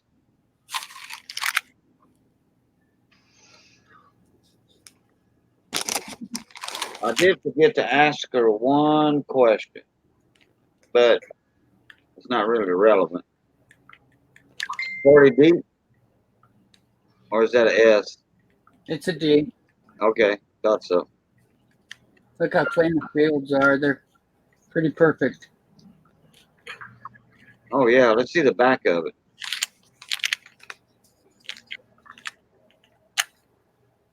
Now, there are a couple that have some issues, but for the most part, they're just super, super clean. Oh wow, that'll pass for a 67. Yeah, quite possibly. Yeah, I would think that'll pass for a 67 for sure. That sucker is clean. Yes. And the strike is good. I paid attention to that. Yeah, I got really excited because there was a 54 in here, a 54 Philly, and I thought, okay, finally going to hit my 67 for the 54 Philly. But it wasn't in very good condition because that's a $27,000 coin. So it would have made a 66 though, or a 65. It had a few issues. Oh.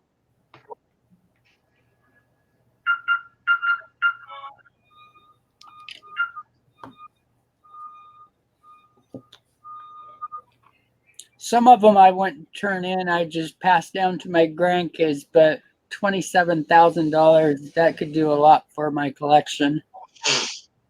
Yeah. Right.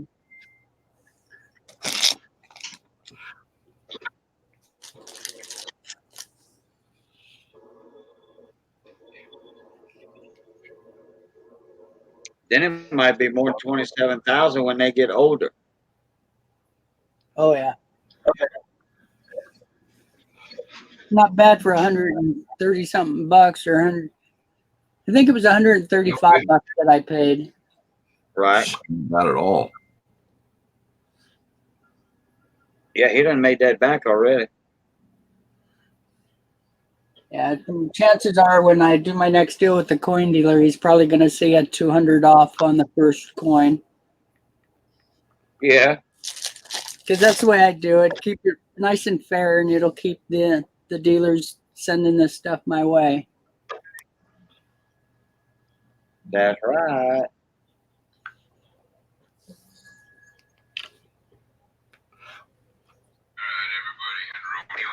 Ooh.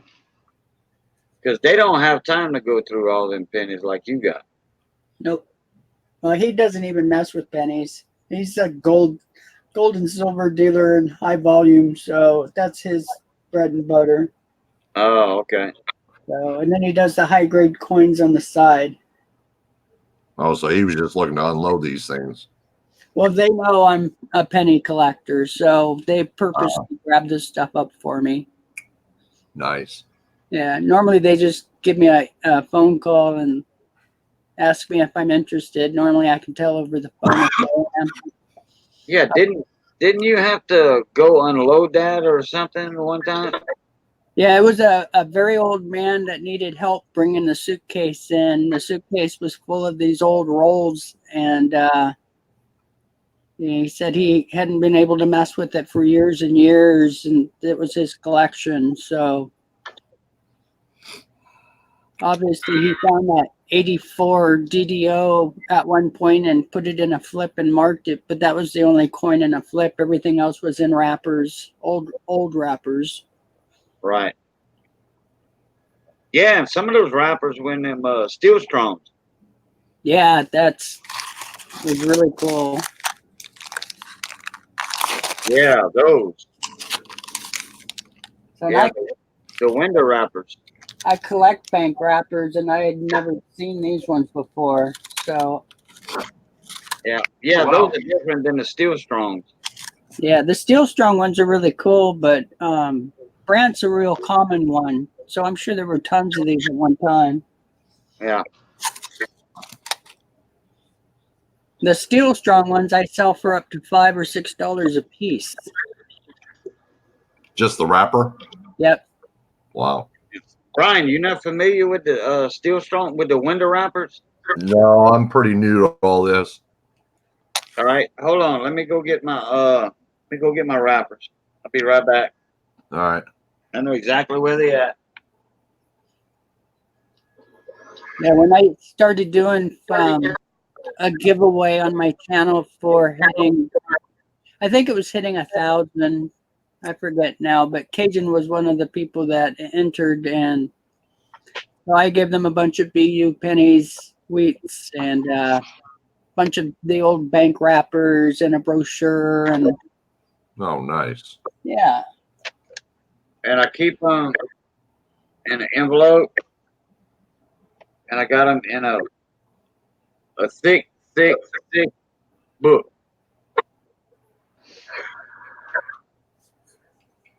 I've got cases of most of these wrappers, 1,000 pieces. All right, let me show you I'm going to freak you out, Brian, because I remember these when I was a kid. And somebody told me I was crazy, I was dreaming, or Bing, bing, bing. or hallucinating, or whatever. You on drugs? And I'm like, no. Thanks, Alexander.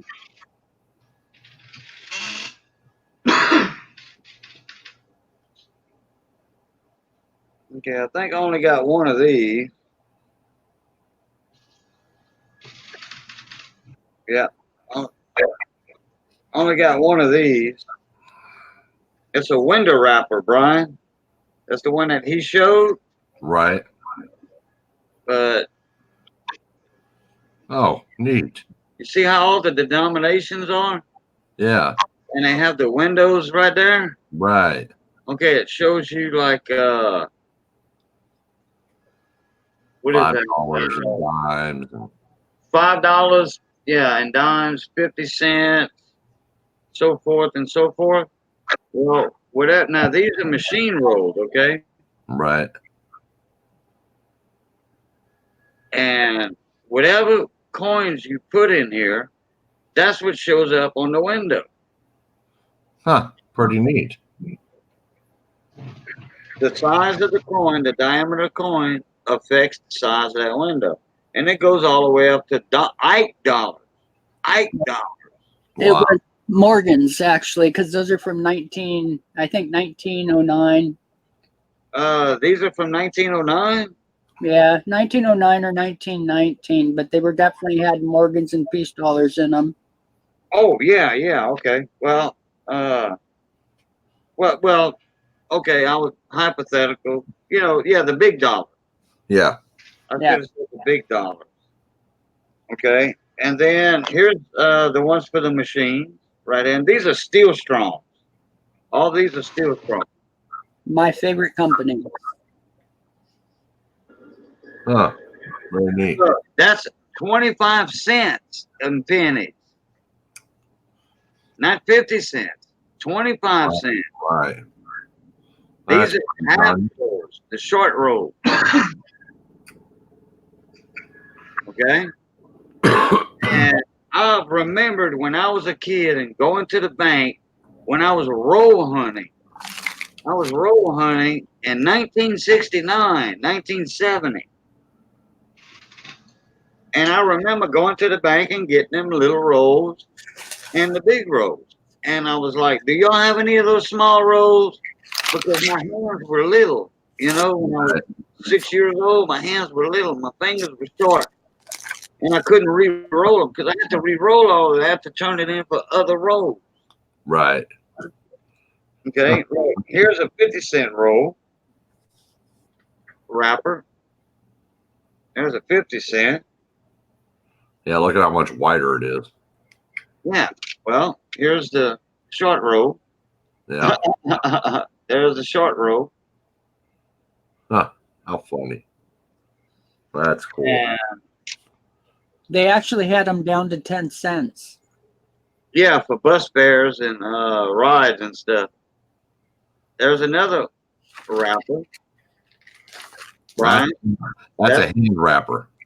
that's a 25-cent penny wrapper. That's the ones that I would get from the bank. These Right. that they would give me to re-roll pennies with. Yeah. And you know how many Wheaties I was finding Oh, in 1970, 1971 and all that?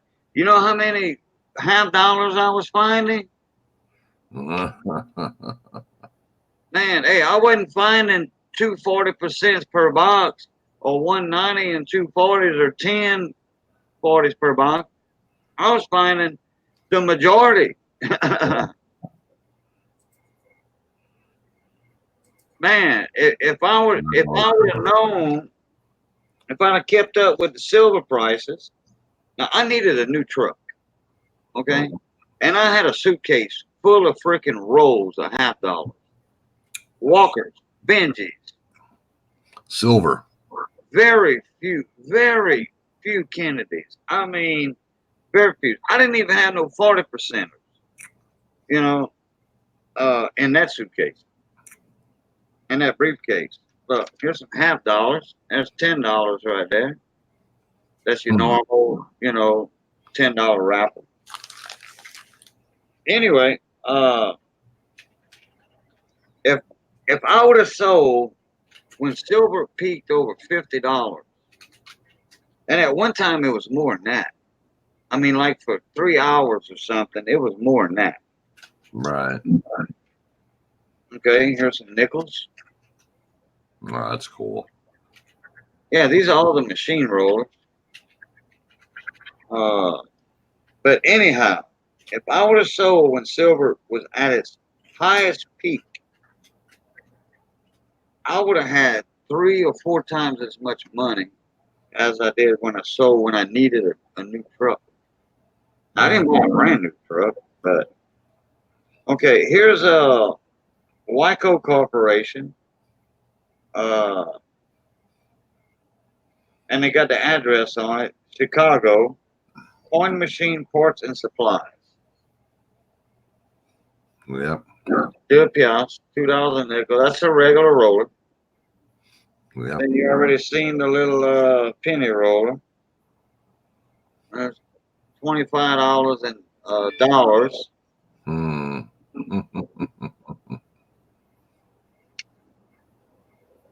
I think these are, and that's still strong. I don't know if these. That's a lot of wrappers, man. Okay, these are for the small dollars. Because there's no way an Ike's going to fit in there. Yeah, so it's for the Susan B. Anthony. Yeah. Okay. Yeah, you can tell the difference. Yeah. You can tell the difference. Oh yeah, big time. And these are 20 and these are 25. Yeah.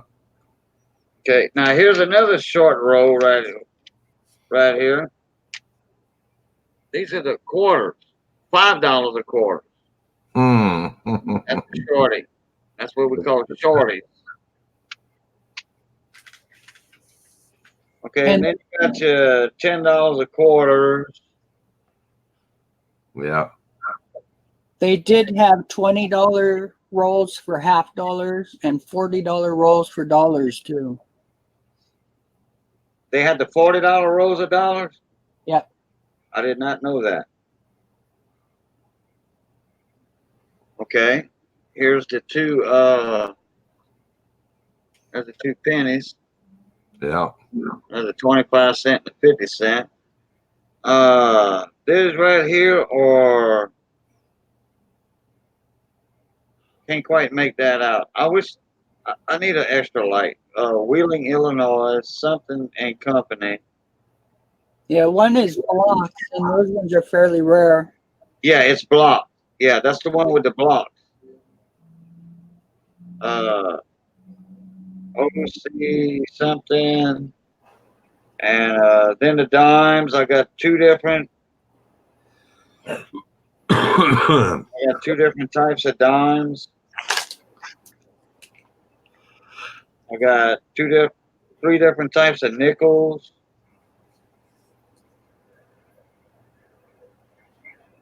3 different types of nickels. You should show the brochure when you get a minute. Oh, I got that broke out too. There's 3 different styles of the nickels. Wow. Here's another $25 and that's the block letters. That's the one with the blocks. The blocks are right below the dollars. Right. So that's a fairly new one right there. I say fairly new. You know, it's at least 20 years old. Yeah, So 19. I traded silver for a lot of my wrappers. There's the 2 different dime varieties. I remember these when I was a kid. Huh. That's And pretty these. And then, okay, I got the brochure right here. Steel Strong. Now these are for those machine wrap and those shorties. That's Steel Strong. Steel Strong products lead to monetary field. Huh. That's very cool. And let me get this opened up. Trying to be very careful with this. The thing that sold those wrappers to all the banks was you could take a full roll of dollars and drop it off a table and it wouldn't break. And then that impressed everybody so much because all the wrappers were so thin back then. But these guys used some really heavy paper. Right. And this is the one that was most heavily advertised. The window wrapper. Because they didn't have to buy different wrappers. Yeah. And then there's the quartets right there. Because normally you had to change the head on the machines to change the wrapper size. But this one just took one size head and only one wrapper for all the coins. Yep. And then there's the, yep, correct. And there's the tube wrappers by Steel Strong. Yeah. And it shows you the box they came in. Then the manual coin counters they advertised. Huh. There's some more right there, the old style, which I actually have that product. I have it unopened. I showed them earlier. And oh, and then the banding straps. That's for the bills. Mm. Yeah, I got bunches of those too. Well, that's pretty darn cool. That's a whole new collection of stuff that I never even fathomed. Yeah, and then there's all the hardware that they used at the bank to hold all the loose change or to hold the rolls. I've got all that stuff too. Wow. Colored bill straps. 1s, 5s, 10s, etc., etc. Yep. And the federal bill straps. This is on the other side of the. Wow, they're really reaching out to a lot of customers with that. And there's some more tubulars. The hand rollers. Yep. So they made so many of their products that they just gave the banks the machine part of it, just Right. for them to buy the soft stuff, the paper. And that one right there, that manual counter, I have a bunch of those still in the boxes sealed. Wow. And all that goes back in my envelope. Yeah, more proof I'm a hoarder. And that's going to go back in my thick 4-inch catalog book.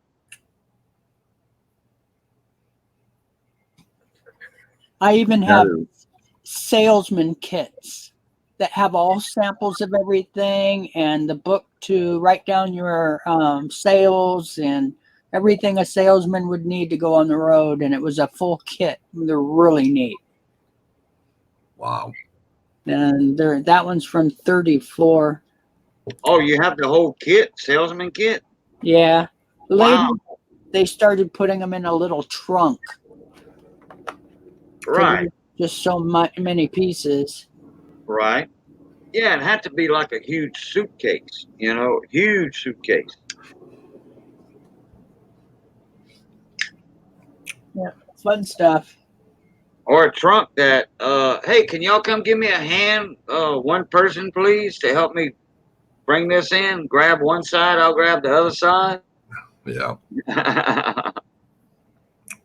I've got that's pretty neat. I never considered, the fact of collecting, rollers and stuff like that. I just never crossed my mind, but that really opens up a whole new side to coin collecting. It is nostalgia and part of coin collecting. You know.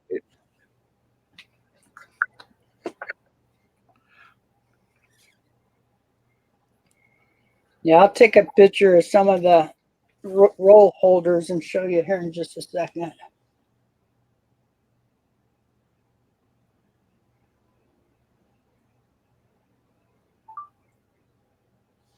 I still can't get over the luster on those steel fence. Oh yeah, well it's not plated when you have that. Yeah. Replated, I mean. Right. Because there was a lot of them that were replated. They were like in AU or XF condition. Right. And like Ken Peavy says, he was making a killing on 1943 pennies, steel pennies. Right. It didn't matter the mint mark or whatever. He was selling a roll of them for, I forget how much money. And he made a killing. Wow. And he was selling them to companies that were replating them to make them look like brand new. Oh, wow.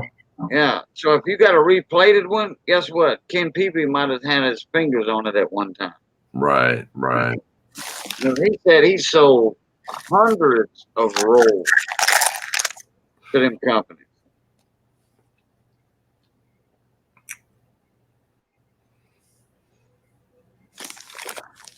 And if Ken would come in here right now, or just say in about an hour from now, 2 hours. Wow. Hey, Ken, how many rolls of steel pennies you sold to those companies? Oh, he'll say, I don't know. I don't lost count. That is cool. I've got tons of these things. I keep most of my collection, or my high-end stuff, or some of my real old circulated stuff is in them too. Steel strong, but $300 in half. Wow. So, and I've got these big cast iron ones that held all the loose change that went on the banker's desk and that kind of thing too. Got many different eras, and it's a ton of fun. But those ones are pristine. I just happen to know a guy who bought an absolute train car full of them, and I'm a favorite customer of his, so he cherry picked tons of stuff for me. That's very cool. Yeah, actually, some of this went through the one of the Mississippi floods, the levee breaks, and one of the areas got flooded by it. And luckily, the boxes were sealed well enough and were, thick enough in the warehouses to where it didn't get the center one. So Nice. got lucky. Okay. And then the only other guy who actually has it worse than I do.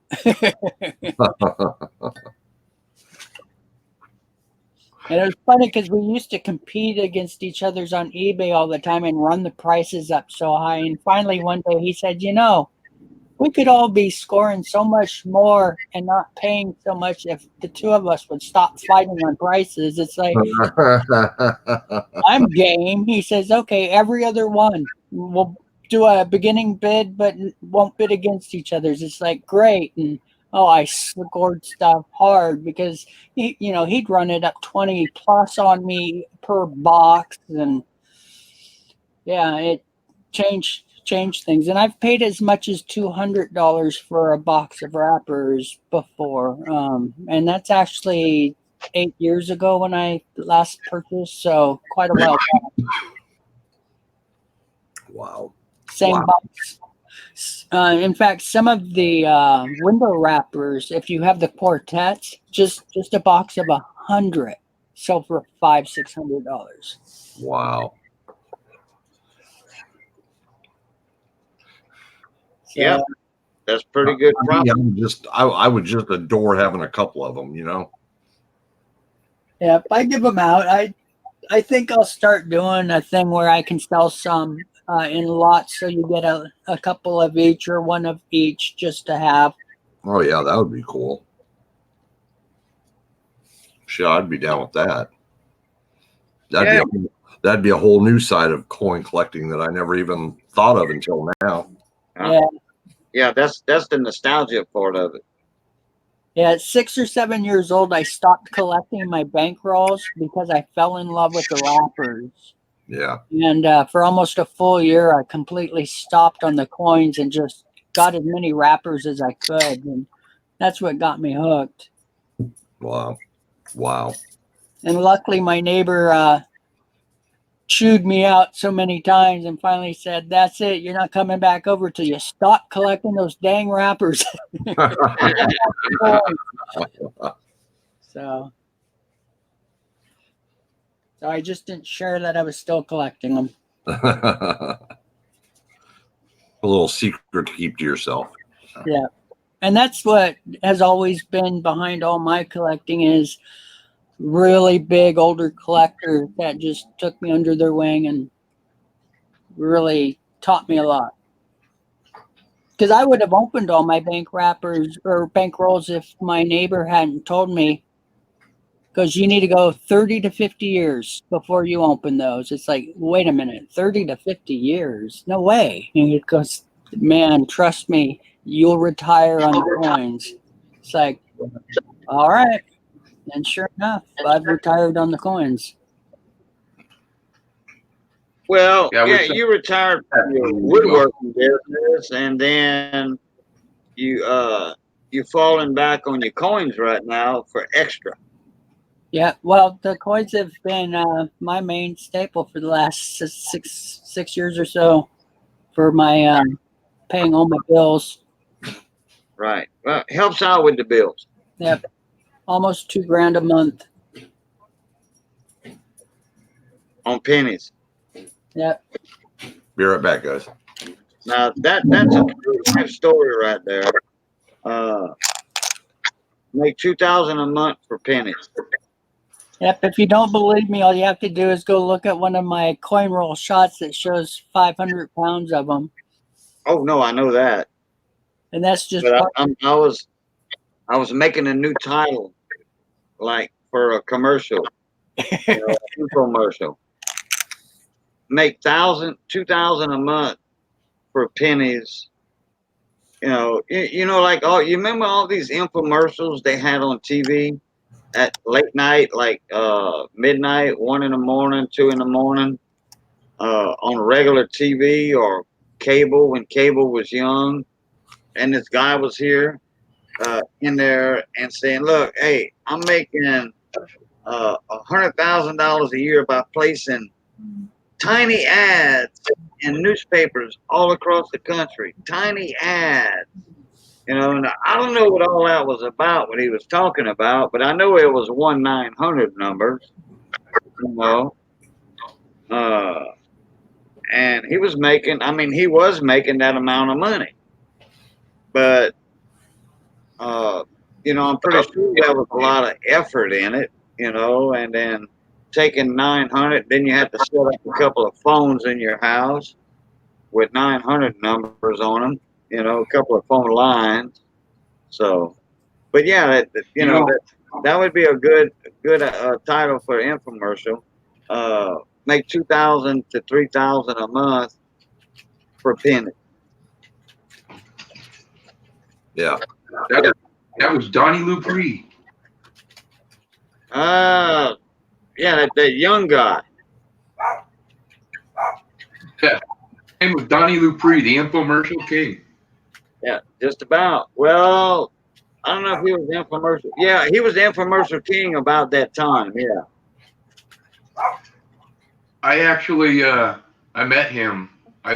Company I worked for, he actually took all the upper management out for what was supposed to be for lunch, but we ended up shutting down this little Mexican cantina and drinking half their bar that night. But I was network administrator for the company, and Donnie was the one who actually started my boss out into the telemarketing industry. Yeah, and that's all it was, telemarketing. That's right. Yep. I tell you what, Donnie is brilliant when it comes to coming up with almost illegal schemes to make money. They're legal. They're just above that line. And he makes millions and millions and millions of dollars. He is brilliant when it comes down to that stuff. I wonder how old that cat is now. I think he's in his 60s. I would imagine. Yeah, because he was older than me. Rich, I think he has a question for you. Like 15, 16 years older than me. Oh, he's got to have me by about 8 years at least, I think. I'm 50. I don't remember. I tell you what, he looked younger. He's got to be 63, 64 at least. Yeah, I'm 60 or something. Oh, and now I'm curious. I'll just look it But up. Rich, Quanzi.com has a question for you. All right.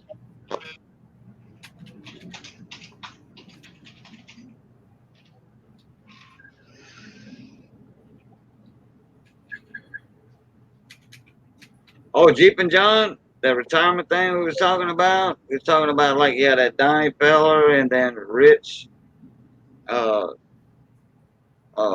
falling back on his BU penny rolls he got when he was young, and now he's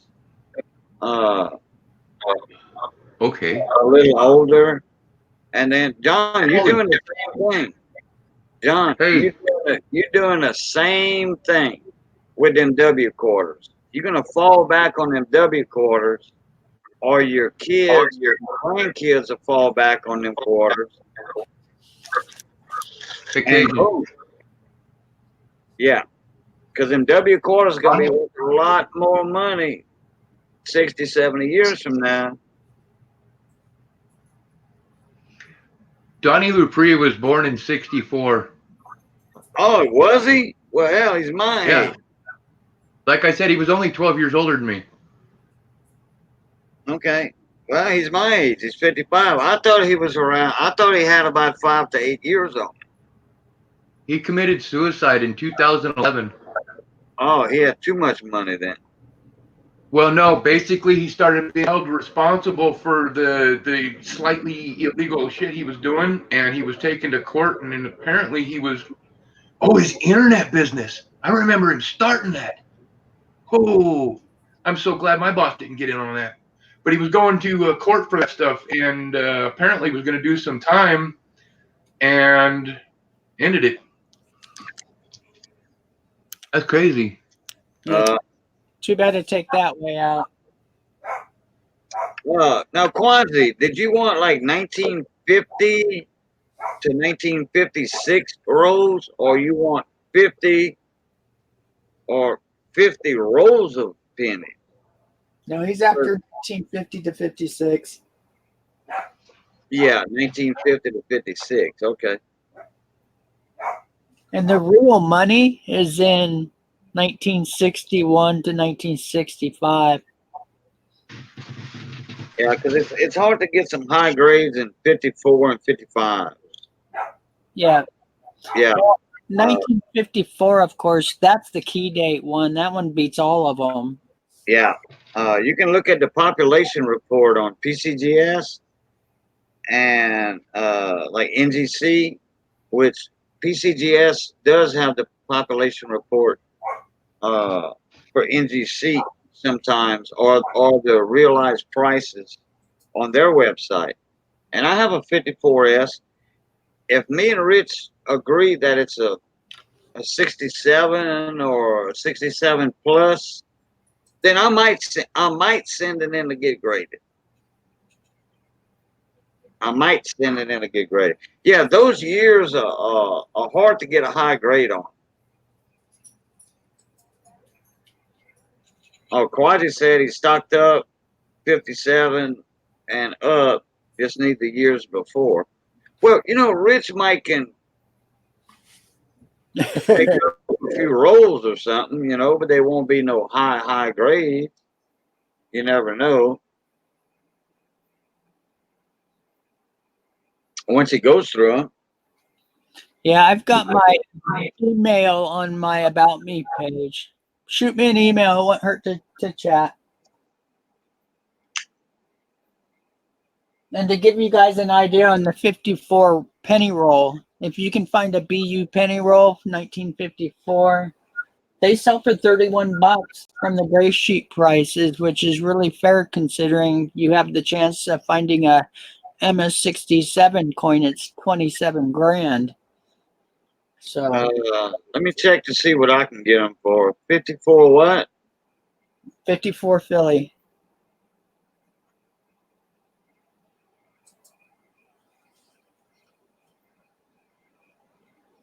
I'm not even showing that. I'm showing a 54D, 54S. Yeah, I'm sure bottom out because of looking for the high grade. Yeah, I can get a roll of 54S's for like 18 bucks. 54 Denver for like 20 bucks.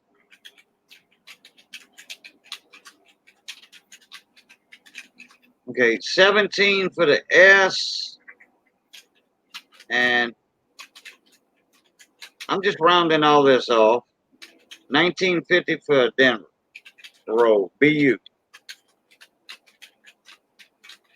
60 small date, 170 a roll.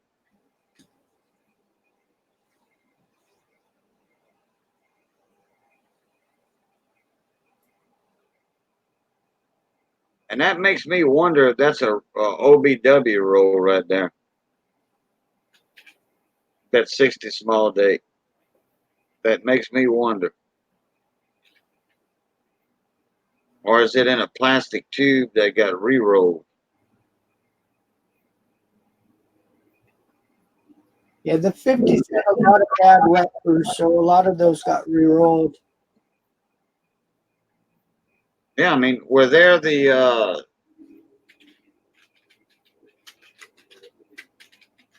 yeah, I had some OBW rolls of the 60D small date. So yeah, I'm pretty sure they had the 60s. The 60 small date that were rolled. OBWs.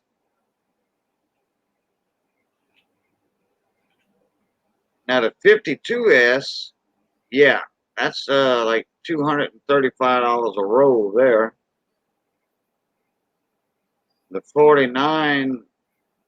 The 49 Philly, 182 a roll. The 46S, $240 a roll.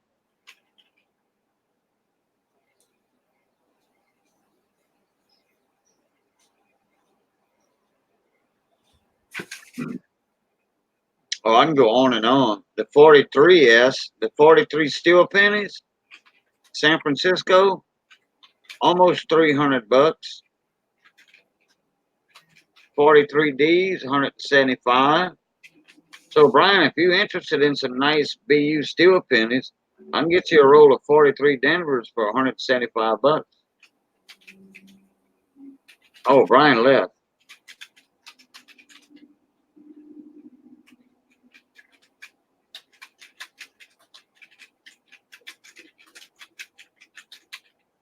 Well, he dropped out of the panel, so.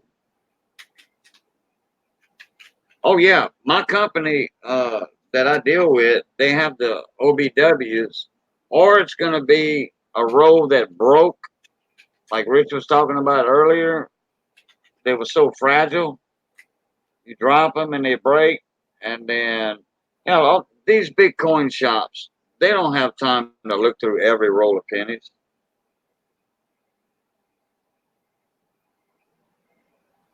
Because Seth is the manager over there, and he said, we don't look through rolls of pennies. If one falls and breaks, we just throw it in a coin tube. And you're getting a free coin tube. You're getting a 50-cent coin tube free.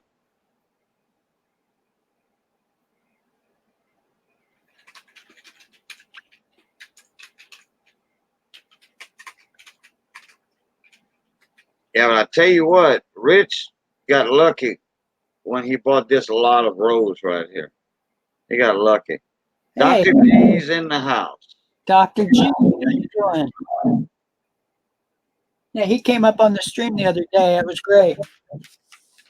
Yeah, and I missed it. I wasn't there. He showed his new interesting thing that he's collecting, postcards. One of my favorites. Oh, okay.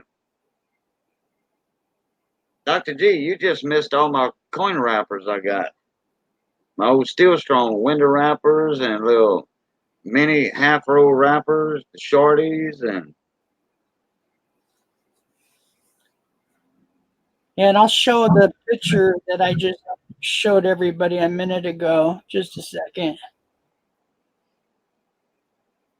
naturally I got all my coin wrappers from Rich. Thanks to Rich. Yeah. Steel Strong all the way. Yeah, they were truly the best out there.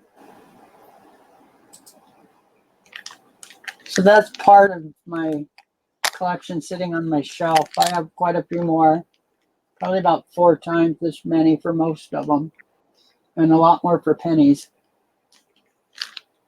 Yeah, I love guessing Dr. G's grades too. And I'm about 85% spot on.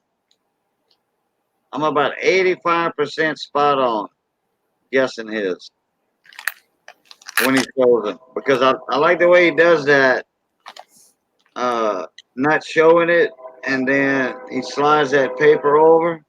Yeah. Yeah, lots of fun. Oh, that train.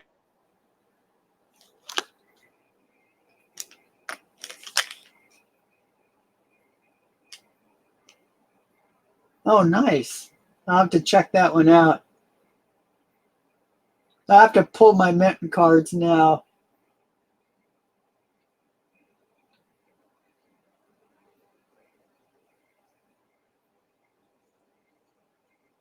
And I'm sure somebody in the family kept my Carson City one I would have had, because I did have tons of family in Carson City back in the 1880s.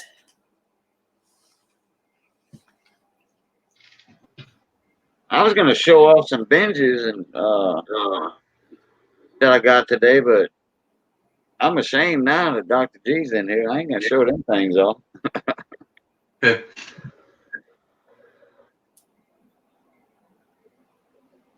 Hey, Dr. G, I put a link in the chat right there, right above you. That StreamYard link. Click on that. Come on in if you don't mind. Love to have you up here in the panel on Cajun's panel. Yeah, the only Benji I have. You can show us that 1910 postcard. I'll present you.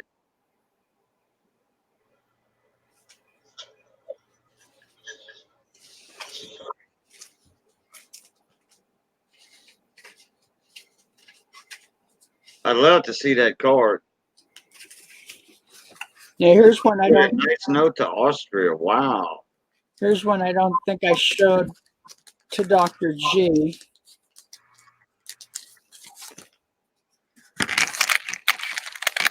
Love the color on this one. Wow, that almost looks like Mardi Gras down here.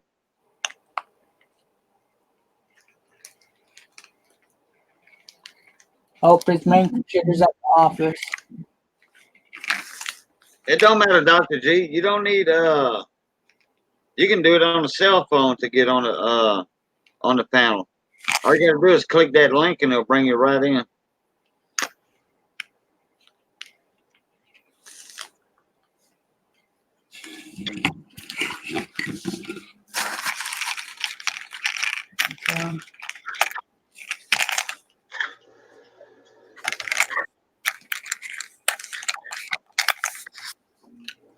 I jump in on StreamYards all the time with my cell phone. I'm on a laptop right now, naturally, my wife's laptop. Photochrome. Photochrome. Series 292. Did it have a date anywhere on it? This one's probably 20s, maybe a little earlier. They all have wooden shoes on, don't they? Yeah. Thought I saw that. Clogs. That's Holland. Yeah, clogs.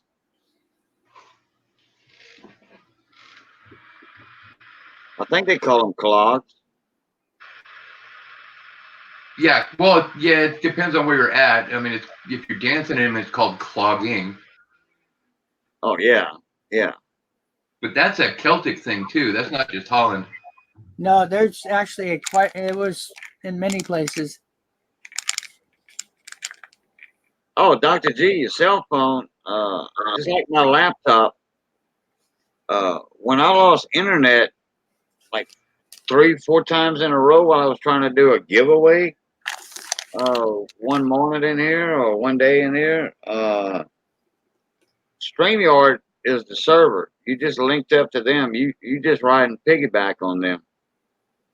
It's not on your cell phone at all. It just depends on your internet. You know, even if you have the weakest internet, a cell phone, yeah, that's nice colors right there. Yeah, he had issues on my channel. He ended up getting knocked off. Oh, okay. Yeah, this is super heavily embossed. You normally don't find them this embossed. So this one's a really valuable card. And most of these are hand painted. Then when you find any that have material on them, that's a big plus. And the eyes are jeweled a little bit. Yeah.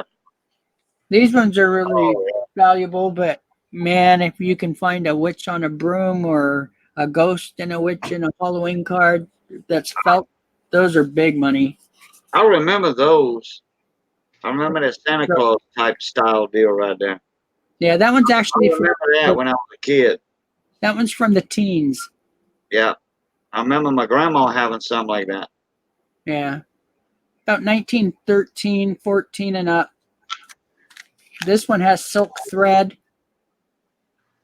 Oh, wow.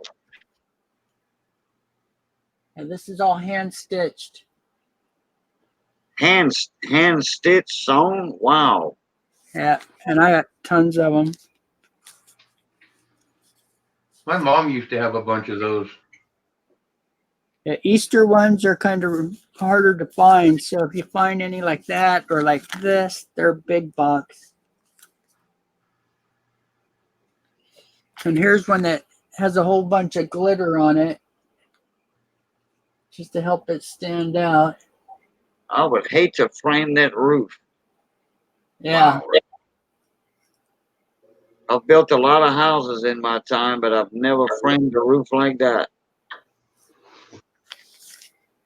And you know what? Those domes, you know, not an actual dome like an igloo, uh, but those like dome style greenhouses. You know, like you know, the framing part. It's kind of block. It's dome, but it's kind of block dome. Uh, I forget the terminology for it, the words for it, but those are easy once you learn how to do it. I have about 3,000 postcards in my collection. Oh wow. Best part is about 500 plus is from family in the teens and 20s, and I have both sides of the conversation. Okay, you have another question in chat, Kwazi. I mean, Rich from Kwazi.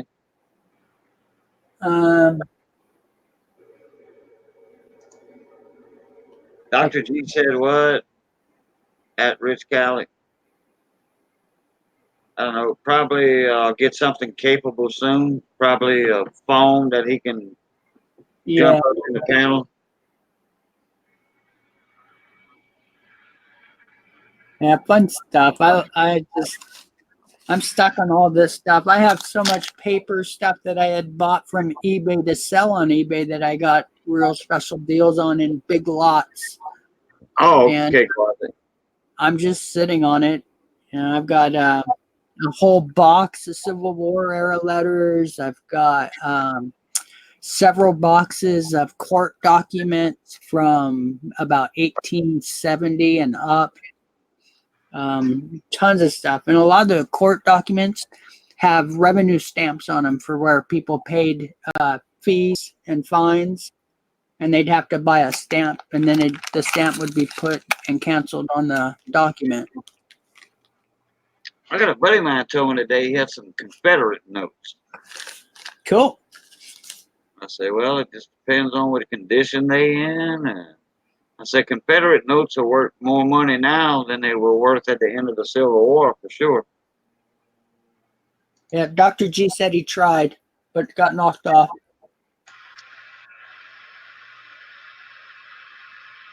Yeah, trying to stream. But if you click on that link, it should just automatically, not automatically bring you in, but just click continue to broadcast, enter studio. Now, if you try to stream, well, it depends on which platform you're trying to stream on, though.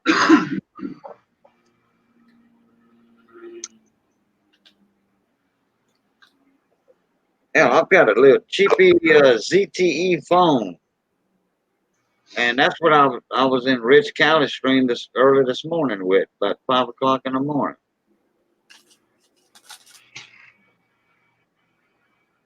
It also depends on your internet connection too.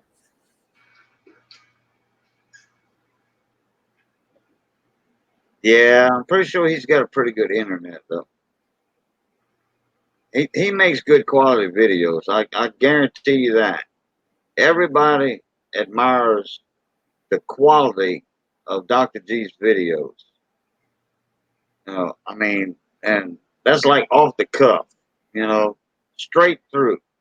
No editing on them videos. When he's showing his graded coins, Yeah, it's straight off the cuff. that's how I do all mine, or most of mine. Yeah, that's how I do every video. I don't edit my videos. One of these days, I'm going to try to figure out how to do it in Windows 10. Anthony again. Yeah. Horse poop. Well, I'm on a semi-pro editing computer. You would think, knowing editing as well as I do, that I do an edited video for YouTube. I'm always doing so much stuff with the family. I just stay away from it when I do YouTube. But someday I'll shock you guys. Like when I do my me and Mrs. cooking videos, you know, on my cooking channel.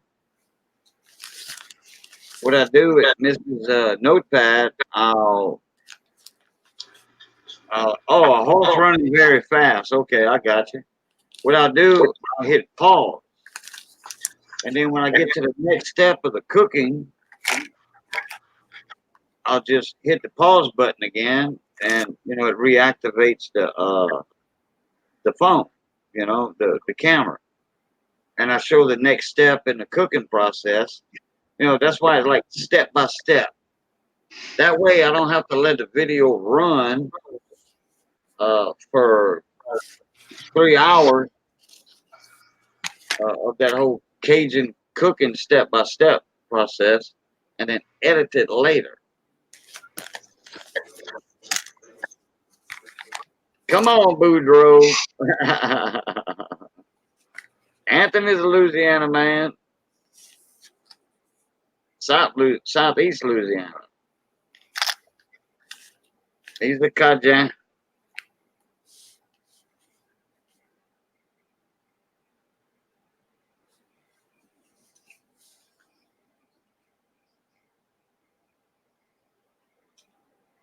I think it's pouring down raining outside.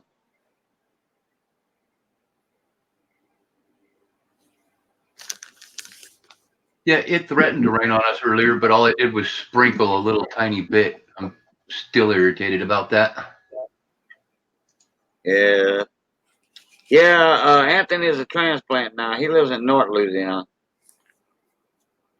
It's a little cooler up there in the winter.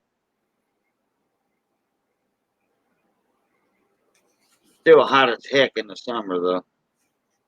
There ain't hardly no difference between North Shreveport, Louisiana, and South Louisiana. Now, I like being on the go. You know, when I was shrimping, crabbing, oh, I loved it. You always got that Gulf breeze. It's not as humid down there. Not as humid.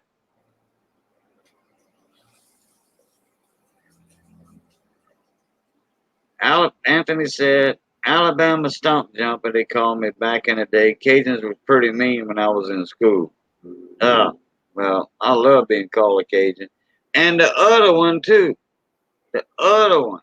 I'm not going to say it on here. I'll keep my channel respectful. Or Cooney. There you go. That don't offend me at all.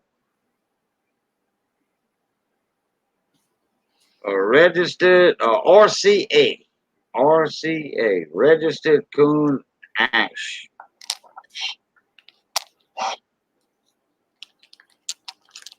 Boy, I love them BU pennies. I got a few of them myself. Got a few BU rolls. Huh. And I give them away. And I beat their ass. Now they love me. There you go. There you go, Anthony. That's the only thing bad. I buy BU rolls of pennies, the old pennies, and then I give them away. Oh, well. I'm like that.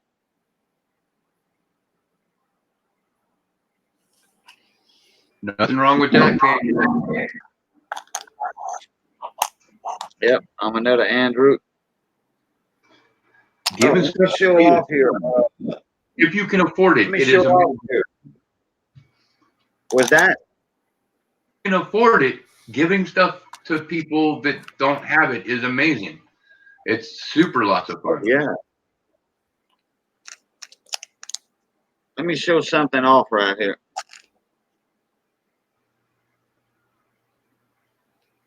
Ooh, that's pretty. MS67 2019 W AMP American Memorial Park. MS67. She's a beauty.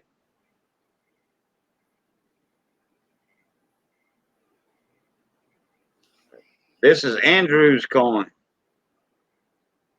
Andrew's in the chat. He's up in here in the panel. I am indeed here. he is talking, and there he is, the one with all them slabs laid out in his picture. This coin is for sale in a way. That coin is in that picture on mine.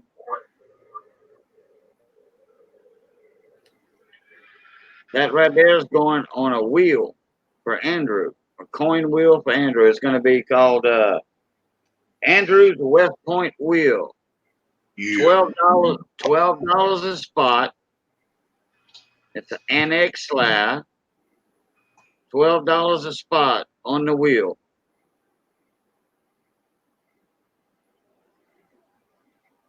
And we got, I think, 3 spots filled already. So if anybody's interested in that coin for a chance for $12, let me type my email address in here, my PayPal.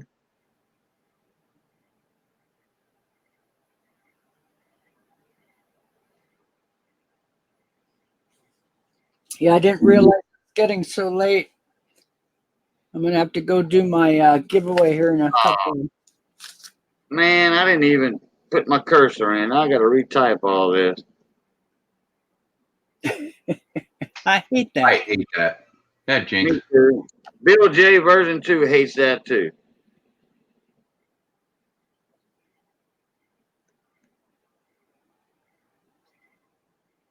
Okay. Boudreaux101 at gmail.com. That's it. All right. That's a PayPal address. If anybody's interested in a spot on that lovely coin, How much is the spot? $12 a spot. Andrew's coin. Andrew, he's done donated so much to the community, and he's in a spot right now. Excuse the pun, but his 4-wheel drive needs some parts. His truck, well, get around truck, but it's a 4-wheel drive, so he can get to his gold claims.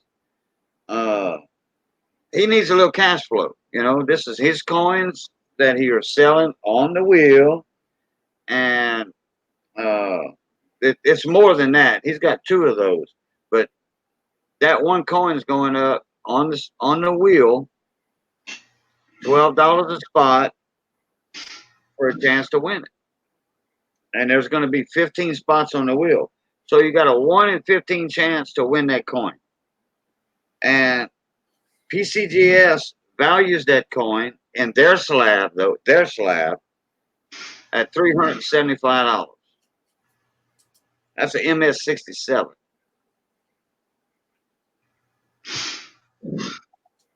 So, and by tomorrow, there's going to be 5 spots filled or 7 spots by tomorrow, because tomorrow's payday for a lot of people. So, and Andrew's done helped the coin community out so much by just giving the first lulls. Andrew was one of the first one to find the Denver lulls, and he's in Arizona, and he's giving them away to people. Hey, he said, look, hey, email me, y'all, email me, and I'll send y'all one. You know, actually, he was sending not just a W quarter, he was sending half-dollar die cracks, Kennedy half-dollar die cracks, and an extra Denver and all that, costing him shipping like $3 to ship. So, you know, yeah, Andrew's helped out the coin community a lot. Now he needs a little help. You know, his truck's broke down. So, yeah, you know, payback. Time for a little payback. And I don't mind helping him out by doing this on the wheel for him. He mailed me this. He shipped me this. It cost him money to ship me this. He's got some nice coins in here, too. Oh, here's one Dr. G might be interested in on the wheel later on. Let me present myself again. Dr. G, you might be interested in this one.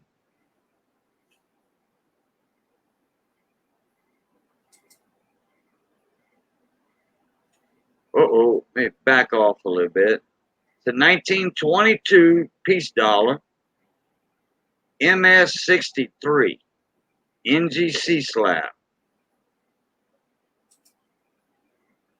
NGC. I haven't figured out what the spots on the wheel are yet, but that is a nice peace dollar right there. MS-63. And I know the Morgans are hard to get a high grade. Peace dollars usually get a little bit more grade than the Morgans, but if you get a 63 Morgan, you got something. That's a nice peace dollar right there, 1922 MS-63. That's going to go up on a wheel.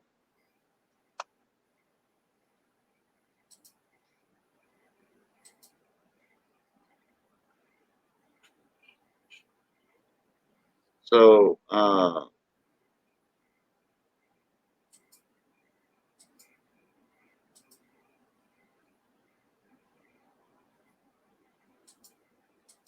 Dragon Can, you just poured a double face round with your logo on it? Oh, cool. 3 ounces. Very cool, Dragon King. That's right. Look, Dean up in Montana. He's gonna payday's tomorrow for him. Everybody's payday tomorrow, just about. Yeah, that peace dollar. I tell you what, that's a nice peace dollar right there. I'm looking at it, and I guarantee you that thing's every bit of 63.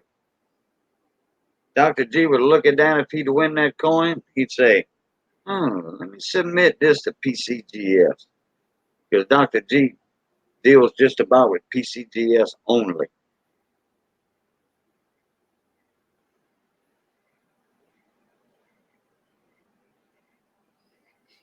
Well, Cajun, I think I'm gonna go. I need to go get do my giveaway for today. I've been slacking off. Yeah, actually, I've been streaming 5 hours and 13 minutes, so that's one of the longest silver wheels that I've had so far. One of them. I think I had one longer than this one. But yeah, go ahead and do your giveaway, and I'll jump up in there. I'll kill mine, and we'll all go do a Rich Cali raid, a Richie raid. Well, rather than kill your stream, why don't you hold off? Because I'm probably not going to stream very long. I'm probably just going to do the giveaway. So haven't been feeling good today, so I'm surprised I jumped up on yours for as long as I have. But yeah, I'm probably just going to do enough to give away 3 coins. And Yeah, then I'm just gonna go ahead and end mine anyway. You know, it's time for me to end mine. all right. Usually, I just let mine last an hour and a half. I let mine go maybe 2 hours, 2:10, something like that. You know, I just got so caught up with, you know, like you were saying this morning, like when Michael Kittle jumped in your stream,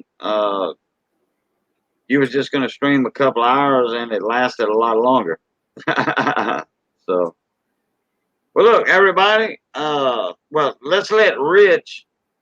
We'll let Rich get out of here and go set his stream up because it takes a couple of minutes to set a stream up, which I know all about that, believe me. And then when he comes up live, we'll go rate him. All righty. Thanks, Cajun. Yep, not a problem. All right. Talk to you guys later. Yep. Let's see, we got 15 in here now. We probably had 18. Somebody's already going to check out Rich Cali to see if he's live yet. So, Dr. G, I'll see you over there. Andrew, I see you at Rich's stream also. Dragon Ken, Oh, yeah, David I'll be. Carlisle. Dave's not here, man. Dean, Anthony, Quadzi. See. Oh, Scrapping, Hoarding, Tinkering, and Fun. Wow, I didn't see you in here. Sorry about that, bud. Jeep and John, he's probably not on break anymore. Still holding 15 people in here.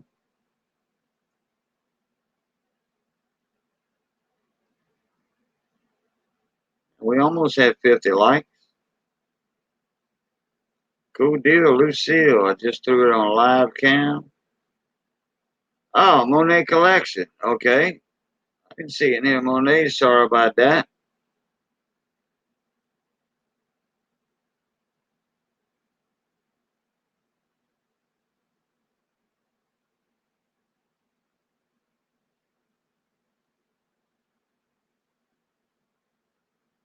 All right, now we're down to 12. All right, I'm killing this, y'all, and we're gonna see y'all over at Rich Cali stream. All right, everybody, we'll catch y'all. Pluta.